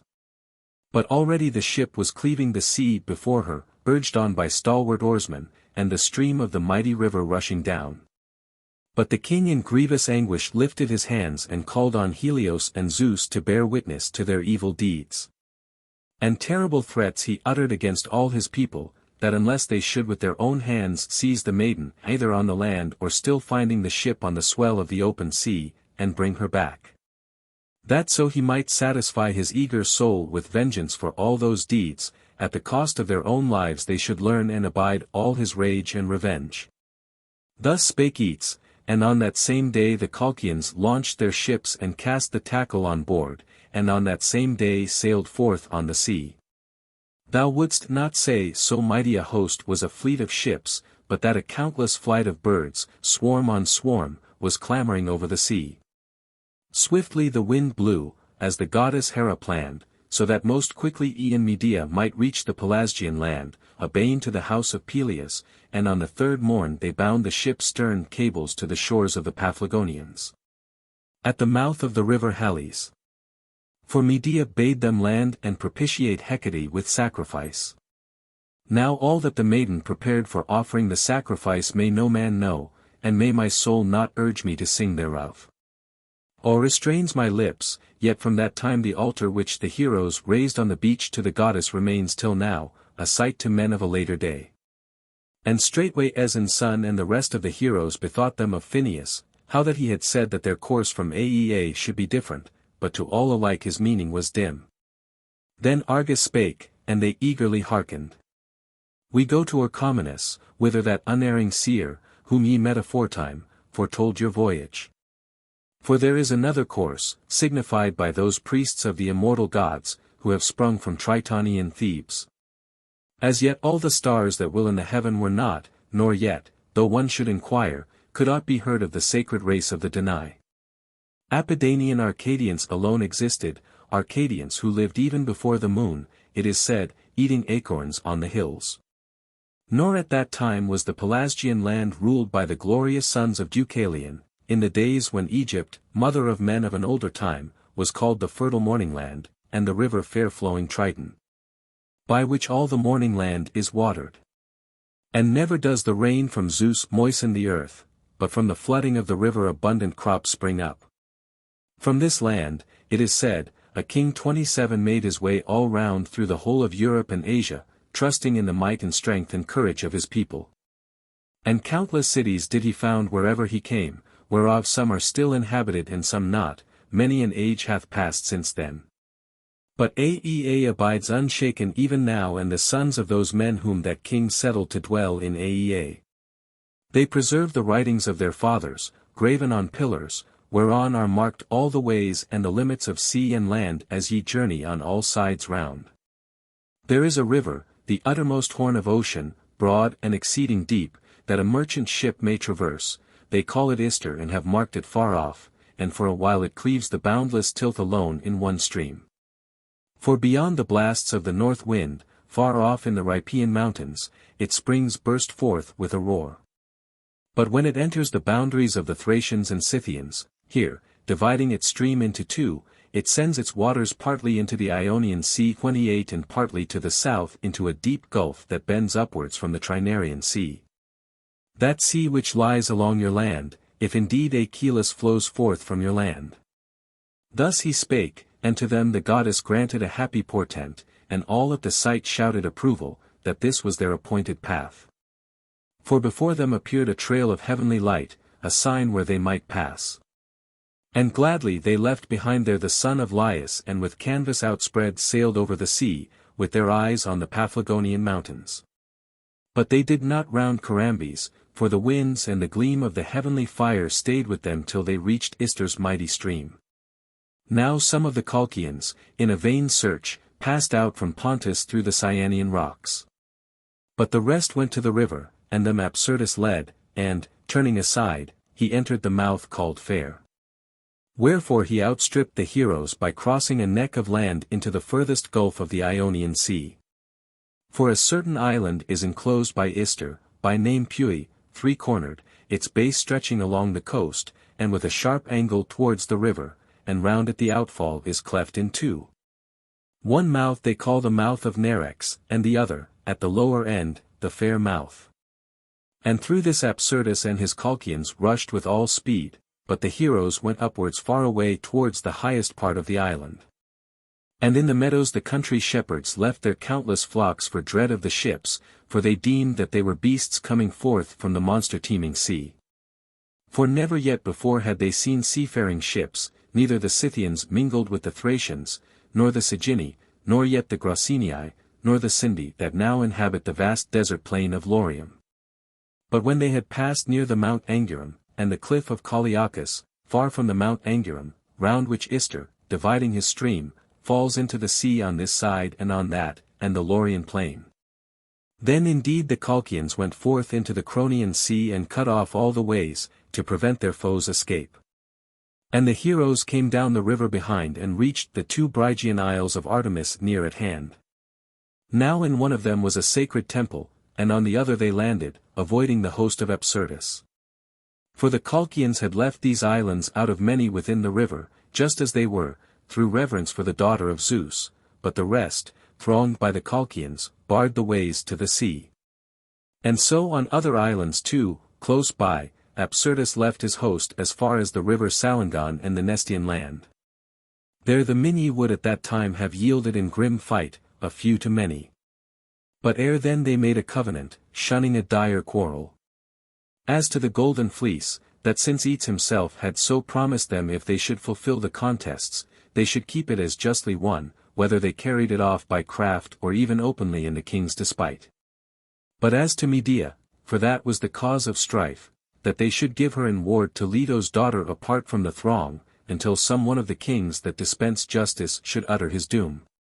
Whether she must return to her father's home or follow the chieftains to the land of Hellas. Now when the maiden had mused upon all this, sharp anguish shook her heart unceasingly. And quickly she called forth Jason alone apart from his comrades, and led him aside until they were far away, and before his face uttered her speech all broken with sobs. What is this purpose that ye are now devising about me, O son of Aeson? Has thy triumph utterly cast forgetfulness upon thee, and reekest thou nothing of all that thou spakest when held fast by necessity? Whither are fled the oaths by Zeus the suppliant's god, whither are fled thy honeyed promises? For which in no seemly wise, with shameless will, I have left my country, the glories of my home and even my parents, things that were dearest to me. And far away all alone I am borne over the sea with the plaintive kingfishers because of thy trouble, in order that I might save thy life in fulfilling the contests with the oxen and the earth-born men. Last of all the fleece, when the matter became known, it was by my folly thou didst win it, and a foul reproach have I poured on womankind. Wherefore I say that as thy child, thy bride, and thy sister, I follow thee to the land of Hellas. Be ready to stand by me to the end, abandon me not left forlorn of thee when thou dost visit the kings. But only save me, let justice and right, to which we have both agreed, stand firm. Or else do thou at once shear through this neck with the sword, that I may gain the guerdon due to my mad passion. Poor wretch! If the king, to whom you both commit your cruel covenant, doom me to belong to my brother, how shall I come to my father's sight? Will it be with a good name? What revenge, what heavy calamity shall I not endure in agony for the terrible deeds I have done? And wilt thou win the return that thy heart desires? Never may Zeus' bride, the queen of all, in whom thou dost glory, bring that to pass. Mayst thou some time remember me when thou art racked with anguish, may the fleece like a dream vanish into the nether darkness on the wings of the wind. And may my avenging furies forthwith drive thee from thy country, for all that I have suffered through thy cruelty. These curses will not be allowed to fall unaccomplished to the ground. A mighty oath hast thou transgressed, ruthless one. But not long shalt thou and thy comrades sit at ease casting eyes of mockery upon me, for all your covenants. Thus she spake, seething with fierce wrath. And she longed to set fire to the ship and to hew it utterly in pieces, and herself to fall into the raging flame. But Jason, half afraid, thus addressed her with gentle words.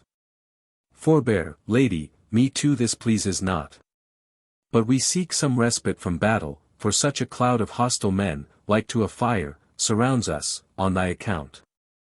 For all that inhabit this land are eager to aid Absyrtus, that they may lead thee back home to thy father, like some captured maid. And all of us would perish in hateful destruction, if we closed with them in fight, and bitterer still will be the pain, if we are slain and leave thee to be their prey. But this covenant will weave a web of guile to lead him to ruin. Nor will the people of the land for thy sake oppose us, to favor the Colchians, when their prince is no longer with them, who is thy champion and thy brother. Nor will I shrink from matching myself in fight with the Colchians, if they bar my way homeward. Thus he spake soothing her, and she uttered a deadly speech, take heed now. For when sorry deeds are done we must needs devise sorry counsel, since at first I was distraught by my error, and by heavens will it was I wrought the accomplishment of evil desires. Do thou in the turmoil shield me from the Colchian spears. And I will beguile Absyrtus to come into thy hands, do thou greet him with splendid gifts, if only I could persuade the heralds on their departure to bring him alone to hearken to my words. Thereupon if this deed pleases thee, slay him and raise a conflict with the Colchians, I care not. So they two agreed and prepared a great web of guile for Absyrtus, and provided many gifts such as are due to guests, and among them gave a sacred robe of Hypsipyle, of crimson hue. The Graces with their own hands had wrought it for Dionysus in Segurtia, and he gave it to his son Thoas thereafter, and Thoas left it to Hypsipyle, and she gave that fair-wrought guest gift with many another marvel to Aeson's son to wear. Never couldst thou satisfy thy sweet desire by touching it or gazing on it. And from it a divine fragrance breathed from the time when the king of Nyssa himself lay to rest thereon, flushed with wine and nectar as he clasped the beauteous breast of the maiden daughter of Minos, whom once Theseus forsook in the island of Dia. When she had followed him from Knossos. And when she had worked upon the heralds to induce her brother to come, as soon as she reached the temple of the goddess, according to the agreement, and the darkness of night surrounded them. That so she might devise with him a cunning plan for her to take the mighty fleece of gold and return to the home of Aeetes, for, she said, the sons of Phrixus had given her by force to the strangers to carry off. With such beguiling words she scattered to the air and the breezes her witching charms, which even from afar would have drawn down the savage beast from the steep mountain height. Ruthless love, great bane, great curse to mankind, from thee come deadly strifes and lamentations and groans, and countless pains as well have their stormy birth from thee. Arise, thou God, and arm thyself against the sons of our foes in such guise as when thou didst fill Medea's heart with accursed madness. How then by evil doom did she slay Absyrtus when he came to meet her? For that must our song tell next. When the heroes had left the maiden on the island of Artemis, according to the covenant, both sides ran their ships to land separately. And Jason went to the ambush to lie in wait for Absyrtus and then for his comrades. But he, beguiled by these dire promises, swiftly crossed the swell of the sea in his ship, and in dark night set foot on the sacred island. And faring all alone to meet her he made trial in speech of his sister, as a tender child tries a wintry torrent which not even strong men can pass through, to see if she would devise some guile against the strangers. And so they two agreed together on everything, and straightway Aeson's son leapt forth from the thick ambush, lifting his bare sword in his hand. And quickly the maiden turned her eyes aside and covered them with her veil that she might not see the blood of her brother when he was smitten. And Jason marked him and struck him down, as a butcher strikes down a mighty strong-horned bull, hard by the temple which the Brygi on the mainland opposite had once built for Artemis. In its vestibule he fell on his knees. And at last the hero breathing out his life caught up in both hands the dark blood as it welled from the wound, and he died with red his sister's silvery veil and robe as she shrank away. And with swift side glance the irresistible pitiless fury beheld the deadly deed they had done. And the hero, Aeson's son, cut off the extremities of the dead man, and thrice licked up some blood and thrice spat the pollution from his teeth, as it is right for the slayer to do, to atone for a treacherous murder. And the clammy corpse he hid in the ground where even now those bones lie among the absurtions. Now as soon as the heroes saw the blaze of a torch, which the maiden raised for them as a sign to pursue, they laid their own ship near the Colchian ship, and they slaughtered the Colchian host, as kites slay the tribes of wood-pigeons. Or as lions of the wold, when they have leapt amid the steading, drive a great flock of sheep huddled together. Nor did one of them escape death, but the heroes rushed upon the whole crew, destroying them like a flame, and at last Jason met them, and was eager to give aid where none was needed, but already they were taking thought for him too. Thereupon they sat to devise some prudent counsel for their voyage, and the maiden came upon them as they pondered, but Pelias spake his word first. I now bid you embark while it is still night. And take with your oars the passage opposite to that which the enemy guards, for at dawn when they see their plight I deem that no word urging to further pursuit of us will prevail with them. But as people bereft of their king, they will be scattered in grievous dissension. And easy, when the people are scattered, will this path be for us on our return. Thus he spake, and the youths assented to the words of Iolcus' son. And quickly they entered the ship, and toiled at their oars unceasingly until they reached the sacred isle of Electra, the highest of them all, near the river Eridanus. But when the Colchians learnt the death of their prince, verily they were eager to pursue Argo and the minions through all the Cronian sea. But Hera restrained them by terrible lightnings from the sky. And at last they loathed their own homes in the Scythian land, quailing before Aeetes' fierce wrath, so they landed and made abiding homes there, scattered far and wide. Some set foot on those very islands where the heroes had stayed, and they still dwell there, bearing a name derived from Absyrtus. And others built a fenced city by the dark deep Illyrian river, where is the tomb of Harmonia and Cadmus, dwelling among the Enchelians. And others live amid the mountains which are called the Thunderers, from the day when the thunders of Zeus, son of Cronos, prevented them from crossing over to the island opposite. Now the heroes, when their return seemed safe for them, fared onward and made their hawsers fast to the land of the Hylians. For the islands lay thick in the river and made the path dangerous for those who sailed thereby. Nor, as aforetime, did the Hylians devise their hurt, but of their own accord furthered their passage, winning as guerdon a mighty tripod of Apollo. For tripods twain had Phoebus given to Aeson's son to carry afar in the voyage he had to make, at the time when he went to sacred Pytho to inquire about this very voyage. And it was ordained by fate that in whatever land they should be placed, that land should never be ravaged by the attacks of foemen.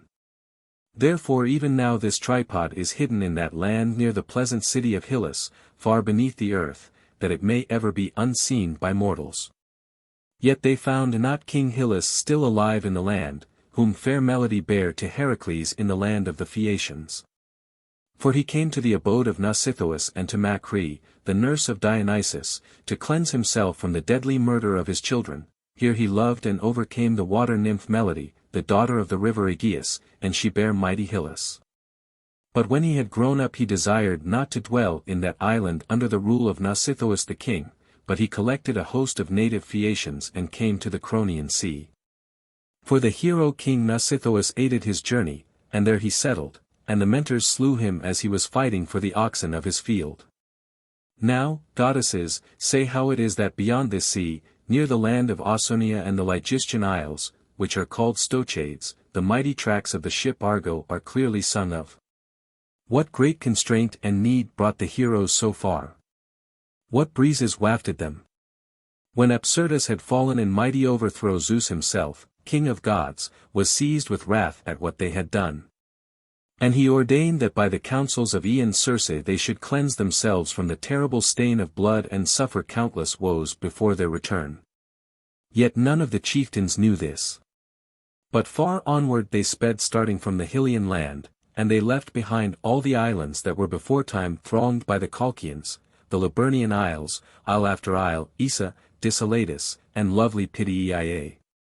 Next after them they came to Corcyra, where Poseidon settled the daughter of Asopus, fair-haired Corcyra, far from the land of Phlius, whence he had carried her off through love. And sailors beholding it from the sea, all black with its sombre woods, call it Corcyra the Black. And next they passed Melody, rejoicing in the soft blowing breeze, and steep Cerasus, and Nymphea at a distance, where Lady Calypso, daughter of Atlas, dwelt, and they deemed they saw the misty mountains of thunder. And then Hera bethought her of the counsels and wrath of Zeus concerning them. And she devised an ending of their voyage and stirred up storm winds before them, by which they were caught and borne back to the rocky isle of Electra. And straightway on a sudden there called to them in the midst of their course, speaking with a human voice, the beam of the hollow ship, which Athena had set in the center of the stem, made of Dodonian oak. And deadly fear seized them as they heard the voice that told of the grievous wrath of Zeus. For it proclaimed that they should not escape the paths of an endless sea nor grievous tempests, unless Circe should purge away the guilt of the ruthless murder of Apsyrtus. And it bade Polydeuces and Castor pray to the immortal gods first to grant a path through the Ausonian sea where they should find Circe, daughter of Perse and Helios. Thus Argo cried through the darkness. And the sons of Tyndareus uprose, and lifted their hands to the immortals praying for each boon, but dejection held the rest of the minion heroes. And far on sped Argo under sail, and entered deep into the stream of Eridanus. Where once, smitten on the breast by the blazing bolt, Phaeton half consumed fell from the chariot of Helios into the opening of that deep lake, and even now it belcheth up heavy steam clouds from the smouldering wound. And no bird spreading its light wings can cross that water, but in mid-course it plunges into the flame, fluttering. And all around the maidens, the daughters of Helios, enclosed in tall poplars, wretchedly wail a piteous plaint. And from their eyes they shed on the ground bright drops of amber. These are dried by the sun upon the sand. But whenever the waters of the dark lake flow over the strand before the blast of the wailing wind, then they roll on in a mass into Eridanus with swelling tide. But the Celts have attached this story to them, that these are the tears of Leto's son, Apollo, that are borne along by the Aeetes. The countless tears that he shed aforetime when he came to the sacred race of the Hyperboreans and left shining heaven at the chiding of his father. Being in wrath concerning his son whom divine Caronis bare in bright Laceria at the mouth of Amyrus. And such is the story told among these men. But no desire for food or drink seized the heroes, nor were their thoughts turned to joy. But they were sorely afflicted all day, heavy and faint at heart, with the noisome stench, hard to endure, which the streams of Eridanus sent forth from Phaeton still burning. And at night they heard the piercing lament of the daughters of Helios, wailing with shrill voice, and, as they lamented, their tears were borne on the water like drops of oil. Thence they entered the deep stream of Rhodanus which flows into Eridanus, and where they meet there is a roar of mingling waters. Now that river, rising from the ends of the earth, where are the portals and mansions of night, on one side bursts forth upon the beach of ocean, at another pours into the Ionian Sea.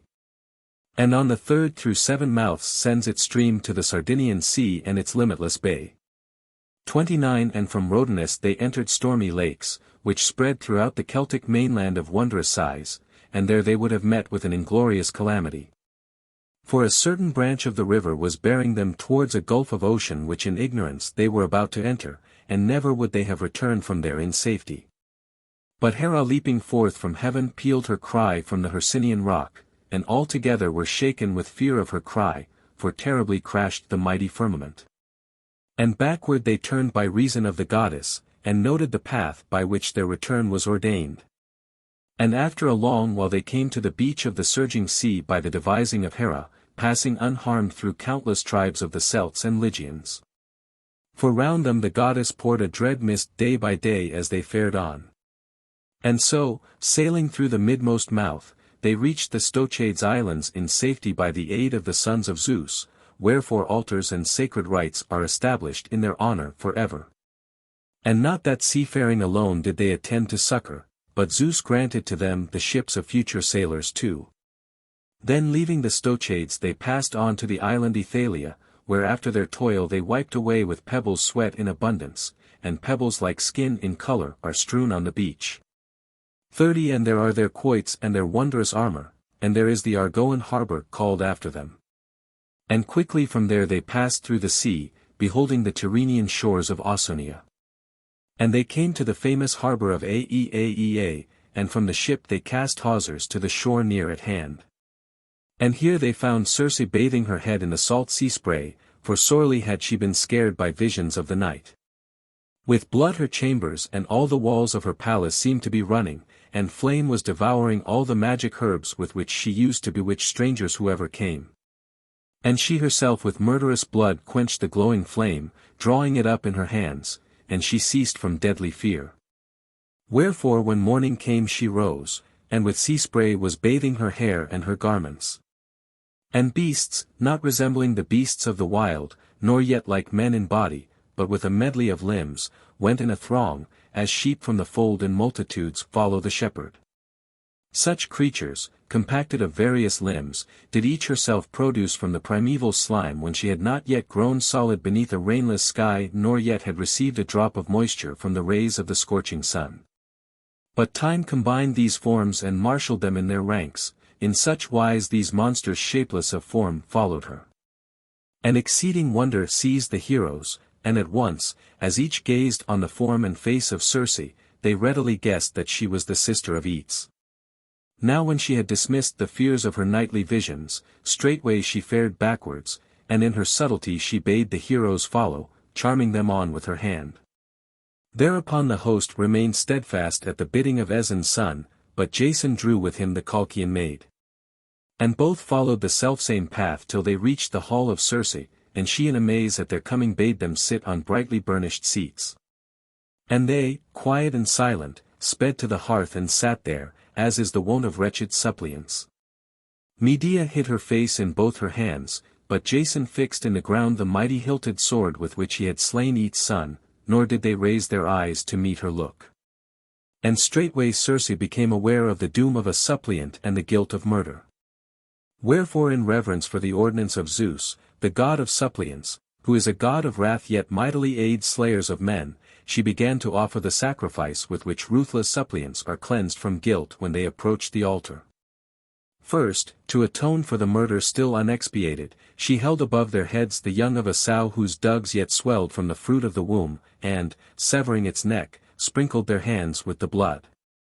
And again she made propitiation with other drink offerings, calling on Zeus the cleanser, the protector of murder-stained suppliants. And all the defilements in a mass her attendants bore forth from the palace, the Naiad nymphs who ministered all things to her. And within, Circe, standing by the hearth, kept burning atonement cakes without wine, praying the while that she might stay from their wrath the terrible furies, and that Zeus himself might be propitious and gentle to them both. Whether with hands stained by the blood of a stranger or, as kinsfolk, by the blood of a kinsman, they should implore his grace. But when she had wrought all her task, then she raised them up and seated them on well-polished seats, and herself sat near, face to face with them. And at once she asked them clearly of their business and their voyaging, and whence they had come to her land and palace, and had thus seated themselves as suppliants at her hearth. For in truth the hideous remembrance of her dreams entered her mind as she pondered, and she longed to hear the voice of the maiden, her kinswoman, as soon as she saw that she had raised her eyes from the ground. For all those of the race of Helios were plain to discern, since by the far flashing of their eyes they shot in front of them a gleam as of gold. So Medea told her all she asked, the daughter of Aeetes of the gloomy heart, speaking gently in the Colchian tongue, both of the quest and the journeyings of the heroes, and of their toils in the swift contests. And how she had sinned through the counsels of her much sorrowing sister, and how with the sons of Phrixus she had fled afar from the tyrannous horrors of her father. But she shrank from telling of the murder of Absyrtus. Yet she escaped not Circe's ken, nevertheless, in spite of all, she pitied the weeping maiden, and spake thus. Poor wretch, an evil and shameful return hast thou planned. Not for long, I ween, wilt thou escape the heavy wrath of Aeetes, but soon will he go even to the dwellings of Hellas to avenge the blood of his son, for intolerable are the deeds thou hast done. But since thou art my suppliant and my kinswoman, no further ill shall I devise against thee at thy coming, but begone from my halls, companioning the stranger, whosoever he be, this unknown one that thou hast taken in thy father's despite. And kneel not to me at my hearth, for never will I approve thy counsels and thy shameful flight. Thus she spake, and measureless anguish seized the maid. And over her eyes she cast her robe and poured forth a lamentation, until the hero took her by the hand and led her forth from the hall quivering with fear. So they left the home of Circe. But they were not unmarked by the spouse of Zeus, son of Cronos, but Iris told her when she saw them faring from the hall. For Hera had bidden her watch what time they should come to the ship. So again she urged her and spake. Dear Iris, now come, if ever thou hast fulfilled my bidding, hie thee away on light pinions, and bid Thetis arise from the sea and come hither. For need of her is come upon me. Then go to the sea beaches where the bronze anvils of Hephaestus are smitten by sturdy hammers, and tell him to still the blasts of fire until Argo pass by them. Then go to Aeolus too, Aeolus who rules the winds, children of the clear sky. And to him also tell my purpose so that he may make all winds cease under heaven and no breeze may ruffle the sea, yet let the breath of the west wind blow until the heroes have reached the Phaeacian isle of Alcinous. So she spake, and straightway Iris leapt down from Olympus and cleft her way, with light wings outspread. And she plunged into the Aegean Sea, where is the dwelling of Nereus. And she came to Thetis first and, by the promptings of Hera, told her tale and roused her to go to the goddess. Next she came to Hephaestus, and quickly made him cease from the clang of his iron hammers. And the smoke-grimed bellows were stayed from their blast. And thirdly she came to Aeolus, the famous son of Hippotas. And when she had given her message to him also and rested her swift knees from her course, then Thetis leaving Nereus and her sisters had come from the sea to Olympus to the goddess Hera. And the goddess made her sit by her side and uttered her word. Hearken now, Lady Thetis, to what I am eager to tell thee. Thou knowest how honored in my heart is the hero, Aeson's son, and the others that have helped him in the contest, and how I saved them when they passed between the wandering rocks. 31 Where roar terrible storms of fire and the waves foam round the rugged reefs. And now past the mighty rock of Scylla and Charybdis horribly belching, a course awaits them.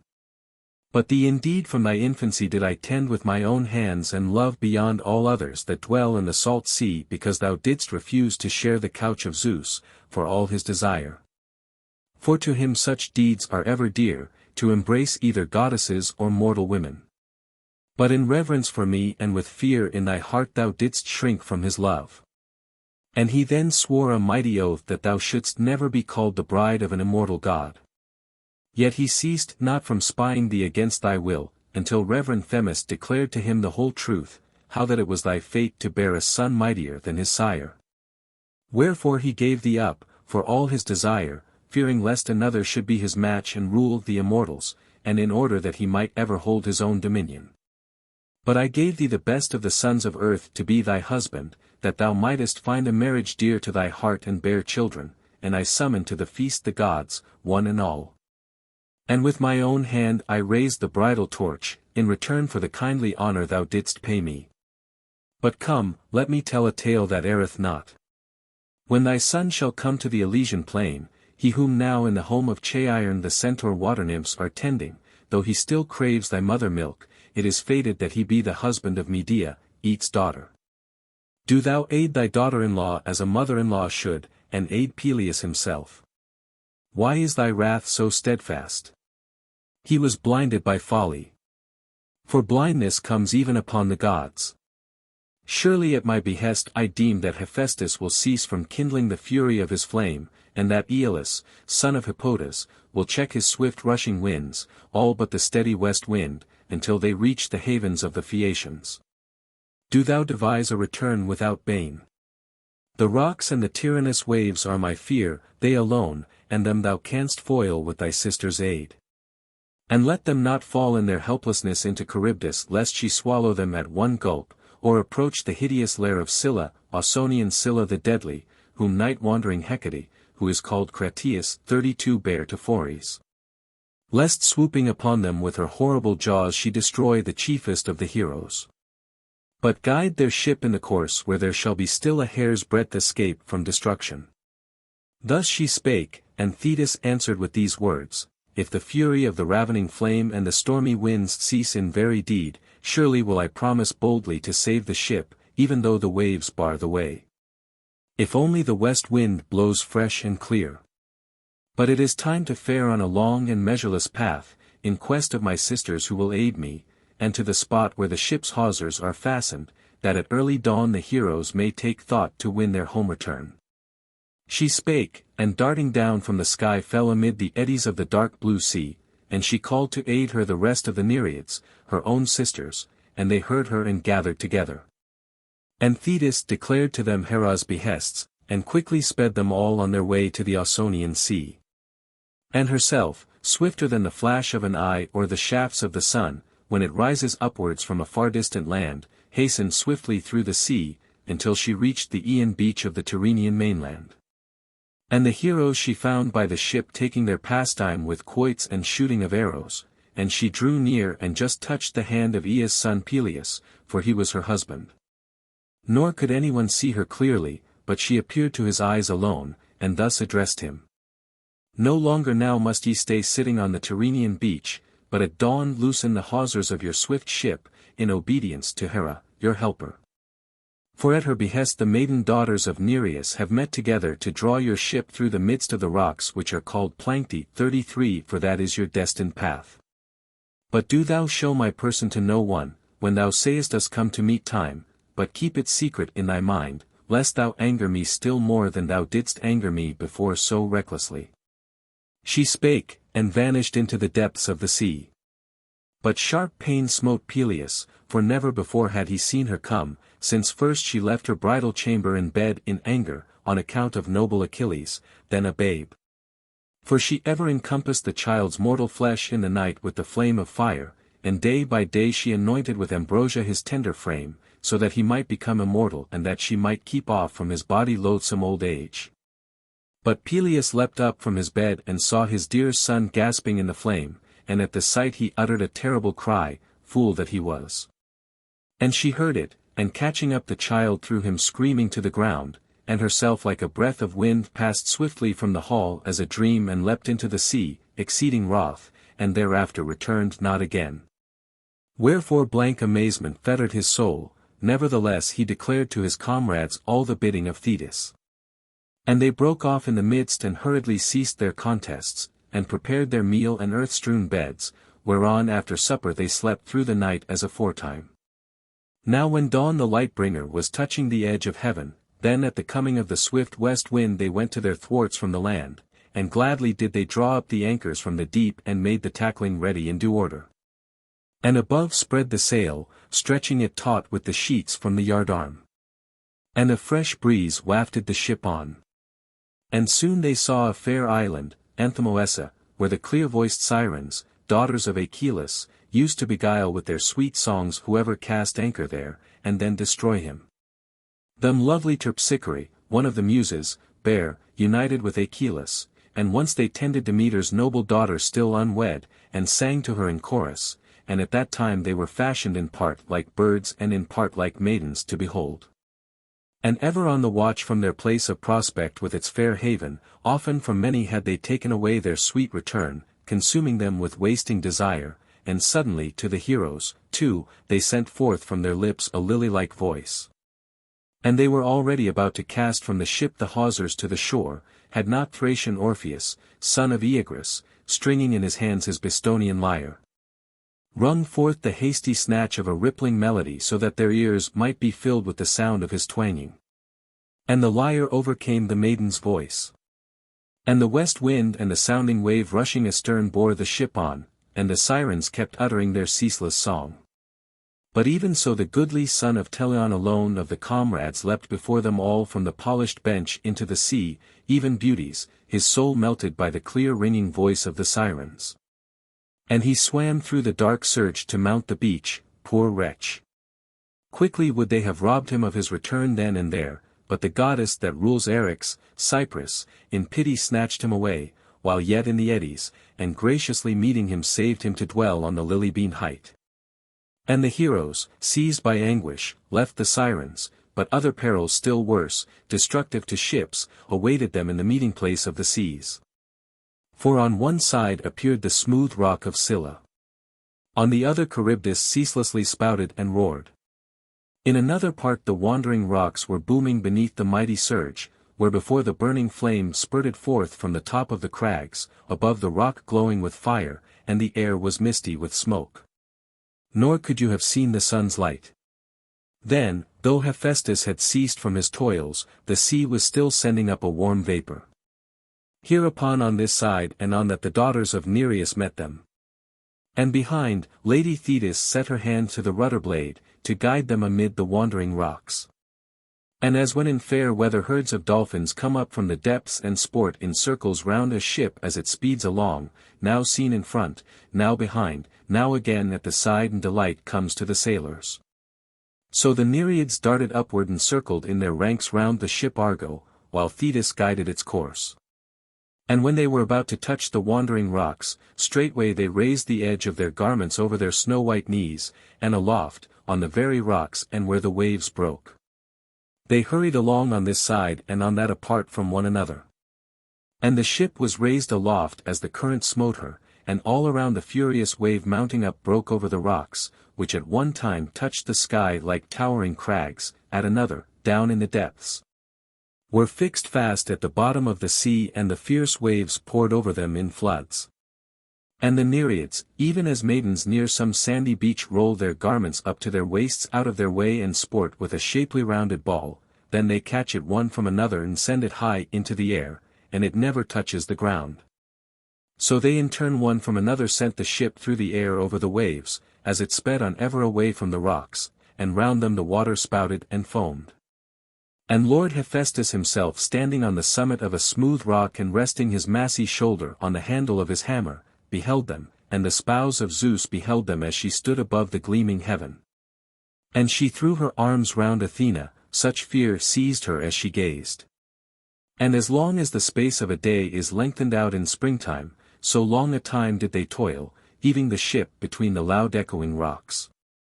Then again the heroes caught the wind and sped onward, and swiftly they passed the mead of Thrinacia, where the kine of Helios fed. There the nymphs, like sea mews, plunged beneath the depths, when they had fulfilled the behests of the spouse of Zeus. And at the same time the bleating of sheep came to the heroes through the mist, and the lowing of kine, near at hand, smote their ears. And over the dewy leas Phaethusa, the youngest of the daughters of Helios, tended the sheep, bearing in her hand a silver crook, while Lampetia, herding the kine, wielded a staff of glowing orichalcum 34 as she followed. These kine the heroes saw feeding by the river's stream, over the plain and the water meadow. Not one of them was dark in hue, but all were white as milk and glorying in their horns of gold. So they passed them by in the daytime, and when night came on they were cleaving a great sea gulf, rejoicing, until again early rising dawn threw light upon their course. Fronting the Ionian Gulf there lies an island in the Ceronian Sea, rich in soil, with a harbour on both sides, beneath which lies the sickle, as legend saith, grant me grace, O Muses. Not willingly do I tell this tale of olden days, wherewith Cronos pitilessly mutilated his father. But others call it the reaping hook of Demeter, goddess of the nether world. For Demeter once dwelt in that island, and taught the Titans to reap the ears of corn, all for the love of Macri. Whence it is called Drapane 35 the sacred nurse of the Phaeacians, and thus the Phaeacians themselves are by birth of the blood of Uranus. To them came Argo, held fast by many toils, borne by the breezes from the Thrinacian sea. And Alcinous and his people with kindly sacrifice gladly welcomed their coming, and over them all the city made merry. Thou wouldst say they were rejoicing over their own sons.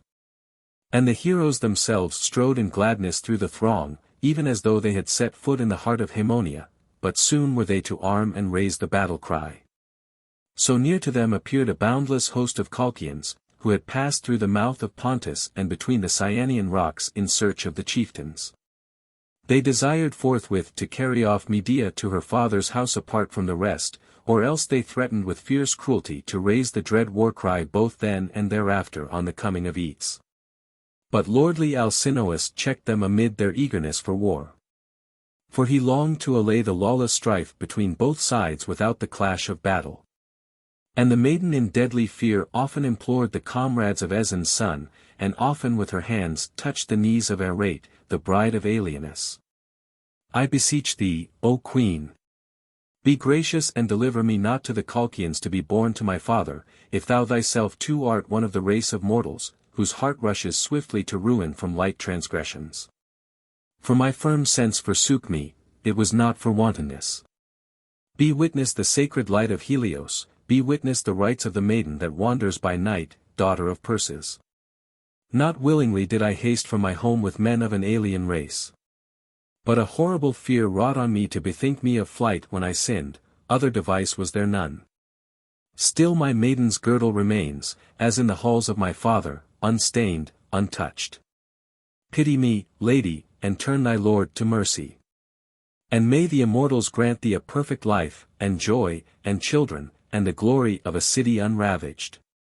Thus did she implore Aeetes, shedding tears, and thus each of the chieftains in turn. On your account, ye men of peerless might, and on account of my toils in your ventures am I sorely afflicted. Even I, by whose help ye yoked the bulls, and reaped the deadly harvest of the earth-born men, even I, through whom on your homeward path ye shall bear to Haemonia the Golden Fleece. Lo, here am I, who have lost my country and my parents, who have lost my home and all the delights of life. To you have I restored your country and your homes, with eyes of gladness ye will see again your parents. But from me a heavy-handed God has raft all joy, and with strangers I wander, an accursed thing. Fear your covenant and your oaths, fear the fury that avenges suppliants and the retribution of heaven, if I fall into Aeetes' hands and am slain with grievous outrage. To no shrines, no tower of defense, no other refuge do I pay heed, but only to you. Hard and pitiless in your cruelty. No reverence have ye for me in your heart though ye see me helpless, stretching my hands towards the knees of a stranger queen. Yet, when ye longed to seize the fleece, ye would have met all the Colchians face to thee and haughty Aeetes himself, but now ye have forgotten your courage, now that they are all alone and cut off. Thus she spake, beseeching. And to whomsoever she bowed in prayer, that man tried to give her heart and to check her anguish. And in their hands they shook their sharp-pointed spears, and drew the swords from their sheaths. And they swore they would not hold back from giving succor, if she should meet with an unrighteous judgment. And the host were all wearied, and night came on them, night that puts to rest the works of men, and lulled all the earth to sleep. But to the maid no sleep brought rest, but in her bosom her heart was wrung with anguish. Even as when a toiling woman turns her spindle through the night, and round her moan her orphan children, for she is a widow, and down her cheeks fall the tears, as she bethinks her how dreary a lot hath seized her. So Medea's cheeks were wet. And her heart within her was in agony, pierced with sharp pain. Now within the palace in the city, as aforetime, lay lordly Alcinous and Aeetes, the revered wife of Alcinous, and on their couch through the night they were devising plans about the maiden. And him, as her wedded husband, the wife addressed with loving words.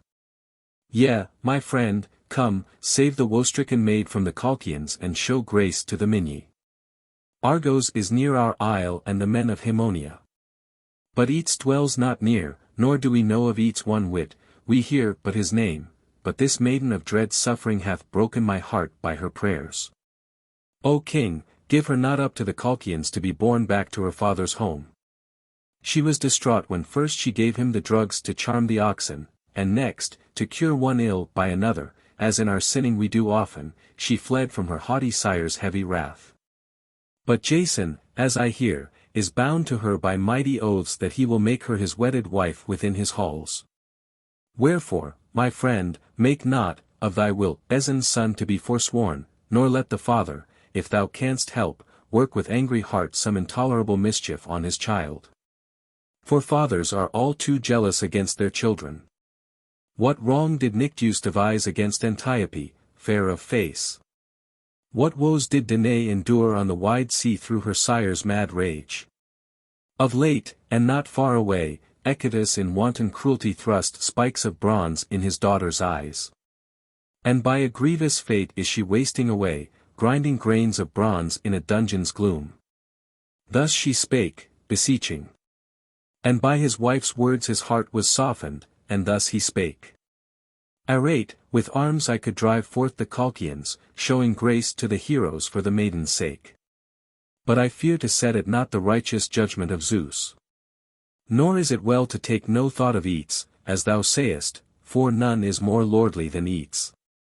And, if he willed, he might bring war upon Hellas, though he dwell afar.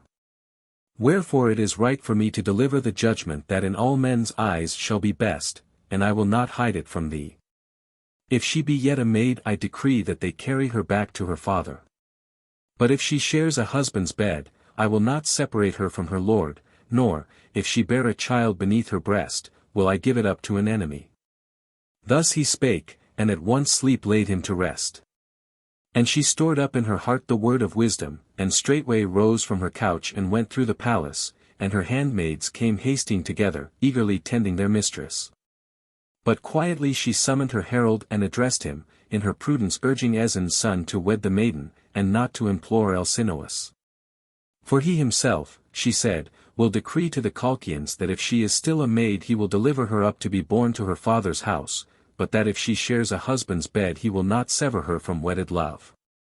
Thus she spake, and quickly from the hall his feet bore him, that he might declare to Jason the fair omened speech of Aeetes and the counsel of God-fearing Alcinous. And he found the heroes watching in full armor in the haven of Hyllus, near the city, and out he spake the whole message, and each hero's heart rejoiced, for the word that he spake was welcome.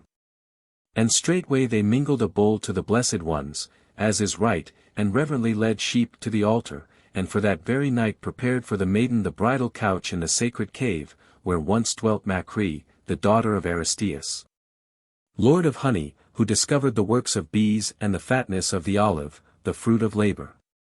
She it was that first received in her bosom the Nysian son of Zeus in Abantian Euboea, and with honey moistened his parched lips when Hermes bore him out of the flame. And Hera beheld it, and in wrath drove her from the whole island. And she accordingly came to dwell far off, in the sacred cave of the Phaeacians, and granted boundless wealth to the inhabitants. There at that time did they spread a mighty couch. And thereon they laid the glittering fleece of gold, that so the marriage might be made honored and the theme of song. And for them nymphs gathered flowers of varied hue and bore them thither in their white bosoms. And a splendor as of flame played round them all, such a light gleamed from the golden tufts. And in their eyes it kindled a sweet longing, yet for all her desire, all withheld each one from laying her hand thereon. Some were called daughters of the river Aegeus, others dwelt round the crests of the Melitian mount, and others were woodland nymphs from the plains. For Hera herself, the spouse of Zeus, had sent them to do honor to Jason. That cave is to this day called the sacred cave of Medea, where they spread the fine and fragrant linen and brought these two together. And the heroes in their hands wielded their spears for war, lest first a host of foes should burst upon them for battle unawares, and, their heads enwreathed with leafy sprays, all in harmony, while Orpheus' harp rang clear, sang the marriage song at the entrance to the bridal chamber.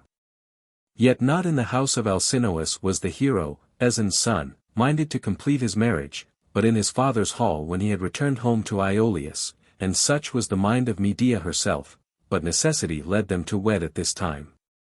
For never in truth do we tribes of woe-stricken mortals tread the path of delight with sure foot, but still some bitter affliction keeps pace with our joy. Wherefore they too, though their souls were melted with sweet love, were held by fear, whether the sentence of Alcinous would be fulfilled. Now dawn returning with her beams divine scattered the gloomy night through the sky. And the island beaches laughed out and the paths over the plains far off, drenched with dew, and there was a din in the streets, the people were astir throughout the city, and far away the Colchians were astir at the bounds of the Isle of Macri.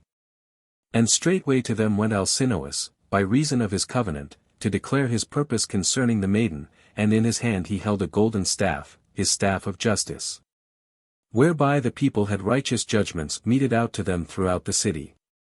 And with him in order due and arrayed in their harness of war went marching, band by band, the chiefs of the Phaeacians.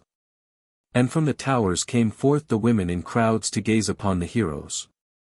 And the country folk came to meet them when they heard the news, for Hera had sent forth a true report. And one led the chosen ram of his flock, and another a heifer that had never toiled, and others set hard by jars of wine for mixing. And the smoke of sacrifice leapt up far away. And women bore fine linen, the fruit of much toil, as women will, and gifts of gold and varied ornaments as well, such as are brought to newly wedded brides.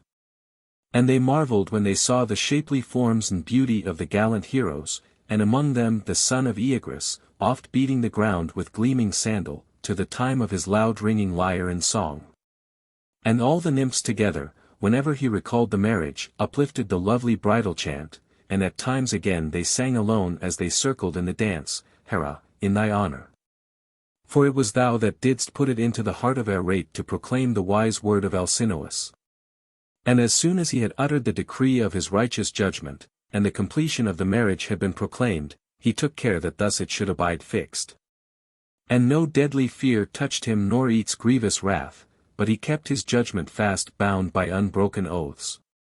So when the Colchians learnt that they were beseeching in vain and he bade them either observe his judgments or hold their ships away from his harbours and land, then they began to dread the threats of their own king and besought Alcinous to receive them as comrades. And there in the island long time they dwelt with the Phaeacians, until in the course of years, the Bacchiati, a race sprung from Ephra 36 settled among them, and the Colchians passed to an island opposite. And thence they were destined to reach the Ceronian hills of the Abantes, and the Nestians and Oricum, but all this was fulfilled after long ages had passed. And still the altars which Medea built on the spot sacred to Apollo, god of shepherds, receive yearly sacrifices in honor of the Fates and the nymphs. And when the Minyae departed many gifts of friendship did Alcinous bestow, and many a rate. Moreover she gave Medea 12 Phaeacian handmaids from the palace, to bear her company. And on the 7th day they left Drepane, and at dawn came a fresh breeze from Zeus. And onward they sped borne along by the wind's breath. Howbeit not yet was it ordained for the heroes to set foot on Achaea, until they had toiled even in the furthest bounds of Libya. Now had they left behind the gulf named after the Ambracians, now with sails wide spread the land of the Aeetes, and next in order the narrow islands with the Aeetes, and the land of Pelops was just descried. Even then a baleful blast of the north wind seized them in mid-course and swept them towards the Libyan sea 9 nights and as many days, until they came far within Syrtis, wherefrom is no return for ships, when they are once forced into that gulf. For on every hand are shoals, on every hand masses of seaweed from the depths, and over them the light foam of the wave washes without noise, and there is a stretch of sand to the dim horizon, and there moveth nothing that creeps or flies.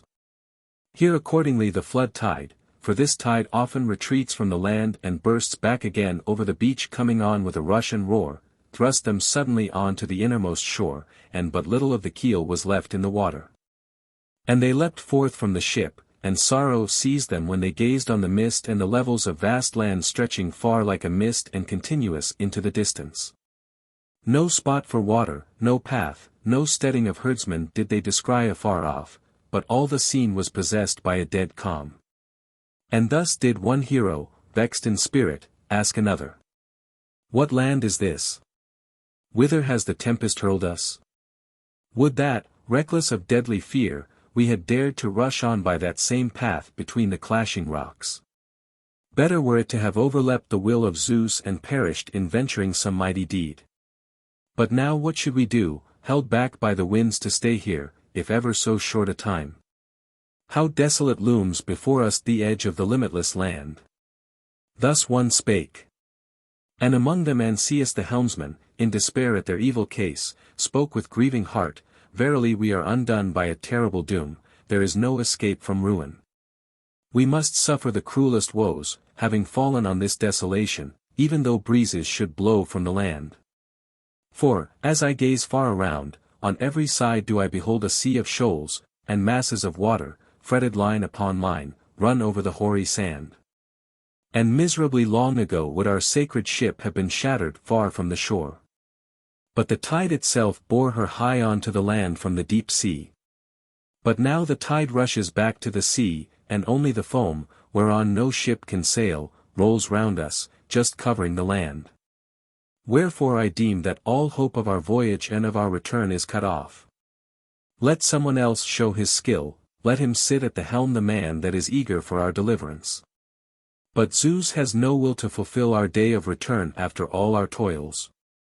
Thus he spake with tears, and all of them that had knowledge of ships agreed thereto, but the hearts of all grew numb, and pallor overspread their cheeks. And as, like lifeless spectres, men roam through a city awaiting the issue of war or of pestilence, or some mighty storm which overwhelms the countless labors of oxen, when the images of their own accord sweat and run down with blood. And bellowings are heard in temples, or when at midday the sun draws on night from heaven, and the stars shine clear through the mist. So at that time along the endless strand the chieftains wandered, groping their way. Then straightway dark evening came upon them. And piteously did they embrace each other and say farewell with tears, that they might, each one apart from his fellow, fall on the sand and die. And this way and that they went further to choose a resting place. And they wrapped their heads in their cloaks and, fasting and unfed, lay down all that night and the day, awaiting a piteous death. But apart the maidens huddled together lamented beside the daughter of Aeetes. And as when, forsaken by their mother, unfledged birds that have fallen from a cleft in the rock chirp shrilly, or when by the banks of fair-flowing Pactolus, swans raise their song, and all around the dewy meadow echoes and the river's fair stream. So these maidens, laying in the dust their golden hair, all through the night wailed their piteous lament. And their all would have parted from life without a name and unknown to mortal men, those bravest of heroes, with their task unfulfilled. But as they pined in despair, the heroine nymphs, warders of Libya, had pity on them, they who once found Athena, what time she leapt in gleaming armor from her father's head, and bathed her by Trito's waters. It was noontide and the fiercest rays of the sun were scorching Libya, they stood near Aeson's son, and lightly drew the cloak from his head. And the hero cast down his eyes and looked aside, in reverence for the goddesses, and as he lay bewildered all alone they addressed him openly with gentle words. Ill-starred one, why art thou so smitten with despair? We know how ye went in quest of the Golden Fleece, we know each toil of yours, all the mighty deeds ye wrought in your wanderings over land and sea. We are the solitary ones, goddesses of the land, speaking with human voice, the heroines, Libya's warders and daughters. Up then, be not thus afflicted in thy misery, and rouse thy comrades. And when Amphitrite has straightway loosed Poseidon's swift-wheeled car, then do ye pay to your mother a recompense for all her travail when she bare you so long in her womb, and so ye may return to the divine land of Achaea. Thus they spake, and with the voice vanished at once, where they stood. But Jason sat upon the earth as he gazed around, and thus cried. Be gracious, noble goddesses of the desert, yet the saying about our return I understand not clearly. Surely I will gather together my comrades and tell them, if haply we can find some token of our escape, for the counsel of many is better. He spake, and leapt to his feet, and shouted afar to his comrades, all squalid with dust, like a lion when he roars through the woodland seeking his mate, and far off in the mountains the glens tremble at the thunder of his voice. And the oxen of the field and the herdsmen shudder with fear, yet to them Jason's voice was no whit terrible, the voice of a comrade calling to his friends. And with looks downcast they gathered near, and hard by where the ship lay he made them sit down in their grief and the women with them, and addressed them and told them everything. Listen, friends. As I lay in my grief, 3 goddesses girded with goat skins from the neck downwards round the back and waist, like maidens, stood over my head nigh at hand. And they uncovered me, drawing my cloak away with light hand, and they bade me rise up myself and go and rouse you, and pay to our mother a bounteous recompense for all her travail when she bare us so long in her womb. When Amphitrite shall have loosed Poseidon's swift-wheeled car. But I cannot fully understand concerning this divine message. They said indeed that they were heroines, Libya's warders and daughters, and all the toils that we endured aforetime by land and sea, all these they declared that they knew full well. Then I saw them no more in their place, but a mist or cloud came between and hid them from my sight. Thus he spake, and all marvelled as they heard. Then was wrought for the Minyi the strangest of portents. From the sea to the land leapt forth a monstrous horse, of vast size, with golden mane tossing round his neck, and quickly from his limbs he shook off abundant spray and started on his course, with feet like the wind. And at once Pelias rejoiced and spake among the throng of his comrades. I deem that Poseidon's ear has even now been loosed by the hands of his dear wife, and I divine that our mother is none else than our ship herself. For surely she bare us in her womb and groans unceasingly with grievous travelling. But with unshaken strength and untiring shoulders will we lift her up and bear her within this country of sandy wastes, where yon swift-footed steed has sped before. For he will not plunge beneath the earth, and his hoof-prints, I ween, will point us to some bay above the sea. Thus he spake, and the fit counsel pleased all. This is the tale the Muses told. And I sing obedient to the Pierides, and this report have I heard most truly. That ye, O mightiest far of the sons of kings, by your might and your valor over the desert sands of Libya raised high aloft on your shoulders the ship and all that ye brought therein, and bare her 12 days and nights alike.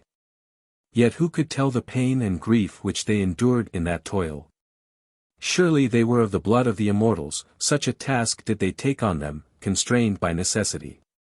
How forward and how far they bore her gladly to the waters of the Tritonian lake. How they strode in and set her down from their stalwart shoulders. Then, like raging hounds, they rushed to search for a spring. For besides their suffering and anguish, a parching thirst lay upon them, and not in vain did they wander. But they came to the sacred plain where Ladon, the serpent of the land, till yesterday kept watch over the golden apples in the garden of Atlas, and all around the nymphs, the Hesperides, were busied, chanting their lovely song. But at that time, stricken by Heracles, he lay fallen by the trunk of the apple tree, only the tip of his tail was still writhing, but from his head down his dark spine he lay lifeless. And where the arrows had left in his blood the bitter gall of the Lernaean hydra, flies withered and died over the festering wounds. And close at hand the Hesperides, their white arms flung over their golden heads, lamented shrilly. And the heroes drew near suddenly, but the maidens, at their quick approach, at once became dust and earth where they stood. Orpheus marked the divine portent, and for his comrades addressed them in prayer, O divine ones, fair and kind, be gracious, O queens, whether ye be numbered among the heavenly goddesses, or those beneath the earth. Or be called the solitary nymphs. Come, O nymphs, sacred race of Oceanus, appear manifest to our longing eyes and show us some spring of water from the rock or some sacred flow gushing from the earth, goddesses, wherewith we may quench the thirst that burns us unceasingly. And if ever again we return in our voyaging to the Achaean land, then to you among the first of goddesses with willing hearts will we bring countless gifts, libations and banquets. So he spake, beseeching them with plaintive voice. And they from their station near pitied their pain, and lo! First of all they caused grass to spring from the earth, and above the grass rose up tall shoots, and then flourishing saplings grew standing upright far above the earth. Hesper became a poplar and Aeetes an elm, and Egly a willow's sacred trunk. And forth from these trees their forms looked out, as clear as they were before, a marvel exceeding great, and Egly spake with gentle words answering their longing looks. Surely there has come hither a mighty succor to your toils. That most accursed man, who robbed our guardian serpent of life and plucked the golden apples of the goddesses and is gone. And has left bitter grief for us. For yesterday came a man most fell in wanton violence, most grim in form, and his eyes flashed beneath his scowling brow, a ruthless wretch, and he was clad in the skin of a monstrous lion of raw hide, untanned. And he bare a sturdy bough of olive, and a bow, wherewith he shot and killed this monster here. So he too came, as one traversing the land on foot, parched with thirst. And he rushed wildly through this spot, searching for water, but nowhere was he like to see it. Now here stood a rock near the Tritonian lake, and of his own device, or by the prompting of some god, he smote it below with his foot. And the water gushed out in full flow. And he, leaning both his hands and chest upon the ground, drank a huge draught from the rift rock, until, stooping like a beast of the field, he had satisfied his mighty maw. Thus she spake. And they gladly with joyful steps ran to the spot where Egly had pointed out to them the spring, until they reached it. And as when earth-burrowing ants gather in swarms round a narrow cleft, or when flies lighting upon a tiny drop of sweet honey cluster round with insatiate eagerness. So at that time, huddled together, the Minyi thronged about the spring from the rock. And thus with wet lips one cried to another in his delight. Strange!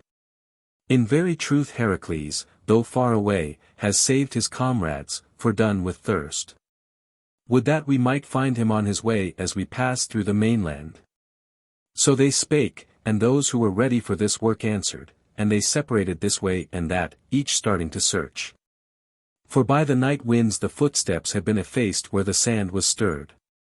The two sons of Boreas started up, trusting in their wings, and Euphemus, relying on his swift feet, and Lynceus to cast far his piercing eyes.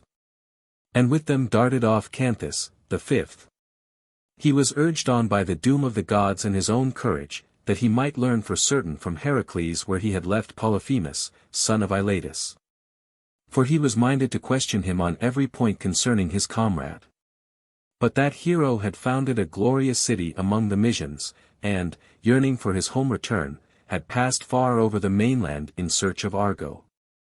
And in time he reached the land of the Chalybes, who dwell near the sea, there it was that his fate subdued him. And to him a monument stands under a tall poplar, just facing the sea. But that day Lynceus thought he saw Heracles all alone, far off, over measureless land, as a man at the month's beginning sees, or thinks he sees, the moon through a bank of cloud. And he returned and told his comrades that no other searcher would find Heracles on his way, and they also came back, and swift-footed Euphemus and the twin sons of Thracian Boreas, after a vain toil. But thee, Canthus, the fates of death seized in Libya.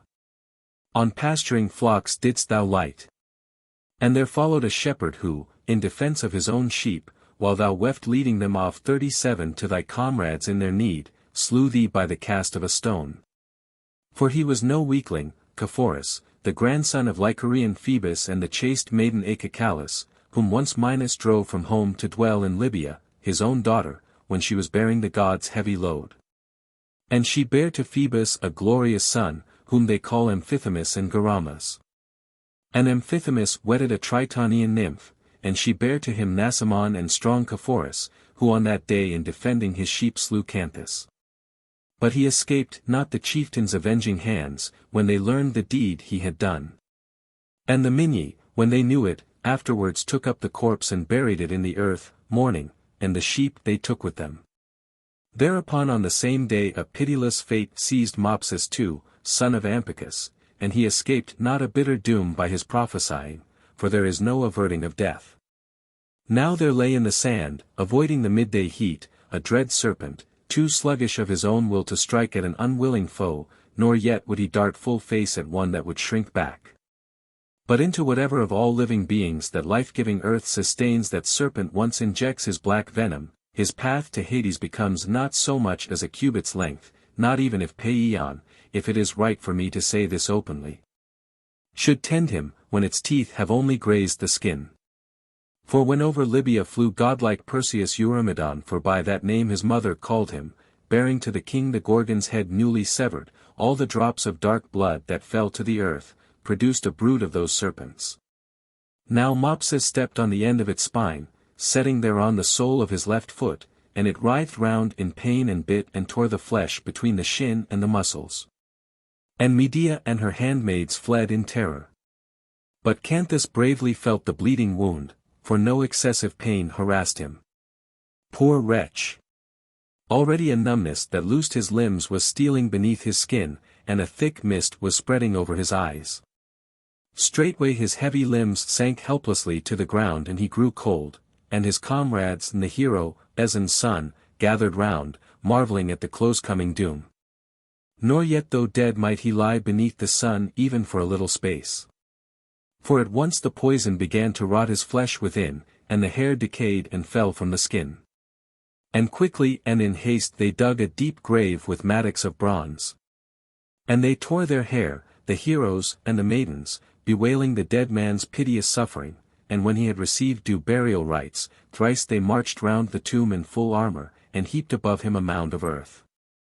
But when they had gone aboard, as the south wind blew over the sea, and they were searching for a passage to go forth from the Tritonian lake, for long they had no device, but all the day were borne on aimlessly. And as a serpent goes writhing along his crooked path when the sun's fiercest rays scorch him. And with a hiss he turns his head to this side and that, and in his fury his eyes glow like sparks of fire, until he creeps to his lair through a cleft in the rock. So Argo, seeking an outlet from the lake, a fairway for ships, wandered for a long time. Then straightway Orpheus bade them bring forth from the ship Apollo's massy tripod and offer it to the gods of the land as propitiation for their return. So they went forth and set Apollo's gift on the shore. Then before them stood, in the form of a youth, far-swaying Triton, and he lifted a clod from the earth and offered it as a stranger's gift, and thus spake. Take it, friends. For no stranger's gift of great worth have I here by me now to place in the hands of those who beseech me. But if ye are searching for a passage through this sea, as often is the need of men passing through a strange land, I will declare it. For my sire Poseidon has made me to be well versed in this sea.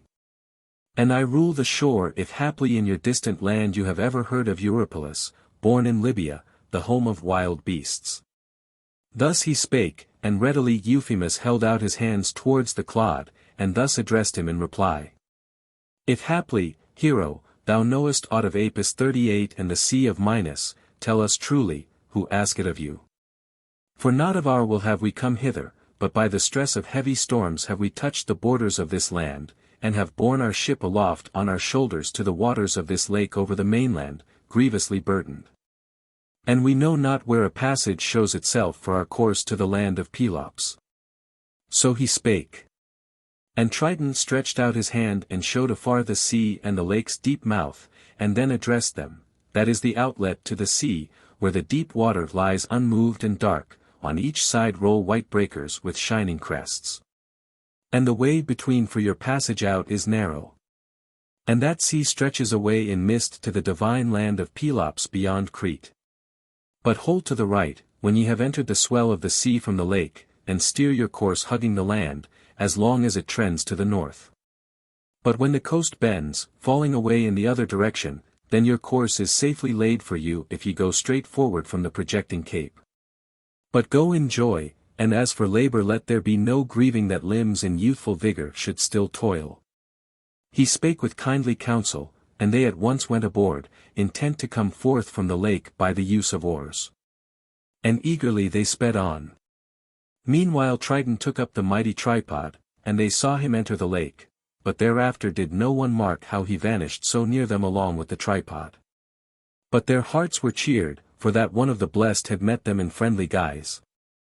And they bade Aeson's son offer to him the choicest of the sheep, and when he had slain it chant the hymn of praise. And straightway he chose in haste, and raising the victim slew it over the stern, and prayed with these words. Thou God, who hast manifested thyself on the borders of this land, whether the daughters born of the sea call thee Triton, the great sea marvel, or Phoris, or Nereus, be gracious, and grant the return home dear to our hearts. He spake, and cut the victim's throat over the water and cast it from the stern. And the god rose up from the depths in form such as he really was. And as when a man trains a swift steed for the broad racecourse, and runs along, grasping the bushy mane, while the steed follows obeying his master, and rears his neck aloft in his pride. And the gleaming bit rings loud as he champs it in his jaws from side to side. So the god, seizing hollow Argo's keel, guided her onward to the sea. And his body, from the crown of his head, round his back and waist as far as the belly, was wondrously like that of the blessed ones in form. But below his sides the tail of a sea monster lengthened far, forking to this side and that, and he smote the surface of the waves with the spines, which below parted into curving fins, like the horns of the new moon. And he guided Argo on until he sped her into the sea on her course, and quickly he plunged into the vast abyss, and the heroes shouted when they gazed with their eyes on that dread portent. There is the harbor of Argo, and there are the signs of her stay, and altars to Poseidon and Triton, for during that day they tarried. But at dawn with sails outspread they sped on before the breath of the west wind, keeping the desert land on their right. And on the next morn they saw the headland and the recess of the sea, bending inward beyond the jutting headland. And straightway the west wind ceased, and there came the breeze of the clear south wind, and their hearts rejoiced at the sound it made. But when the sun sank and the star returned that bids the shepherd fold, which brings rest to wearied ploughmen, at that time the wind died down in the dark night. So they furled the sails and lowered the tall mast and vigorously plied their polished oars all night and through the day, and again when the next night came on. And rugged Carpathus far away welcomed them. And thence they were to cross to Crete, which rises in the sea above other islands.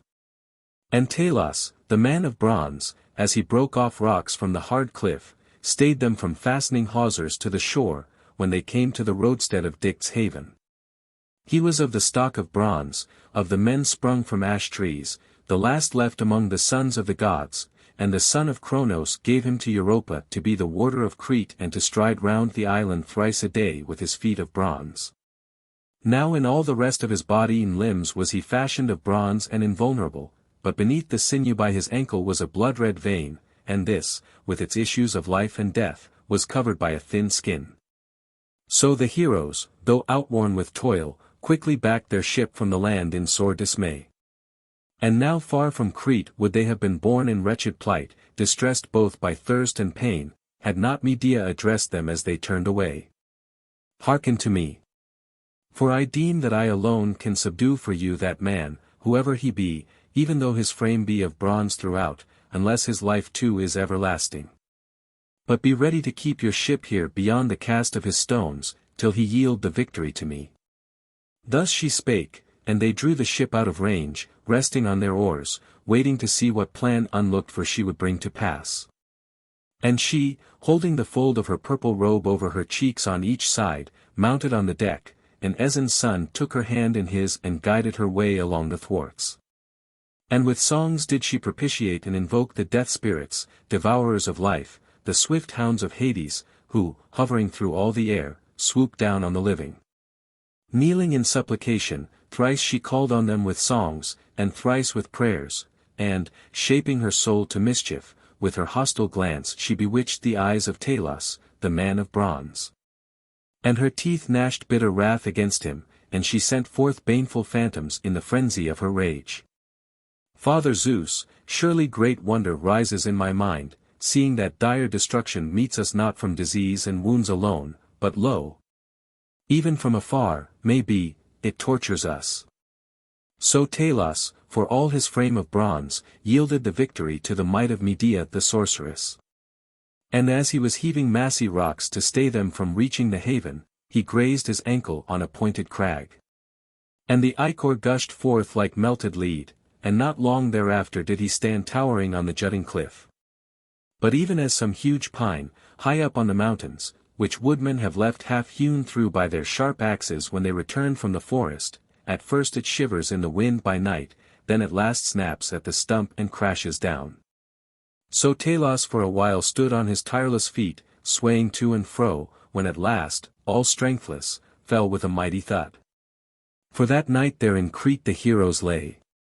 Then, just as dawn was growing bright, they built a shrine to Minoan Athena, and drew water and went aboard, so that first of all they might by rowing pass beyond Samone's height.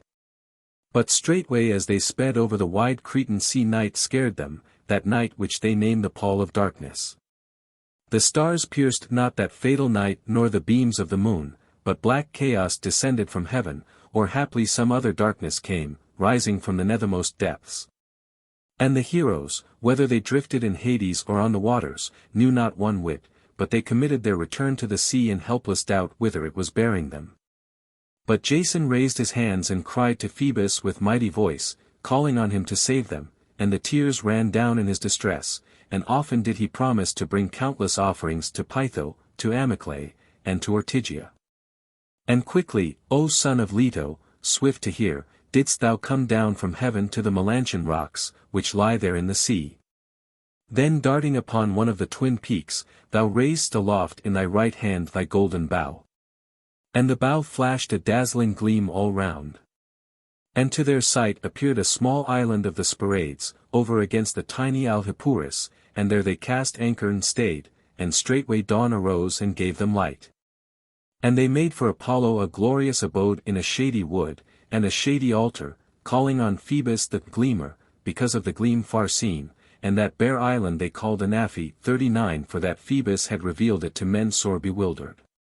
And they sacrificed all that men could provide for sacrifice on a desolate strand. Wherefore when Medea's Phaeacian handmaids saw them pouring water for libations on the burning brands, they could no longer restrain laughter within their bosoms, for that ever they had seen oxen in plenty slain in the halls of Alcinous. And the heroes delighted in the jest and attacked them with taunting words, and merry railing and contention flung to and fro were kindled among them.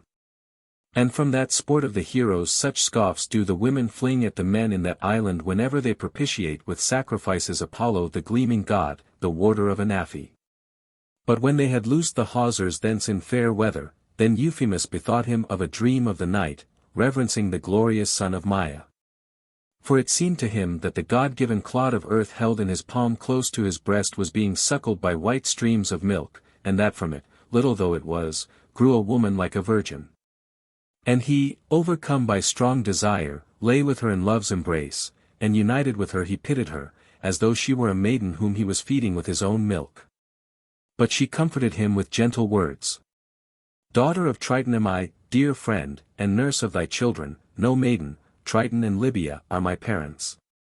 But restore me to the daughters of Nereus to dwell in the sea near Anaphe. I shall return again to the light of the sun, to prepare a home for thy descendants. Of this he stored in his heart the memory, and declared it to Aeson's son. And Jason pondered a prophecy of the far darter and lifted up his voice and said, My friend, great and glorious renown has fallen to thy lot. For of this clod when thou hast cast it into the sea, the gods will make an island, where thy children's children shall dwell, for Triton gave this to thee as a stranger's gift from the Libyan mainland. None other of the immortals it was than he that gave thee this when he met thee. Thus he spake, and Euphemus made not vain the answer of Aeson's son, but, cheered by the prophecy, he cast the clod into the depths. Therefrom rose up an island, Calliste, sacred nurse of the sons of Euphemus, who in former days dwelt in Sintian Lemnos, and from Lemnos were driven forth by Tyrrhenians and came to Sparta as suppliants. And when they left Sparta, Theras, the goodly son of Aeetes, brought them to the island Calliste, and from himself he gave it the name of Thera. But this befell after the days of Euphemus.